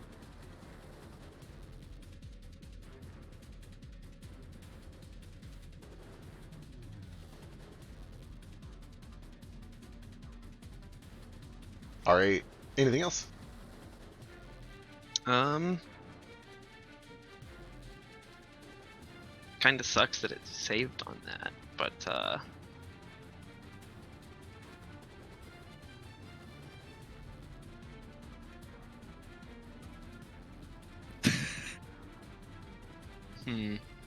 I'm gonna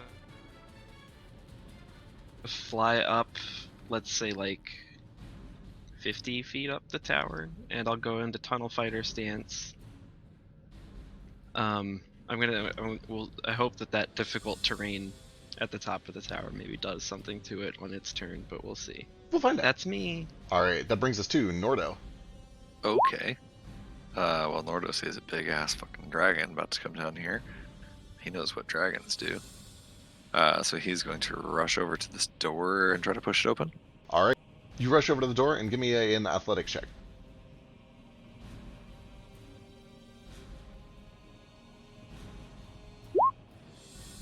Alright, it swings open with surprising ease, and as it does, you hear suddenly the sound of chains pulling, gears turning, and mechanisms begin whirring in place.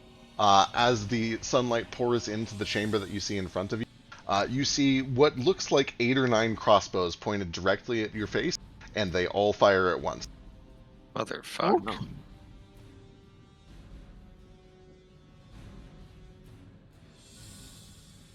How many of those hit?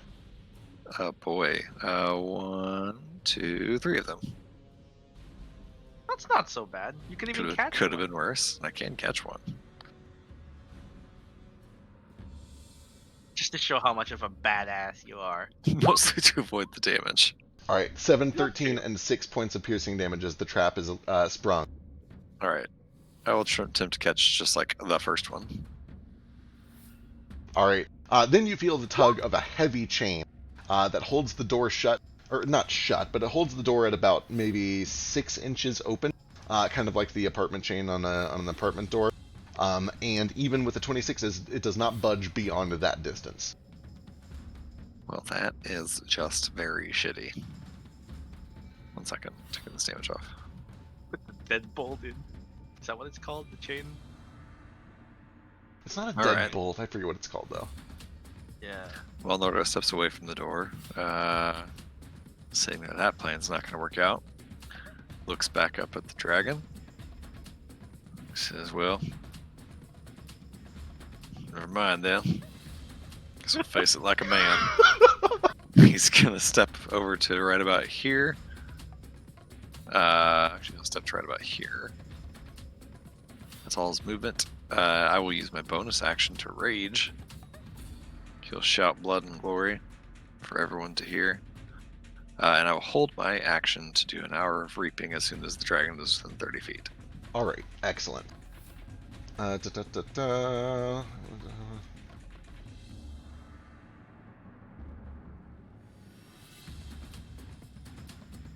is the range on that? Oh, plenty. Elise is going to have to tabaxi dash to do it because she's got to get right up underneath Vasio. But she is going to run over to here, and she is going to hold her amulet up and begin to cast a spell through the amulet. And Vasu, you begin to shine like the sun as she casts Sun Mirror Amulet on you. Jeez, what's that do? You begin shining bright light out of your eyes, and the surface of your feathers and the tips all begin to glow, and you feel this kind of just vague healing energy, like you're very prone and apt to be healed. Ooh, I'm positively glowing. You're positively glowing. God. She needs to spend some mana. And we'll put this on you. And that brings us to Nomad. You're like sunlight. Nomad's going to fly 30 feet up. Where is that? I have one. Before the start of my turn, when it appeared, could I have used my hero point to move up 30 feet? Or does it have to be like after it's Nope. been my turn? Nobody was surprised, so you could have done that, yeah. Okay, so can I be 60 feet up then? Yep. Does that put me within 60 feet of the dragon? It puts you exactly within 60 feet, yes. Oh, excellent. Oops, there's my alarm. Give me a sec. This tells me I have to go to work, but I do not. You're a liar. There is no better feeling than turning off a work alarm and not going to work. Right. I'm going to use a bonus action to Yeah. empower this. I no longer have any channel arcana today because I used one earlier. Please give me an intelligence saving throw, Mr. Dragon. Oh, he doesn't want to. Well, Boy, we all have that's to do things real we bad. don't want to. Oh Get my over it and roll. goodness, hang on. Let me see if he wants to burn resists on that. What does that do? It's going to psychic It damage, and adds, it's stunned for a minute. Yes. Yeah, I he's sure gonna wish. burn some resists on that. So here's the first one. Got 3. Oh, it's the first time we're seeing the legendary resistance Yeah. system. It is, and I can't remember if it's a D6 or a D8. Let me go check. Pretty sure it's a DCX. Thought it was, yeah. One. Legendary resistance. To D8. Okay. He could roll an 8 and just immediately succeed. You'd still need to roll again. Even if you 16. roll an eight. Oh, he has to burn a second Oh. one. Oh, Oh, okay, makes it with the Oh, second one. barely got there. Half damage at least. So Way to let me mark burn 2d8 at once there, Nomad. That's fucking clutch. that. I'm 24 gonna do points it a second. again. All right. Woo! That was my 6th level spell gone forever until Sunday. That is 9 mana. Jesus. That's me done. All right. That'll bring us to Gale. Oh my god, I'm going before Ace. This is like the greatest day of my life. Ever happened? So weird. Okay. I've rolled real shit today. I have. Well, it's your lucky fucking day. All right. First of all, I'm gonna take out my gun axe. I'm gonna give it to Ace. I'm gonna say, please don't break this. And then I'm gonna make a couple of gestures along the edge of the handle, and I'm going to cast a spell on it. I guess he shouldn't be on a hidden layer since you guys can fucking see him. There we go. All good stuff. Ooh. And then I am going to pull out the daggers and get ready. Toto and I are going to run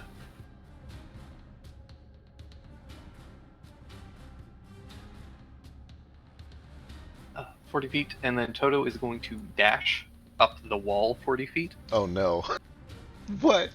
Okay. Yeah, I forgot he had that on him still. Perfect. Less an hour, Oh. and I don't think we've been doing this puzzle for an hour, so. Sorry, real quick. I just realized the DC is 20 for Psychic Crush. Because I used the bonus action to improve it. Shit, then he has to burn his third to save. Yeah, he has to burn the third save. Fuck. He only needs 1 point. Right, like he automatically gets it, but he has burnt his save. Yeah. Okay, go ahead. Fuck that spell so much. I didn't invent it, man. It was in the PHP. So for Ace, this gun, it's got a range of 40, 160. So 160 for you. It's a +2 magic weapon, does not require attunement. And it does a base 2d6, plus with flame arrows an extra d6 of fire damage. Does it need to be reloaded?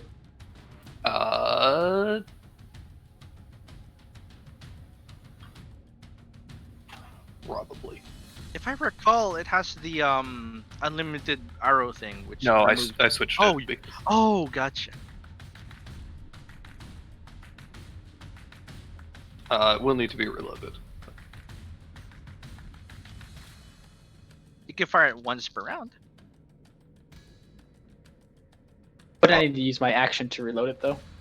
No. No, you can only fire it once per turn because it has the reload property. Gotcha. It's a little different. I'll find the exact rules for it. Alright. Anything else, Gale? No. I am, 80 feet away from this dragon at this point? Yes, correct. Alright. Cool. That'll bring us to Ace. Alright, so obviously I've just been handed this gun.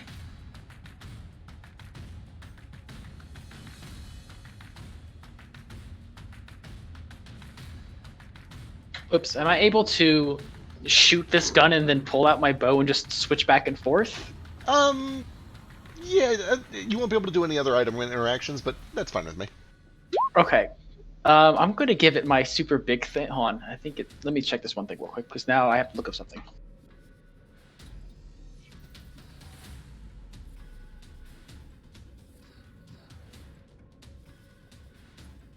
How's your head, boss? Feeling better? It feels a little better. Drink some water. Yeah, I've been drinking water and kind of caffeine alternatively. But usually when I get these kind of weird migraines where just like being in a room with any light on makes me hurt, usually it doesn't really fully go away until I just go to sleep. So Yeah. But I'm not gonna do that because I'm not a coward and it's only 11 o'clock. All Can right. we put like cucumbers But in I've- your eyes? I've got a like IKEA cushion and a pillow from my couch on the floor next to my desk, and laying down between turns is helping out a lot. Okay, that's good. All right, so I'll I'm be going fine. to cast Hunter's Mark and get that out there, and I'm going to Hunter's Mark him. Good call. And then I'm going to take this big gun and I'm going to shoot him with it. And I'm going to give it the extra cool shit I get from my first attack on like a round, and I get. Does it use the flame arrows, or is that for my my actual bow? I put it on the gun. Okay, so it's just for the gun. Yeah. Cool.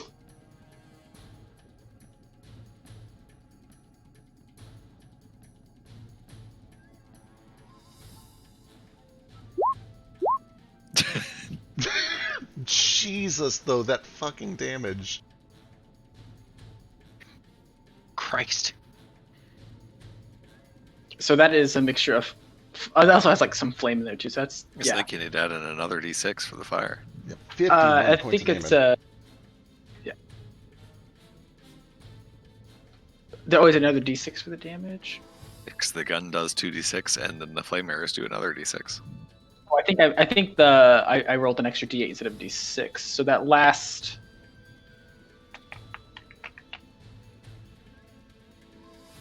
The last roll on it, the one that was a 4, or that one should have been a d6. So it should be 3 less damage. Gotcha. Okay, cool. And then I'm just gonna carefully place it down and pull up my bow.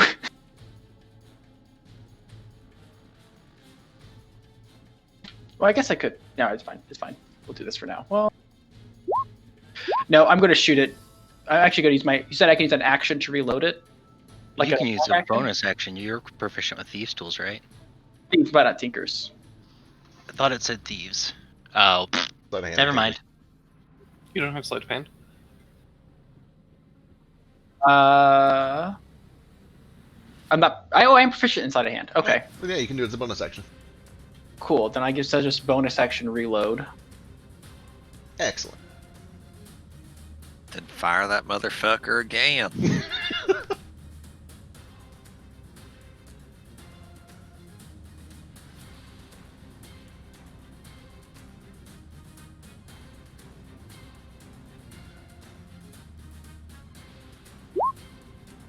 .26 slams in for another 30 points of damage. And then now I'll pull out my bow and just do a regular bow attack because I can't. Well, I guess I can just reload. I'll use my other action to reload the gun again. All right, fire away. Well, I mean, I use my other attack to reload it, so that's all I have Oh, to do. right. Gotcha. Okay, cool. Then that'll bring us to Moat. Wait, and then I'm gonna move. Okay. Is it letting me move away from Flick? You feel this tugging sensation, but yes, you can move away from it. I'm gonna hide. I guess probably just there. I just want to be next to the edge. All right. Then yeah, Mota. All right, I run up next to Nordo. I just look in the eyes and I say, "I'm getting on that thing, you win." Bet your ass I'm in. I start to cast a spell, and the 5 golden rings appear underneath us, and I'm gonna hold an action until his neck is within 90 feet of me. God. The timing of this is so frustrating because you'll see in about 10 seconds. Okay. All right. Excellent. Anything else, or is that it? Yeah, that's it. All right. At the end of your turn, he uses a legendary action to beat his wings, leap off of the tower, and soar down 40 feet, which puts him, I believe, in your range. Yep. Sure does. Does he scramble or anything because of the difficult terrain? A little bit, but he's flying, so he largely just ignores it. Stupid. I know. I'm so sorry. I put a volcano under this motherfucker and he just jumps off of it. It's fine. I still get a 10 page. Well, I already have 12, so I'm going to ignore that. Don't take Oh, no, that. wait, I lost mine, so we'll get it. Or do we both get it? Both get it. Cool. I get 10 HP. Also, as we both teleport up next to this guy, as soon as he's within 30 feet of me, my action goes off. Which is an hour of reaping. So Moat and the dragon need to make a wisdom save. Perfect. Good. I keep forgetting I'm not immune to fear yet. Oh my god. Oh my god, did I actually get him? Holy fuck! He's out of legendaries too. God, that's exciting. I don't even Brilliant. care if it frightens Moat now. Brilliant. We're both afraid of you. I love the Like, mental image. thumbs up. The dragon starts flying down, and then just a giant spectral crimson bear appears right in his face and just like startles him, Yeah. basically. It's basically exactly what happened. It's like, oh fuck. All right, anything else? A big dragon. It's so cute. Look, it's so chubby. All right, then it is his actual turn now. All right, let's go through all this and see how it happens. Wait, I would like to use a reaction at the end of Moat's turn to make an attack action as a hero point. All right, go for it. Thanks. Hard to remember all this shit I've got. Look at you not having to use a hero point to not die in the lava. Oh, okay, I'll fix that in just a second. Alright, attack action. Recklessly, of course.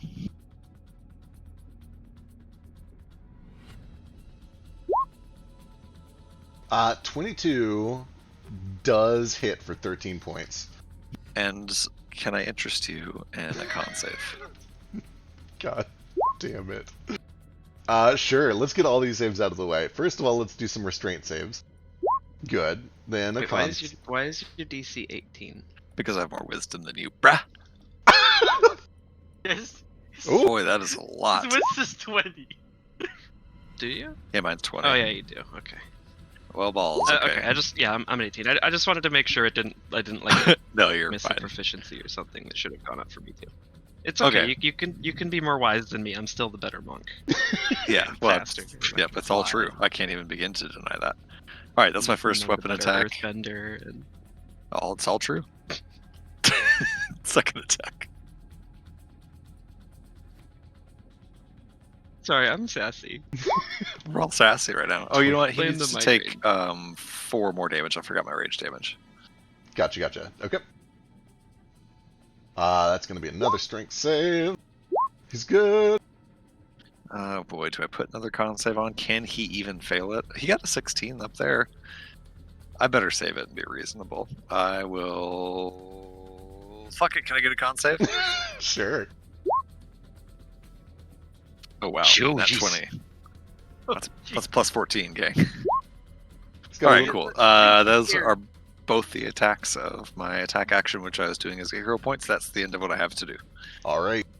That brings it to his actual turn. At the start of his turn, Ace and Flick, you guys both suddenly feel a massive and painful tug towards each other. I need strength saving throws. DC 20. You picked us because we're both weak. That's mean. I literally cannot make this, so I'm not Oh. even going to try. All I right. don't also- think I can either. I have a negative I 3 to can't. my I strength. have a negative 2. He takes 9 points. Beautiful. 9 points of bleed damage at the start of his turn also. Excellent. Okay, 9 points of bleed damage. You guys are both flung into each other rapidly, smash into each other, and then you each take 16 points of bludgeoning damage as you smack skull to skull into each other. I love it. It's like Ow. flubber. Then he's going to let out a terrified and terrifying roar. As he is like startled by this dragon, he just instinctively flares his frills and lets out a roar. I need a wisdom saving throw from everybody. Gale's afraid. Nordo's afraid. Flick's afraid. 1. Nomad's okay. Bazu's afraid. Oh my god. Oh my goodness. Look at all this tasty fear. Nomad just says through the like roar, I'm going to eat your head. I'm so hungry. Nomad, powered by hunger, is the only one who's able to resist the fear of this. And everybody else is... Oh, Elise needs one, right? Nope, terrified. Everyone's terrified except Nomad. That is amazing. Yeah, holy shit, that was one of the most effective fears I've ever seen. No joke. And then he's going to try to bite and claw the people off of his back. Let's start with a... These are going to be disadvantaged because you are on him in awkward places. And But because he's frightened. And because he's frightened. 2 reasons for disadvantage. Here we go. This is going to be a bite on Nordo. That'll still hit. Ooh, boy. 31. All right, hold on. Let me do some things here. Let's get Plus rid of the temp HP. I take 18 points of piercing, 10 of acid, so that's 27 half because I'm raging to 13. That's not so bad. Manageable. Actually raging this time, everyone. Well, that was pretty effective, actually. God, he can't move towards you. He needs to get you away from him. He's going to use the second claw attack to try to scrape you off and shove you prone. Sure he is. God damn it. It's so pathetic. I can do athletics or acrobatics, right? Yep, either one. I literally can't fail, even if in that one. Let's see. Alright, and then he's going to do the second one on Moat, trying to knock Moat off of himself. Oh, that's a little better. That's a lot better. Just a tiny little teensy bit better. No, stop. Cease. Stop it. So I need athletics or acrobatics for Moat. I think Mode can beat that. He Yeah, might he be needs able an to. 18 or above, and he'll be good. He's got a Yeah. plus 10. He Yeah, might man, have gone he's- AFK for a second.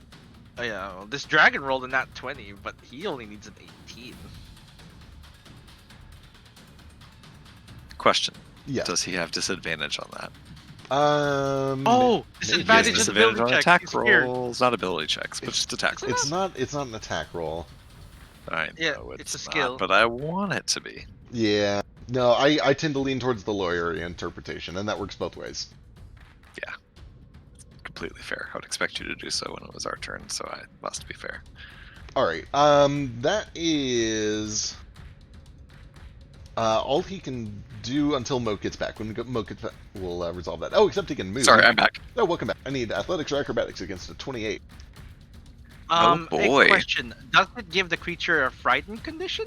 Because they have disadvantage on ability checks as well. He is frightened. Yeah, he is frightened of me right now. Oh, does that apply to ability Yes, checks? ability checks Oh, and I thought it was attack only rolls. attack rolls. No! What is No! this? It's everything except saves. Sweet, Yeah. sweet, sweet And, Jesus. ability checks and attack rolls. You're right. You're totally right. Then yeah, It's a 20. you just need to beat a 20. Oh, praise be. Alright, you see them trying desperately to scrape Moat off of his back. Okay, he can't move towards you. What does that mean? I don't. Is he on his back or I'm his on front? him, wherever Moat teleported us. I said on his neck, so Okay, I'm gonna rule that he's in like a state of panic and is just kind of going to panic move to try to get you away from him. That seems perfectly fair. I'm gonna roll a d4. 1 means he retreats upwards. 2 and 3 means that he flies like around the sides of the tower, and 4 means he dives straight down. Ugh. Okay. He dives straight down, 80 feet, landing with a thud on the platform here with Nordo and Moat on his back. Can I suggest that, like this cat here, Nordo just on his face and he has to back away now. To be fair, he did watch us come from below him, but I landed on his back. It's totally reasonable.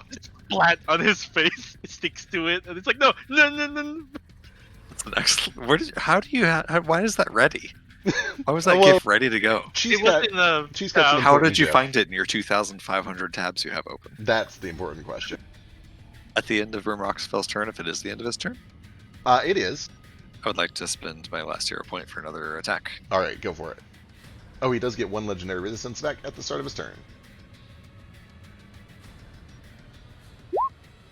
23 is good Sweet for 9. Jesus. Another bleed and another strength save.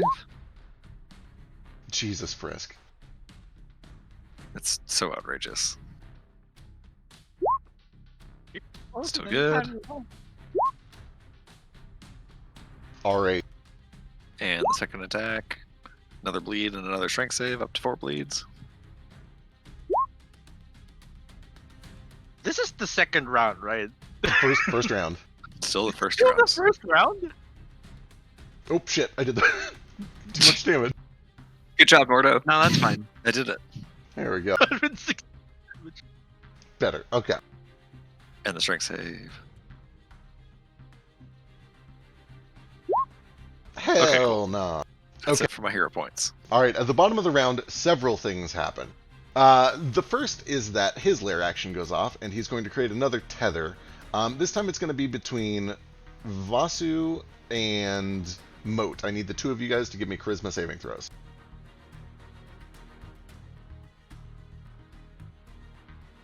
Say, oh, never mind. Oh no. Alright, Vasu and Moat, Oh, you guys are tethered together.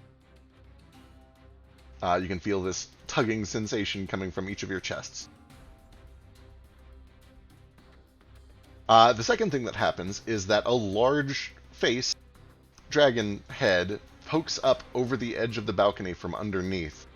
Oh god. And like a spider crawling out from under a desk, emerges peeking over the edge here. Why would you use that phrasing? Why did you have to make us all afraid of our desks? I don't know. This silver dragon rears his head over here. And as he does, how does this work? How's this work?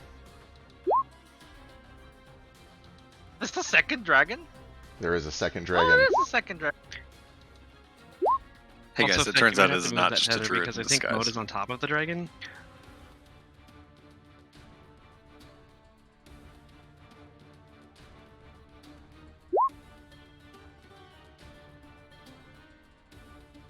Oh, Moat's been an inspiration. Just for the For the earlier roll. I'm backspending a inspiration. Oh, gotcha, Oh, gotcha. I see. That Yeah, makes I forgot sense. I was feared too. Yeah, that's fair. It's All right. hard to keep track of all the status effects going on. There's a lot. Mostly fear. Flick and Ace, give me charisma saving throws. As you see these two brilliant blue eyes peer into your souls. Again. Again. Good. That's a really good roll for me. Well, not quite I know good it's not enough. good enough. All right. You're really good at these. You guys see a very familiar phenomenon, although this time much larger. Oh yuck. It's bad news. Huh. Purple and blue. It's like, you know. Weird how that That thing. happens. All right. Top of new round, and this one needs to roll initiative. I'm so angry that that guy didn't get his sneak round. Fucking pulling out a fucking... Sorry, I was AFK for a second. Did the purple tether just pull Ace and Flick together, or did I see what that did? Yeah, you watched as the two of them were violently pulled together and smacked into each other for a fuckload of damage. Okay. Fuck, that thing rolled a 3. I'll keep it going into the next round, but let's re-roll everybody else. Except bump you back down to your 3. Head forward to me, please.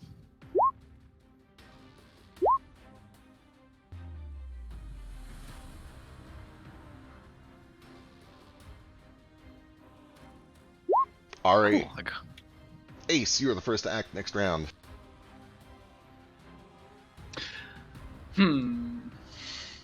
Well, I might as well just Hunter's Mark him again. No, wait. Never mind. I'm not going to Hunter's Mark him. Yeah, but Mark spell is still Hunter's Mark by you. No. I took damage and I failed Oh, my Constitution gotcha. check. So instead, what I'm going to do is I'm going to use my bonus action to aim at the dragon, Oops, sorry, I need to No. fix this real quick. the one that I'm scared of, Okay. and then shoot him. Smaller now. Yep, I read that wrong. Manageable. 23 does hit for 32 points of damage.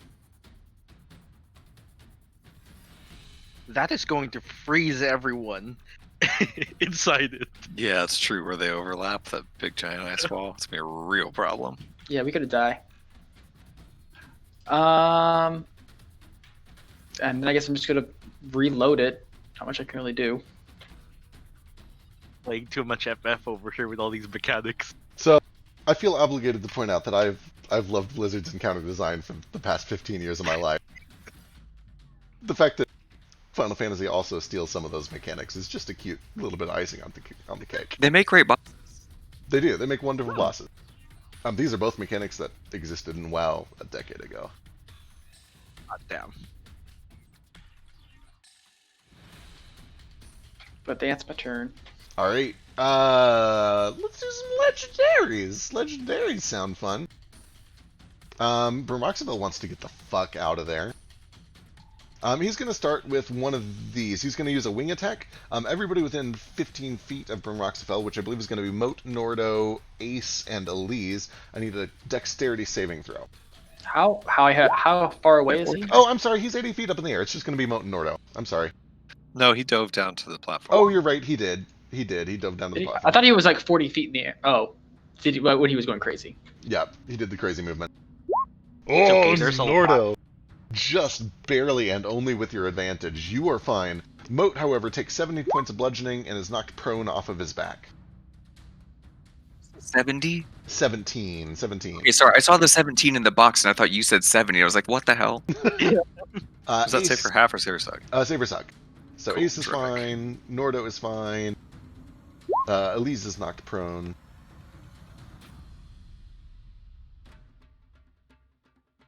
And then because it didn't shake Nordo off and is still afraid of Nordo, it's going to do the exact same D4. Beautiful. 3 means he just begins to fly 40 feet off to the side. Sure do hope I don't fall off. Got no way to fly. I'm going to leave myself right there just so I can see my status effects because I have a million of them. I'm assuming I don't make a save against the fear at the end of my turn. I believe you do, actually. Let me double check. Yes, if you're afraid, you can make a repeated wisdom saving throw at the end of your turn. So if you haven't already done that, feel free to do that. And yeah, I just did. How long does your fear last, Nordo? Until the end of my turn. Okay, cool. That'll bring us to Flick. So I rolled a 19. What does that give me? With a 19, I believe you're safe, but let me check. Yeah, 19 is what you need, so you're good. Okay. Can I make an Arcana check to see? I want to know if I can cast Banishment on myself without it immediately ending because of the incapacitation. Right. This guy. You can always do it on Ace. Also an I option. can target 2 people, so I was going to target both of us. Go ahead and give If me you an Arcana. banish check. two Use the people die. with one casting, do they go to different Demi planes, or are you both going to die on this Demi plane?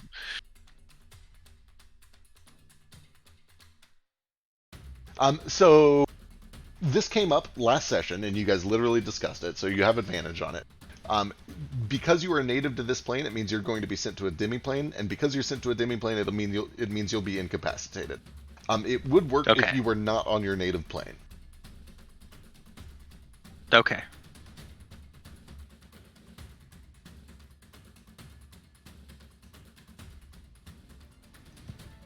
But there's the second dragon. Why is it over there? Why does it have to be there? He was trying to come up from behind and be all sneaky, and the nat 20 did stealth check, but Nordo and Ace fucked it up. Gross. That's a Let's kissing see. sound. It sounded weird. Didn't like it. It sounded weird to me, and I was doing it. Okay. Yeah, I didn't I'm gonna go ahead and cast that on Ace and this dragon. On the Southern Beautiful. Dragon? Yep. That's a good fucking call. Ace, give me a charisma save. Say, please, not my dragon. Yeah, I Have figured that'd be- I'm not gonna do it. Yeah, if you choose not to resist, then I'll say it just worked. Can I roll just to see what would happen? I mean, actually, Sure. I don't think I there is like a 1 in 20 chance that I would meet it. Yeah, you can chase the rabbit if you want. Yeah, I wouldn't bat it Either way, anyways. Bye, Ace. Ace boop, doesn't pop. Do I- He just disappears. He pops. Actually, I'll just, That's I important to know. explode. It's like when you feed a bird too much He's rice. He's gone. The problem now is if we banish the dragon too, you can't break your concentration. Damn it. It's fine. It made it anyway. Oh, All right. Honestly, it's fine if I get banished forever. Well, I'm gonna do the smart thing and pull my AoE way over here next to the dragon. I'm a Excellent. tank now, guys. It's fine. Flick fearlessly rushing south towards the Silver Dragon. Move my tentacle with me here. And it does the thing. It missing terribly.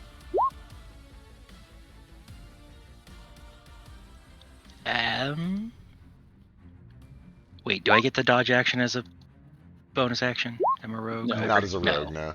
Now, okay. I don't think I can do anything. You can So I'll save from just- fear. Yeah, I'll do that. All right. Legendary action time. I should probably also mark their legendary since I there's two will of not do that. them. Red feels like nope. Red's different. Purple feels heroic. There we go. Those are legendary actions now.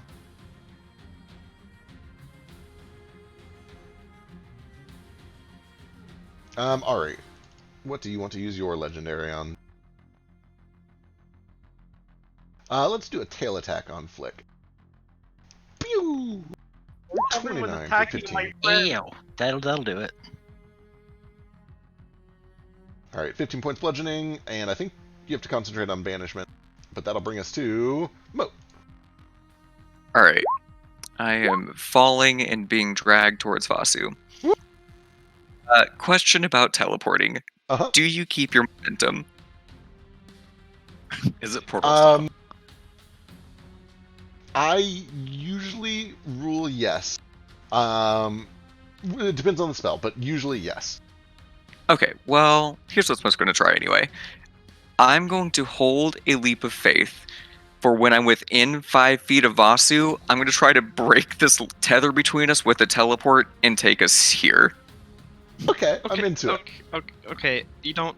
I can save you a spell slot. I think that only tugs us 30 feet closer together, and I'm 50 feet up in the air right now. Think I am too. How high was Bricks when we fell? So we were 80. Or No, remember, he dove straight down onto the platform and then did the wing attack. You were down at ground level. Oh, okay, cool. Never mind all that then. Yeah, so Vasu is 50 feet above Yeah. you. Never mind literally all of that then. Okay, I'm going to do the same thing anyway, even though it's not going to save us any damage, just so I don't take the fall damage and, like, land closer to Flick. Alright, good call. Alright, then that'll bring us to Brimrock spell. He takes 12 points bleed damage. God, that is so much bleed damage. That's just from 2 rounds, brah. Wait till the next one. He's also still fucking afraid of you. Yeah, he is, brah. I'll stand up too since I'm on the ground.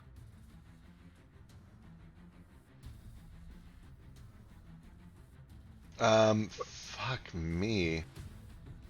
Image of Nordo and the dragon is just fucking killing me. I It's love like a it too. turtle. Superimposed over with the big spectral bear just like slashing at the thing's neck. I love it so much.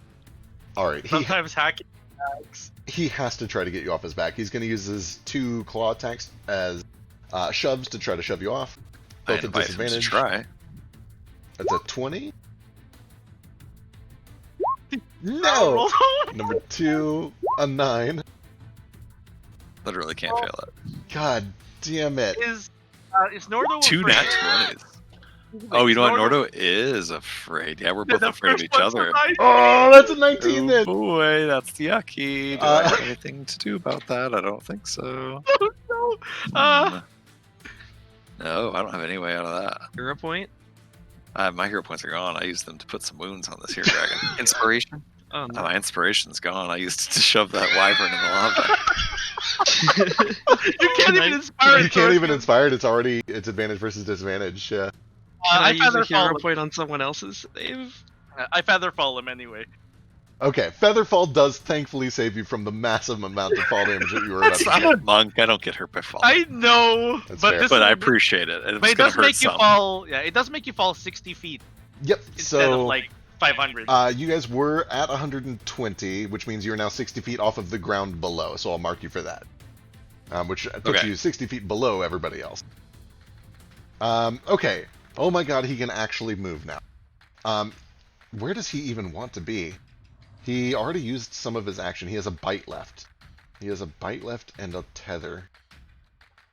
Oh, wait, the tether. We should resolve that tether real quick. Pausing his turn, let's resolve the tether.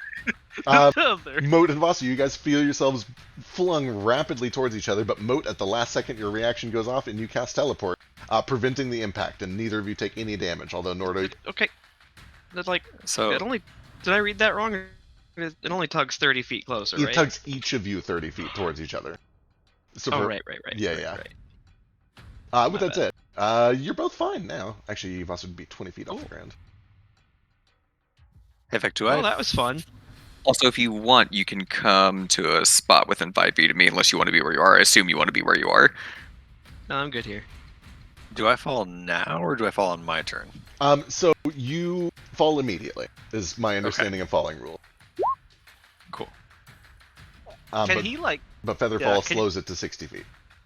Can you then attach to like the wall as you're pushed away? I guess. Figure something out. Wait till my turn. Yeah.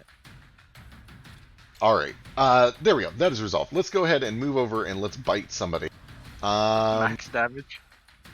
He's gonna fly back over to the west, and he is going to get up at eye level with Vasu, so 20 feet off of the ground. He probably also doesn't need to get all the way over. What is his reach? On a bite, it is pretty good. 15. Okay, perfect. So from here, he is going to bite Vasu with a reach 15. Still at disadvantage because he's still afraid and he Please still don't. sees Nordo. 20?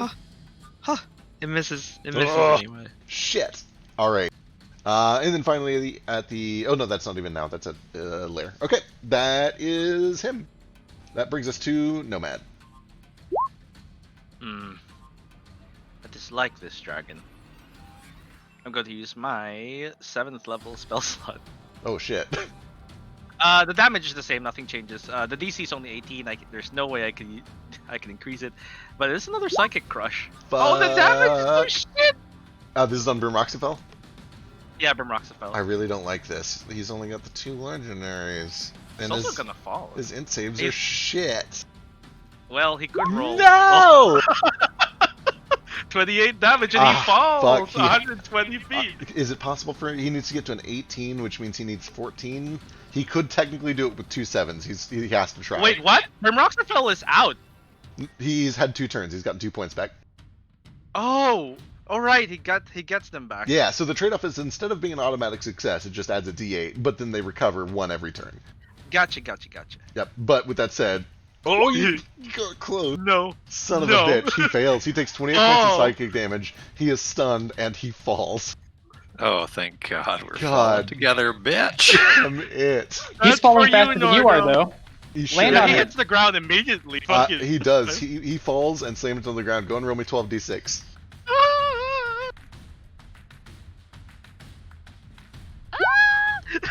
Fuck me, that's a ton of damage. That's for you, Nordo. Finish him off.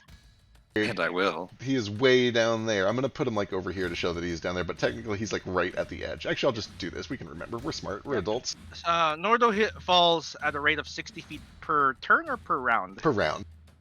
Okay, he'll reach there. And how far down is Brimroxafel? 60 feet below you now. That's terrific. 60 feet per turn would be so crazy. Oh, so my fast. turn I'll just fall to him. Excellent. Yeah. Perfect. Alright. Let's see. Anything else, Nomad? I'm gonna move, I guess. I'm just gonna fucking move because this is weird. I'm gonna move like 30 feet over here closer to Ice Guy. That's it. That's me. Okay, how many legendary actions does he have left? He's got all 3 left. At the end of your turn, Brimroxafel is going to spend 2 of his legendaries to try to break out of the stun early. So he makes a repeated intelligence saving throw, Okay. which he fails. Son of a bitch. Beautiful. Alright, that brings us to Nordo. Okay. Well, I God, how can't, much mana was that? 10! I can't willingly move closer to him, but I sure can just fall on him. No. Nordo descends, feather falling, swinging his axe in his hand. His heart full of fear, but his arms not full of fear. And as soon as he lands, he's just going to start swinging recklessly to overcome the disadvantage. God. Oh wait, he doesn't need to reckless because he's stunned, so just straight roll. Yeah. What an indignant Actually, you know way what? to die. I have a better idea. Nordo will use his action as he's falling and feeling this intense fear, his heart pounding. He sort of closes his eyes, clutches his axe tight, breathes a deep breath, thinks back to the most recent meditation he did with Vasudeva, and I will no longer be frightened. Nice. Huh? And then he will open his eyes And he will action surge as he lands to go ahead and do his attacks. God damn it. Hot damn. Fucking brilliant.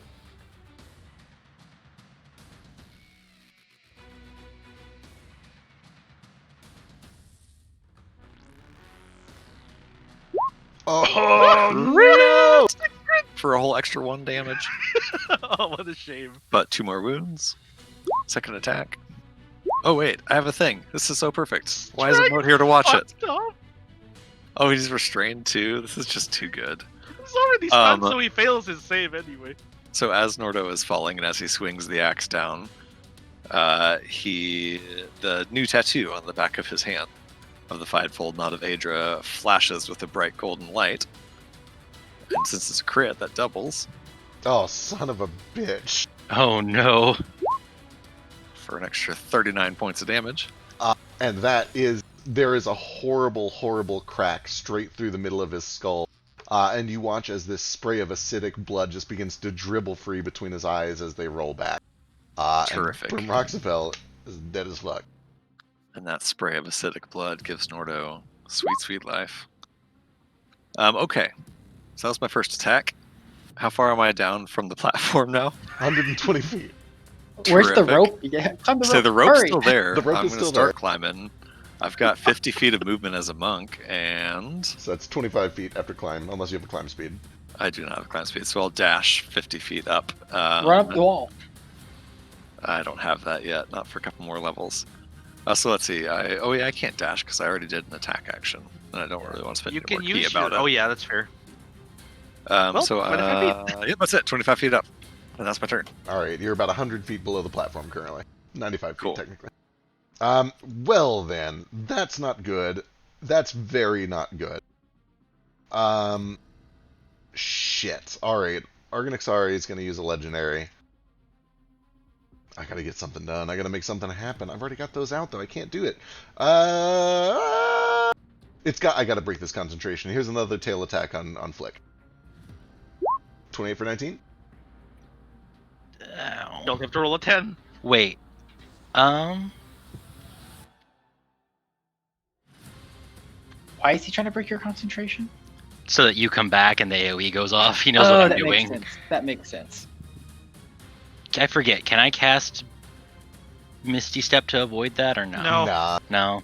Okay. Well, it does hit me then. Asshole.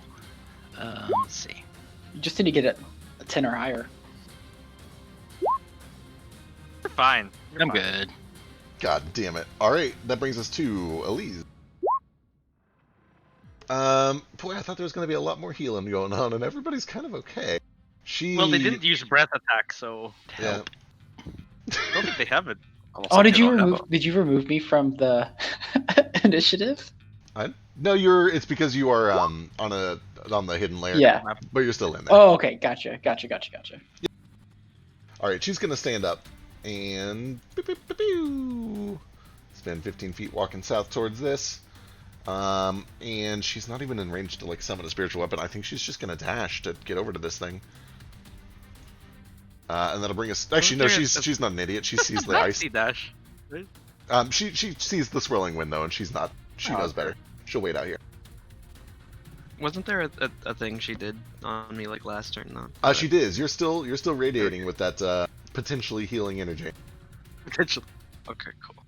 That'll bring it to Vasu's turn. So since that dragon's dead, am I still afraid? No, negative. Cool. I dash right up to this other dragon, barely even spending half of the cloak speed to dash up to it. This is an advantage. Oh, that's like what, my third crit? I was gonna Fourth say you're on crit fire. tonight? I'm on fire. 23 points. 14 fire damage, and he's ignited. Shit. The second attack. 18 misses, thankfully. Damn. When does that ice burst thing go off? That's like on its turn, right? You're not entirely. You haven't seen it go off yet. This fight. You do know with the wyverns I've seen it go off on the wyverns though. Yeah, the wyverns went off at the end of each individual person's turn, but Flick has taken a turn and it did not go off. Same with Ace. Okay. It's waiting. Bonus action. I'm gonna flurry. Woo! Those Thank probably God. both miss. Both miss. Yeah. What a shame. Yeah, that's my turn. All right, that'll bring us to Gale. But how many hero points can I use in one turn? I don't think there's a limit, but as long as it doesn't like use your reaction or Okay. whatever. Right. Then after my turn, I'm going to spend one of my hero points to do a heroic strike. Oh wait. Hang on. Both of these things I want to do use a reaction.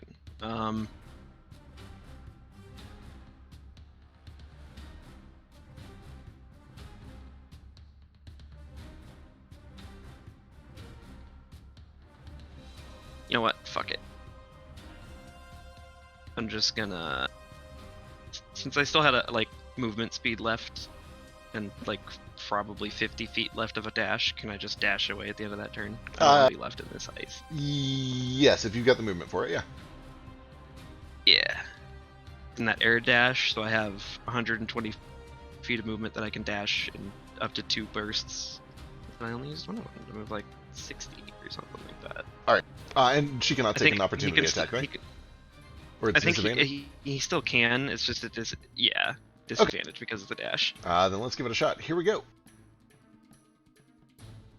26 for 20. God damn. Also, Yeah, they're that no hits. longer a question. They're no longer frightened because the source of fear is dead now, right? Correct. Cool. With that said, keep track of whether you actually succeeded your save or if it just went away because of that. Because, spoiler alert, you're about to be afraid again. Unless you're immune. Or you can't see the dragon because you're climbing up a rope 100 feet away. Alright, back to Gale. Alright, I got a really easy turn. I just run over and pick up my gun and fire it at. Your gun's Sorry? with me right now. You put it down. Did I? Oh yeah. No, I thought I reloaded it instead. You were going to, but you had already Hunter's marked.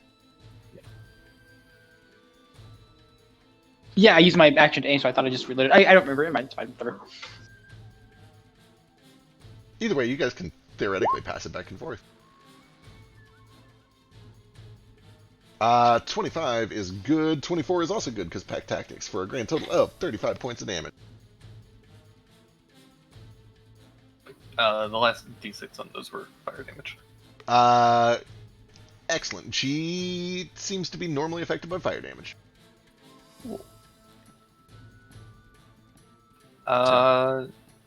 Nothing too crazy is going on, so I'm just gonna waste my bonus action, and Toto's just gonna take a dodge. Alright, sounds good. She's gonna use her last legendary to do a wing beat. I need a dexterity saving throw from Flick.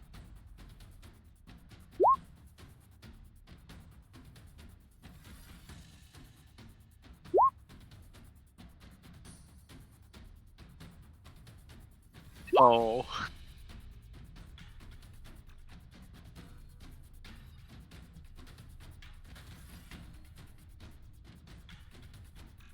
Oh, okay. Flick says they'll be right back. Either way, it's going to then move 40 feet over this way, possibly taking an opportunity attack from Flick. And that brings it to its actual turn. Are Gale and Toto? Oh no, this is a fear. Alright, the first thing Take that happens 7 fire damage. is he takes 7 fire damage. The next thing that happens is Flick and Ace, tucked away in your demiplane, both erupt. Although I don't know, let me go read how banishment works. Ace might be safe, we'll find out.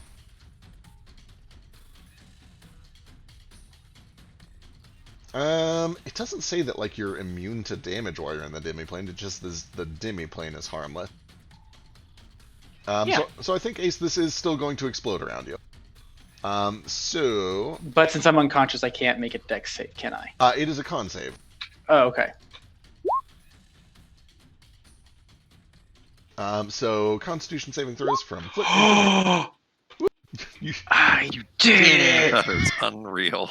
you, Proud of you. you only take 4 points of cold damage. I had a +1 to that, guys. I'm so proud of you. Proud. So I take 4. 4. Okay, so what all did I need to roll? First of all, a dex save for the wing beat, and then a con save for the snap freeze. And then if you want to, an opportunity attack. No damage from the wing beat. Full damage, so 9 cold damage from the snap freeze. 4. Right, because resistant. And then if you want to take an opportunity attack, you can. And make a con save to see if you keep me kept away. All right. I can undo it now. But sure, if you want, you can just release it and Ace can pop right back out. Woo boy, 29 slams in. 21 points of damage.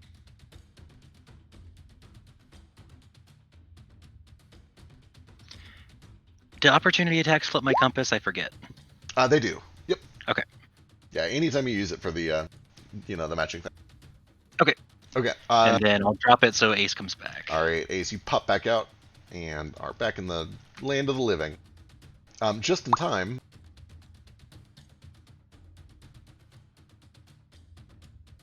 Looking down at the dead body of Brimroxafel, you see this sudden horror and rage fill her eyes.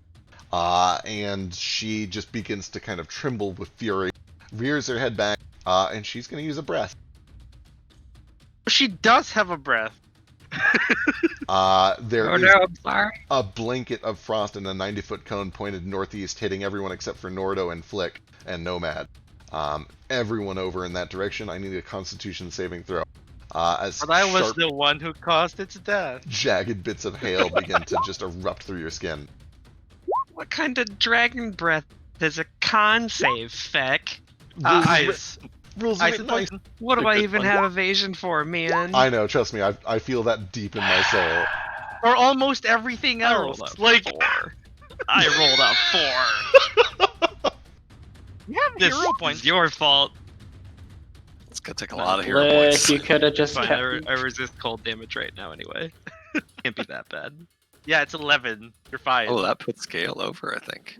Sorry, I didn't think that they had breaths, because why wouldn't you use a breath immediately if you have it, stupid dragon? That's a very good question. Let's see. 24. She is then going Maybe she to only got it because her dragon boyfriend died. fly down. 20 to 40. She gets 40 feet below the platform. Elise can take an opportunity attack.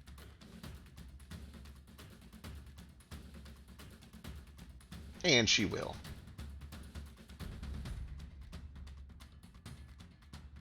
And that brings us to the top of a new round.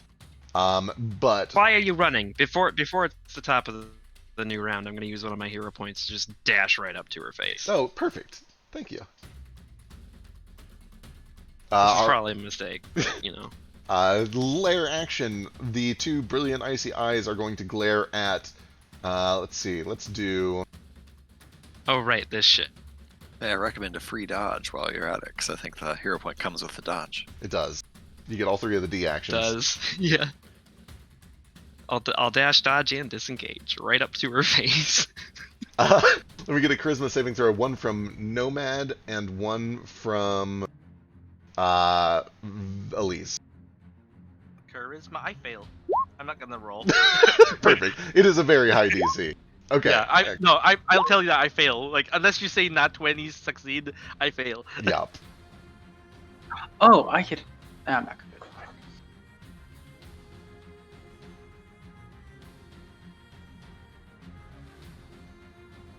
So where's the dragon right now? 40 feet below the edge of the platform. Flying So this down is- Used towards to be you. a constant. So this isn't a sight thing. Oh, you're right. She wouldn't be able to do Elise. Vasu, give me a charisma save instead. come Elise's circle's bigger than mine? Because I fucked up the typing again. I'm tiny. Eat ass. I think actually the DC is higher than that still. Let me double check. It's a fucking nat 20. It sure is. Yeah, nat 20, it's a DC 23. This ain't Pathfinder, bruh. That's some bullshit. It is a little weird, and I don't know how I feel about it. If But I can roll a nat 1 and my nat 1 is still like a 16 and hits something, but I can roll a nat 20 and not succeed. No, if you roll that this one, is some it double fails. standard bullshit. This is an attack. It's a save. If you roll in that No, one, I'm on a just save, you saying, can like, still save. let's make nat I kind of agree. I ones think if I and was nat going 20s to like have a consistent Yeah. rolling. I think if I was Like if going we're just to, gonna say, oh, if you roll a 1, you fail, even though you actually succeed, it should work the other way too. That's not a thing, though. That's So not I'm- a thing. No. I'm not going to Yeah, change you- it now, but I think if I was going to make a house rule to bring back an old rule, it would be that you could nat 1 and nat 20 on saves. But we're not going to do it right now. For now, Ace You is know up. what? Fuck you. I'm using another hero point Perfect. That'll do to it. that DC. If you not want to save, can you take double damage? I don't know, maybe. I feel like that would be That potentially sounds very great. strong. Yeah, for What? me. Buff me. Yeah, let's it do doesn't hit me. Excellent. Nice. So- That's 24 Where is on a nat Nomad? 20. Nomad is 60 feet above the platform, which is 180 feet above the ground. So I could go here and not be in his bubble. Correct. Yeah, I could go even further. I'm gonna fly off into the distance. Okay, I guess I'll go over here and I'll pull out my bow. There's nothing near the. Is there anything near the dragon? Is Vasu close to it? Right up next to it, yeah. Perfect.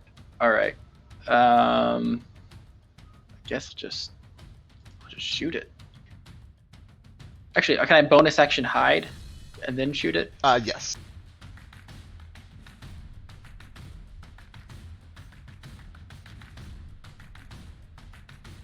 Yeah, as you peek over the edge, double checking passive.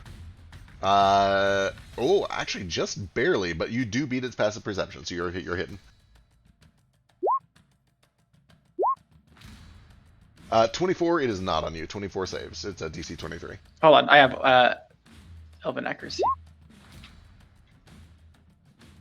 So it's like 26 or something, I think. Or 24? 25? 24 does hit for 28 points of damage. Then one more.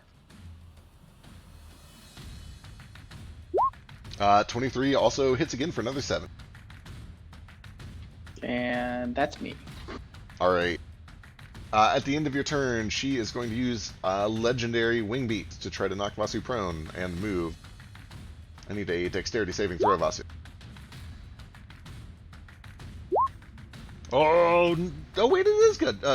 Sick. You take 13 points of bludgeoning damage and prone 80 feet, unless you have a way to stop that fall. He's a monk. He gives no shit about falls. Yeah, I was gonna say, I think you take what, like half damage or some shit. You reduce it by like monk level times 5 or something stupid. Yeah, is it a reaction? Takes a reaction though. He's not stunned or anything, so he should be fine. Nope, he's not stunned. So that is 80 points of fall damage, which is 21 points of bludgeoning damage. And if you block all of it, you land on your feet.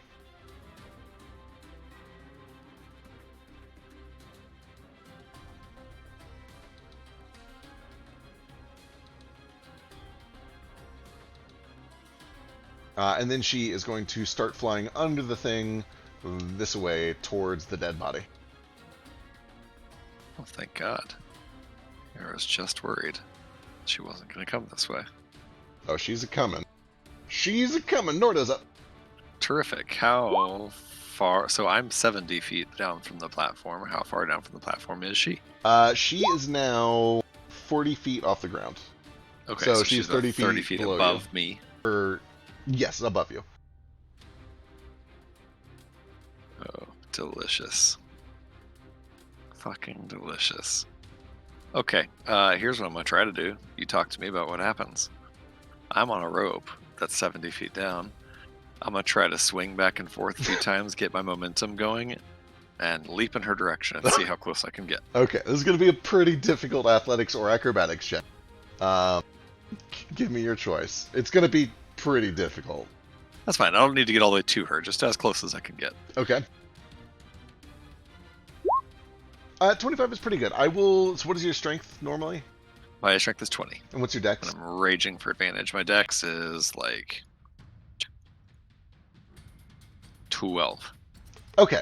I will say that using all of your movement and a 25 on acrobatics, let's see, 70 feet, she's 30 feet above you.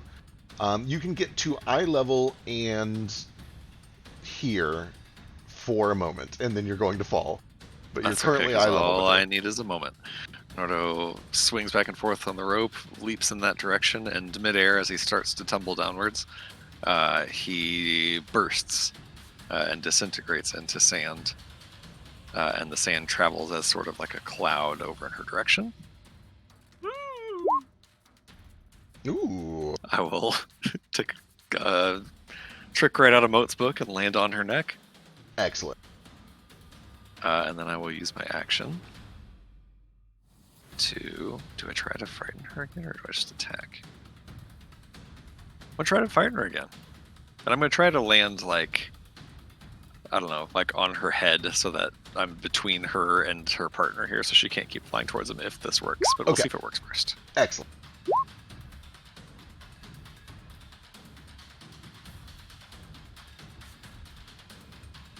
God. Oh, damn praise it. be.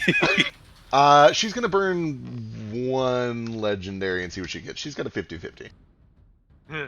No! Oh, does she burn a second? It's not worth burning the second. She'll let it go. Outstanding. Sonordo bursts into sand, reforms like on her head as a giant spectral bear, roars at her. That's movement. That's action. My bonus action, I will spend a key point, my final one, to dodge. Perfect. All right. God. Isn't that's Misty Step briefly? Yeah, that's Misty Step. Yep. Oh, that's the Oh, yeah, bonus that's action. bonus action. Right. So yeah, so you never mind. You have your action still. No, my action was the fear thing, so I just have no more actions at all. I'm just on her head. Okay, that makes sense. All right, she's going to use another legendary to do another wing beat. I need a dexterity saving throw from Nordo. I would love to see her try.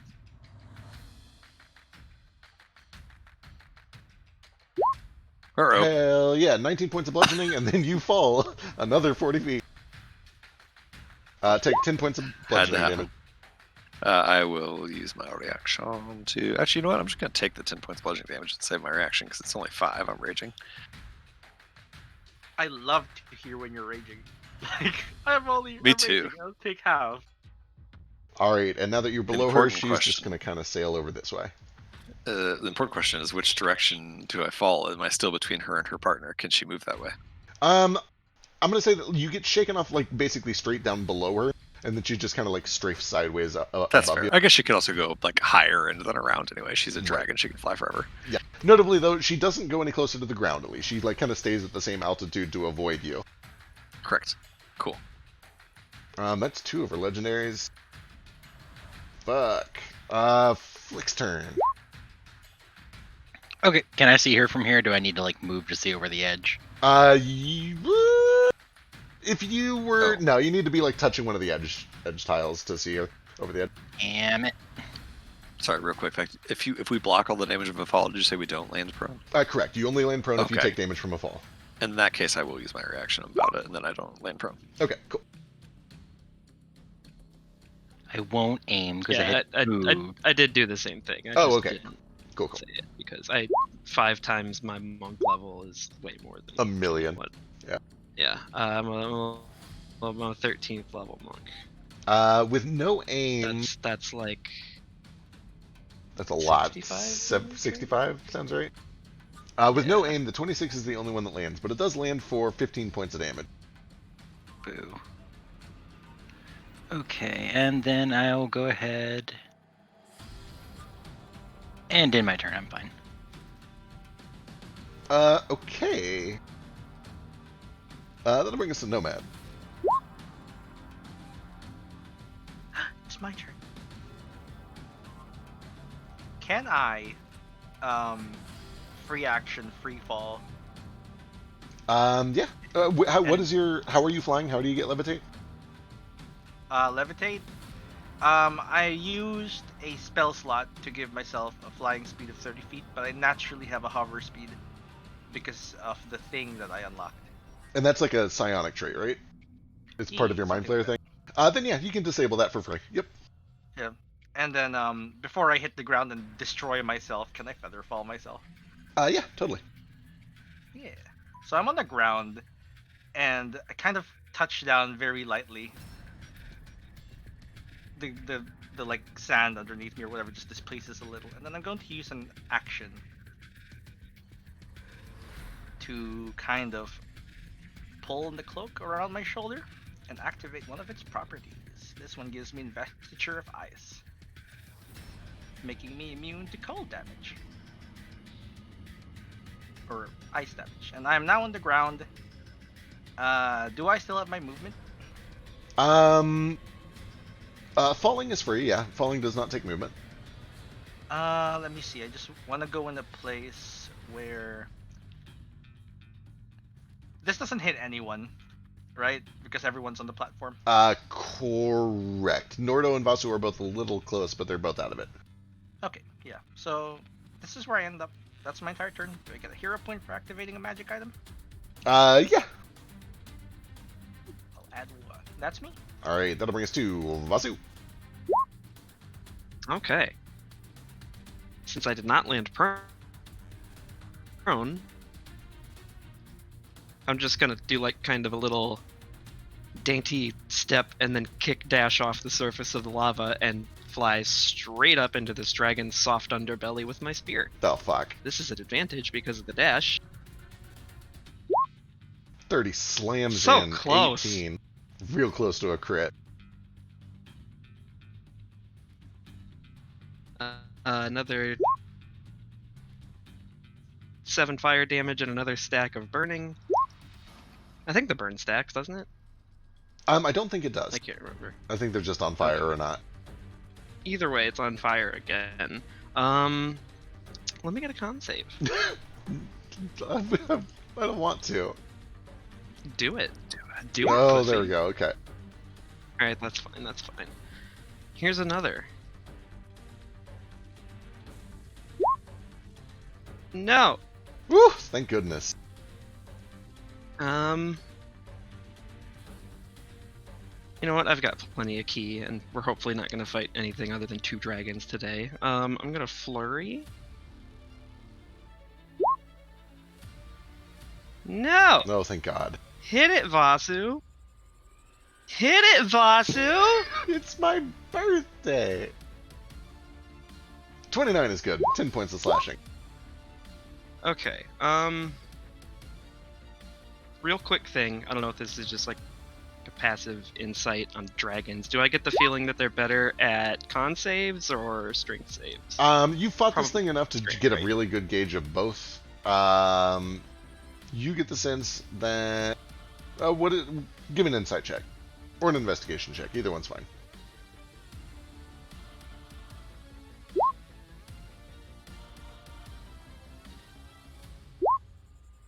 You get the sense it's better at con saves, but it's very good at both.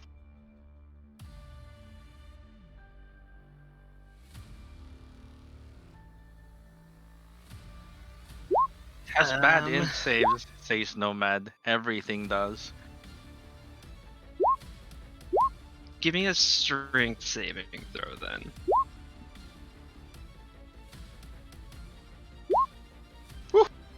Right. Damn it.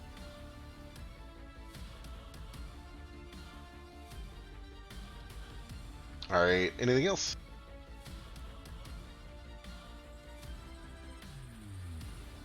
No. Then that'll bring us to its legendary, final legendary. It is going to whip a tail around at you. Bring it. 27. That'll hit. That brings us to Gale's turn. Why'd you stop doing cold damage? He's working on it. Hey, she's above the. Is she above or below the platform? She is below. She's almost down to the ground. She's 40 feet off the ground. All right. Well,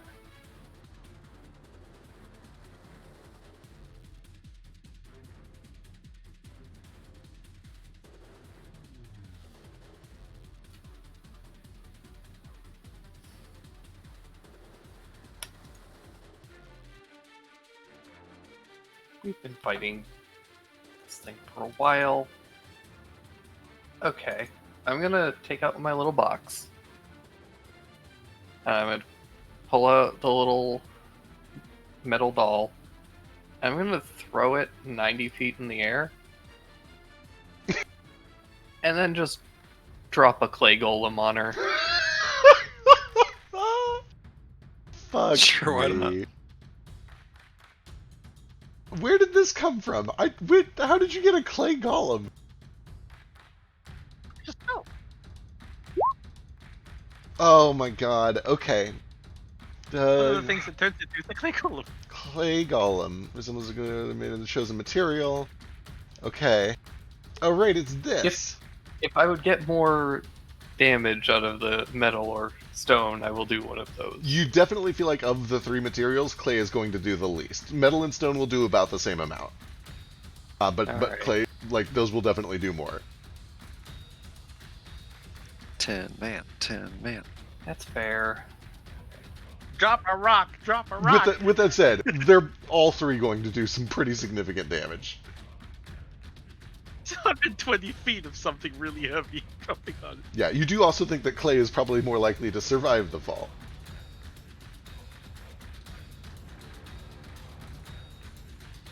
I'll go with stone. It still looks like the Tin Man, but just mechanically, it's a stone golem. Love it.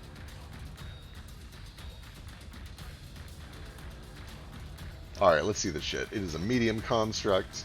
It is made of stone, which is about 10 times heavier than human flesh. Alright. Alright, excellent.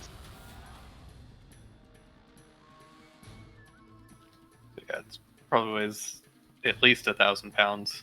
I was gonna say, it's If not probably more. pretty big even for a medium, which means so if we take like a 250 baseline, multiply it by 10, that's a little over a ton. About a ton and 500 pounds. Okay. How do I wanna rule it? It's 90 feet in the air, plus the distance between the platform and her. You can do what you told me the other day. Oh, the maximum damage a level 4 Yeah. spell could do. That's secretly what I'm doing right now as I'm looking up other 4th level spells.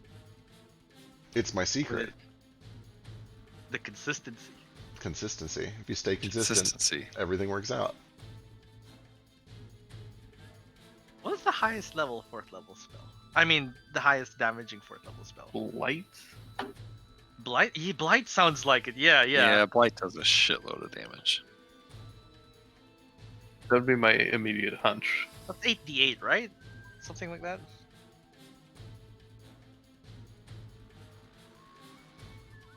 Yeah, Light's 88. What is the maximum range that you can summon this at? 90 feet. So 90 feet straight up, and then down 9, and then another 8 for 17.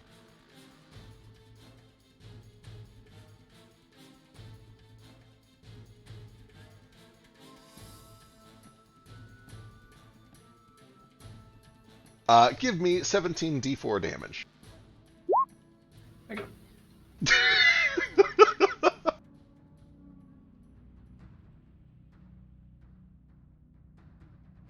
Oh my god! Jesus.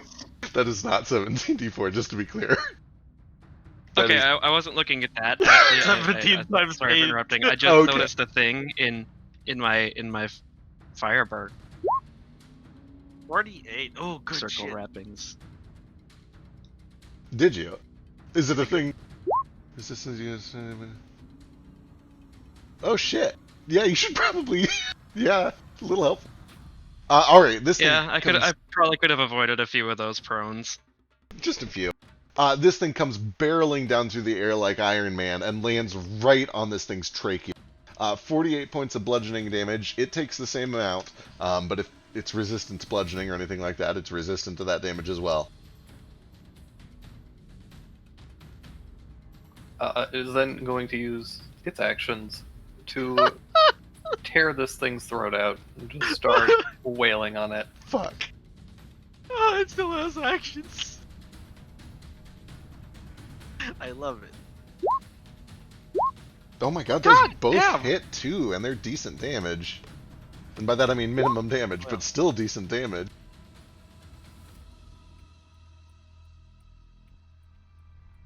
All right, this thing just starts going to town. Anything else? Nah, I think that'll do. All right, that'll bring us over to Moat. Great. I will run over to the edge underneath. She's on the ground, right? She is, yep. 40 feet off the ground. Boy, does it look like she's running? What is it? Does she look like she's... She clearly seems interested in being next to this other dragon, probably to protect it. It's a little bit... Give me an insight check.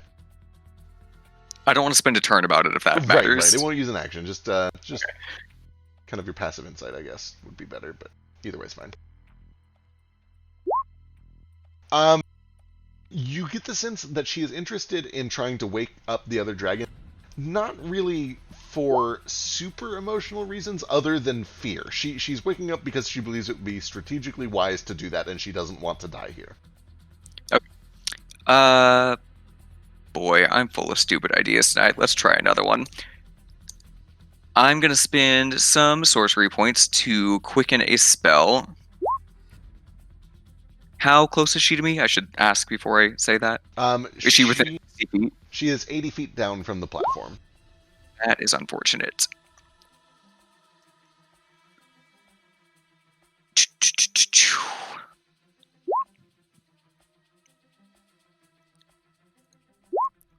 Let me rethink my entire life now.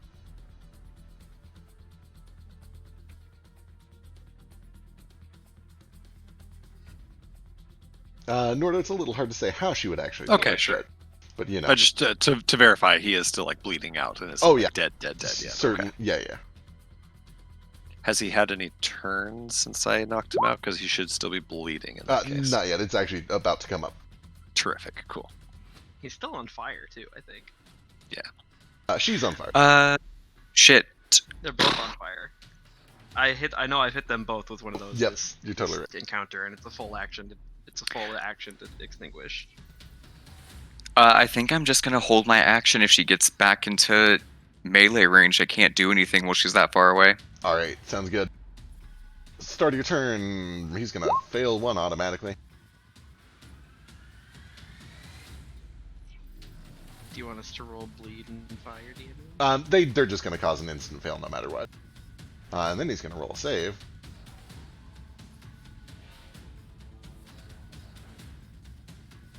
Okay.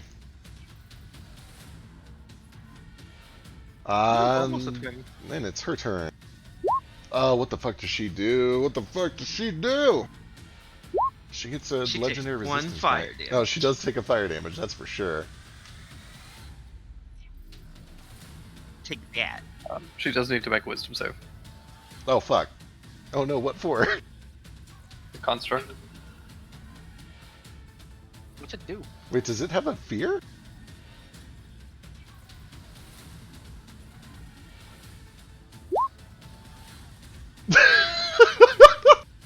Oh no! That's terrible! Okay. Holy shit! Okay, alright. Good. Oh, that is real good. Let's see if she gets this back.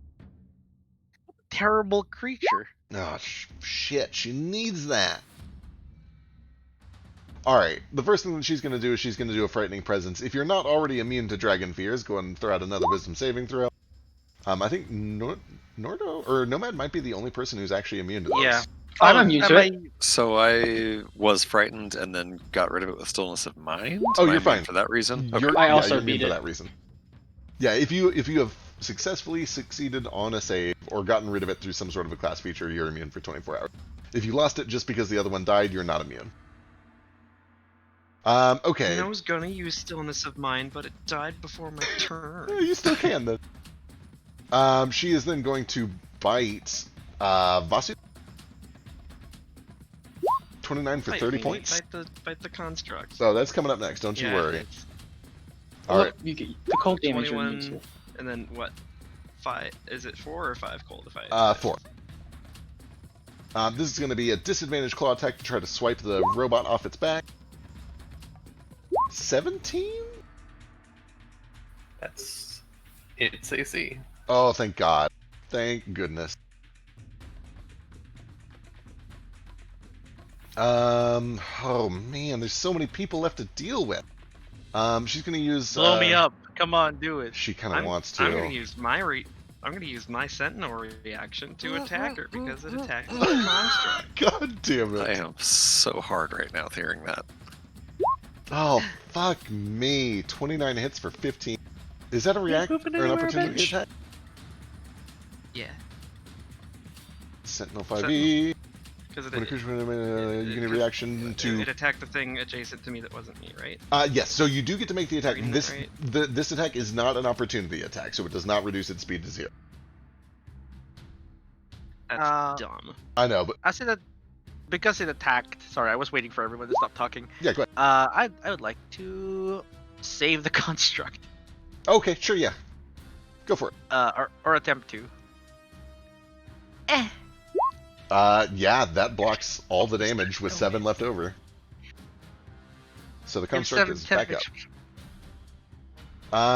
Boy, God, it has to get rid of that construct, but it's got to get rid of you first. Okay, it's gonna fly over with the construct still on its back. Strike. And I used my reaction already. Come on, hit me. I have taken no damage. yeah, it's gonna. It doesn't have to get quite that close even. It's gonna go here, reach 10, claw on Nomad. 22 for That just 17. hits. That just hits. Perfect. Alright, that's all of its actions. And then it is going to... Boy, I don't even know what it does here.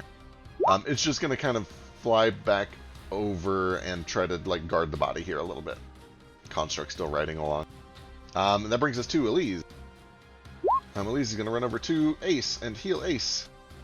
But when the heal happens, Vasu's going to get some too. Oh, that sounded like a bad butt. Then it wasn't. It's a good butt. Ace, Elise goes to heal Ace and then just shoves him off the edge. Yeet. Ace, you get 26 hit points. And that exact amount also is transferred to Vasu. 26 hit points. Okay, but how many? What? It's how many dice? 3. It doesn't roll. It 3d8? just mimics. I Yeah, think. I think it just mimics the amount, but I'll double check it. But while I'm double checking that, it brings us to Ace's turn. Either. Oh, wait, I'm sorry, either we're way, at I'm the top of very the new grateful for the heat, like, Receives an equal amount of hit points. Yeah, it does not actually roll yours separately, so it doesn't apply to that. Top of the new round. Gale, first act. Holy shit. However, there is the lair action first before I forget. Nomad, I need a charisma saving throw. Oh, wait, I No. forgot to make you explode. That's also not true. Layers lose to players. And Moat probably goes first because he hasn't rolled his D8 yet, and he's at 19. Holy shit. Okay. Then perfect. Lair will come after Gale then, but before I forget, I did forget to make Nomad's thing explode like it's supposed to. Sure, do it. So I believe it's a Constitution saving throw. Yeah, Constitution saving throw. For 18 points of cold damage, or half on a 19. 18 points of cold damage. I take no damage. What? How? I used the cloak of cold earlier. Oh, son of a bitch. Alright. Gale. I'm immune to cold damage, and I'm It just should like, be. yeah. Moat has a 24. Oh yeah, Should he Moat go got a first? 24. Yep, there we go. Moat. Okay, where's this rope at that we've been climbing up and down? I imagine it was kind of over on the east side where Nordo tried to climb it back up. So like, kind of here-ish. Yep, exactly. We do some math Guessing- here. This boom boom is gone now? It is for about 2 seconds. Okay, so you said it was like right here? Yep, that's about right. 5, 10. So, okay, 25 feet of movement halved. That gets me, what, down 15? Yep.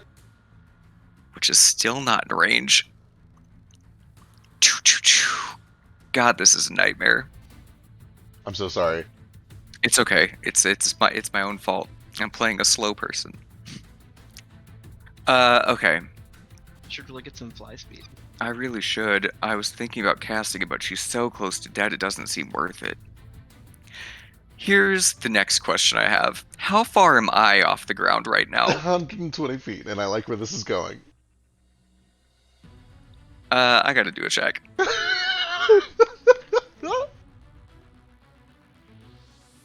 Yes! I jump off the rope. Hell yes.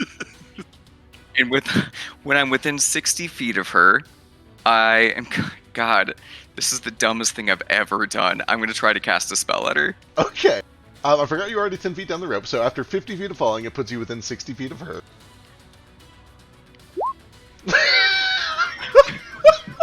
Please be what I think it's about to be.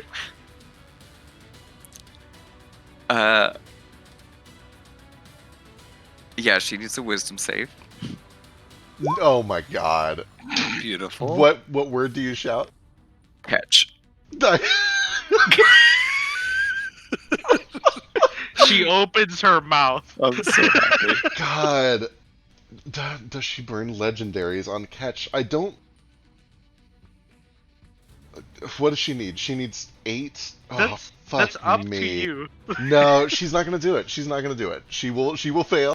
And so as you land, she reaches a claw, not in control of herself, seemingly out of pure instinct and compulsion, and just kind of snatches you out of the air and gently sets you down on the ground right in front of her. And then you see the trance kind of like leave her eyes, and she like shakes her head, and it's like, ugh. Thank God. Okay, that's it. I'm done. Jesus. Go ahead and So beautiful. take a hero point. Moat. Or sorry, Gale.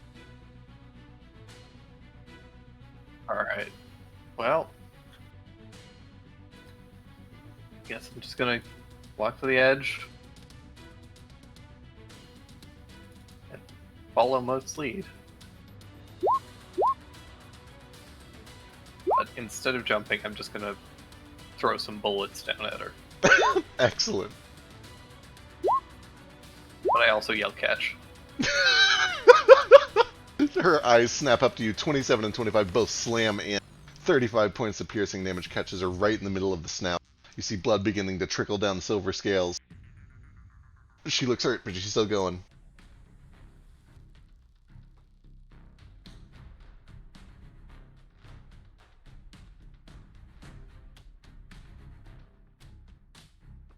Sorry, I closed the sheet because I thought for sure he was dead. But then the golem's gonna make 2 slam attacks.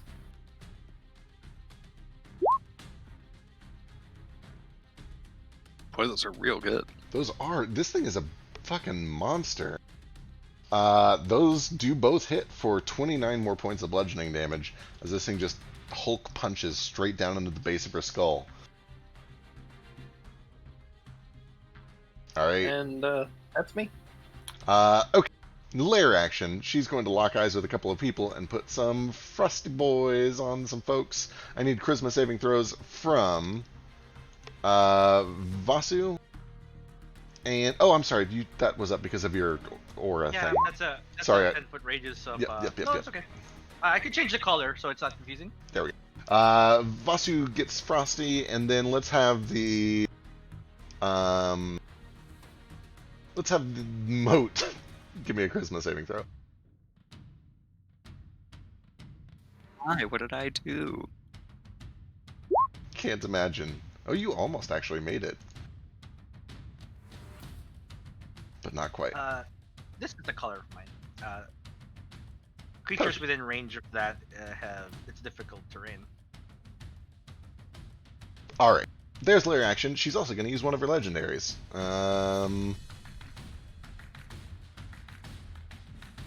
God, I think she just needs to get the fuck out of there. She doesn't want to die. She saw what happened to Arg.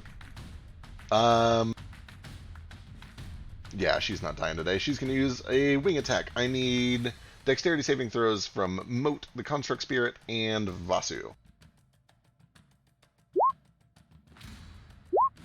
Vasu is okay. Moat takes 10 in this prone. That's what a big chunk of stone isn't good at. Can't imagine. Oh, it tried, though. 10 points, knocked prone. You guys can take opportunity attacks as she flies 40 feet off to the northeast. If you're prone, disadvantage. Son of a bitch. Only opportunity attack that needed to hit, baby. God So damn it. sorry. Where do you think you're going? Since this is at disadvantage anyway, I'll spend a charge of my new axe to see if I can do some extra damage here. Hell yeah, fuck it up. 14 misses, thankfully. Alright, she tries to fly off, and I like to think that Vasu just kind of pins her by the tail, and then also the fiery arm like just grabs her by the tail and holds her in place. Hell yes. That'll bring us to Vasu's... Oh, god damn it. Vasu's turn.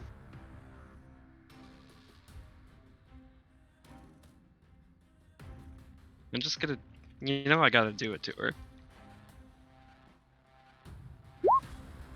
Oh, 13 and 17, no good. 29 does hit, and that is enough to do it. She drops unconscious, her body slumps over the other, and everything begins to go quiet. Oh, I had a real funny quip. I was going to play dead and then shoot her with my Eldritch Blast like a gun. Very gently, you hear Nomad's voice in your head flick. Double tap. Oh, you think it's done? Be practical. Yeah, be practical. Double tap. Yeah. I was gonna say, as soon I'm as it's kicking her Noro's corpse turn, twice. he's cutting heads off for Nomad to feast on. I'm so hungry. But also on that note, I'm gonna go to sleep immediately. Yeah. 2 hours later. We did go really, really long.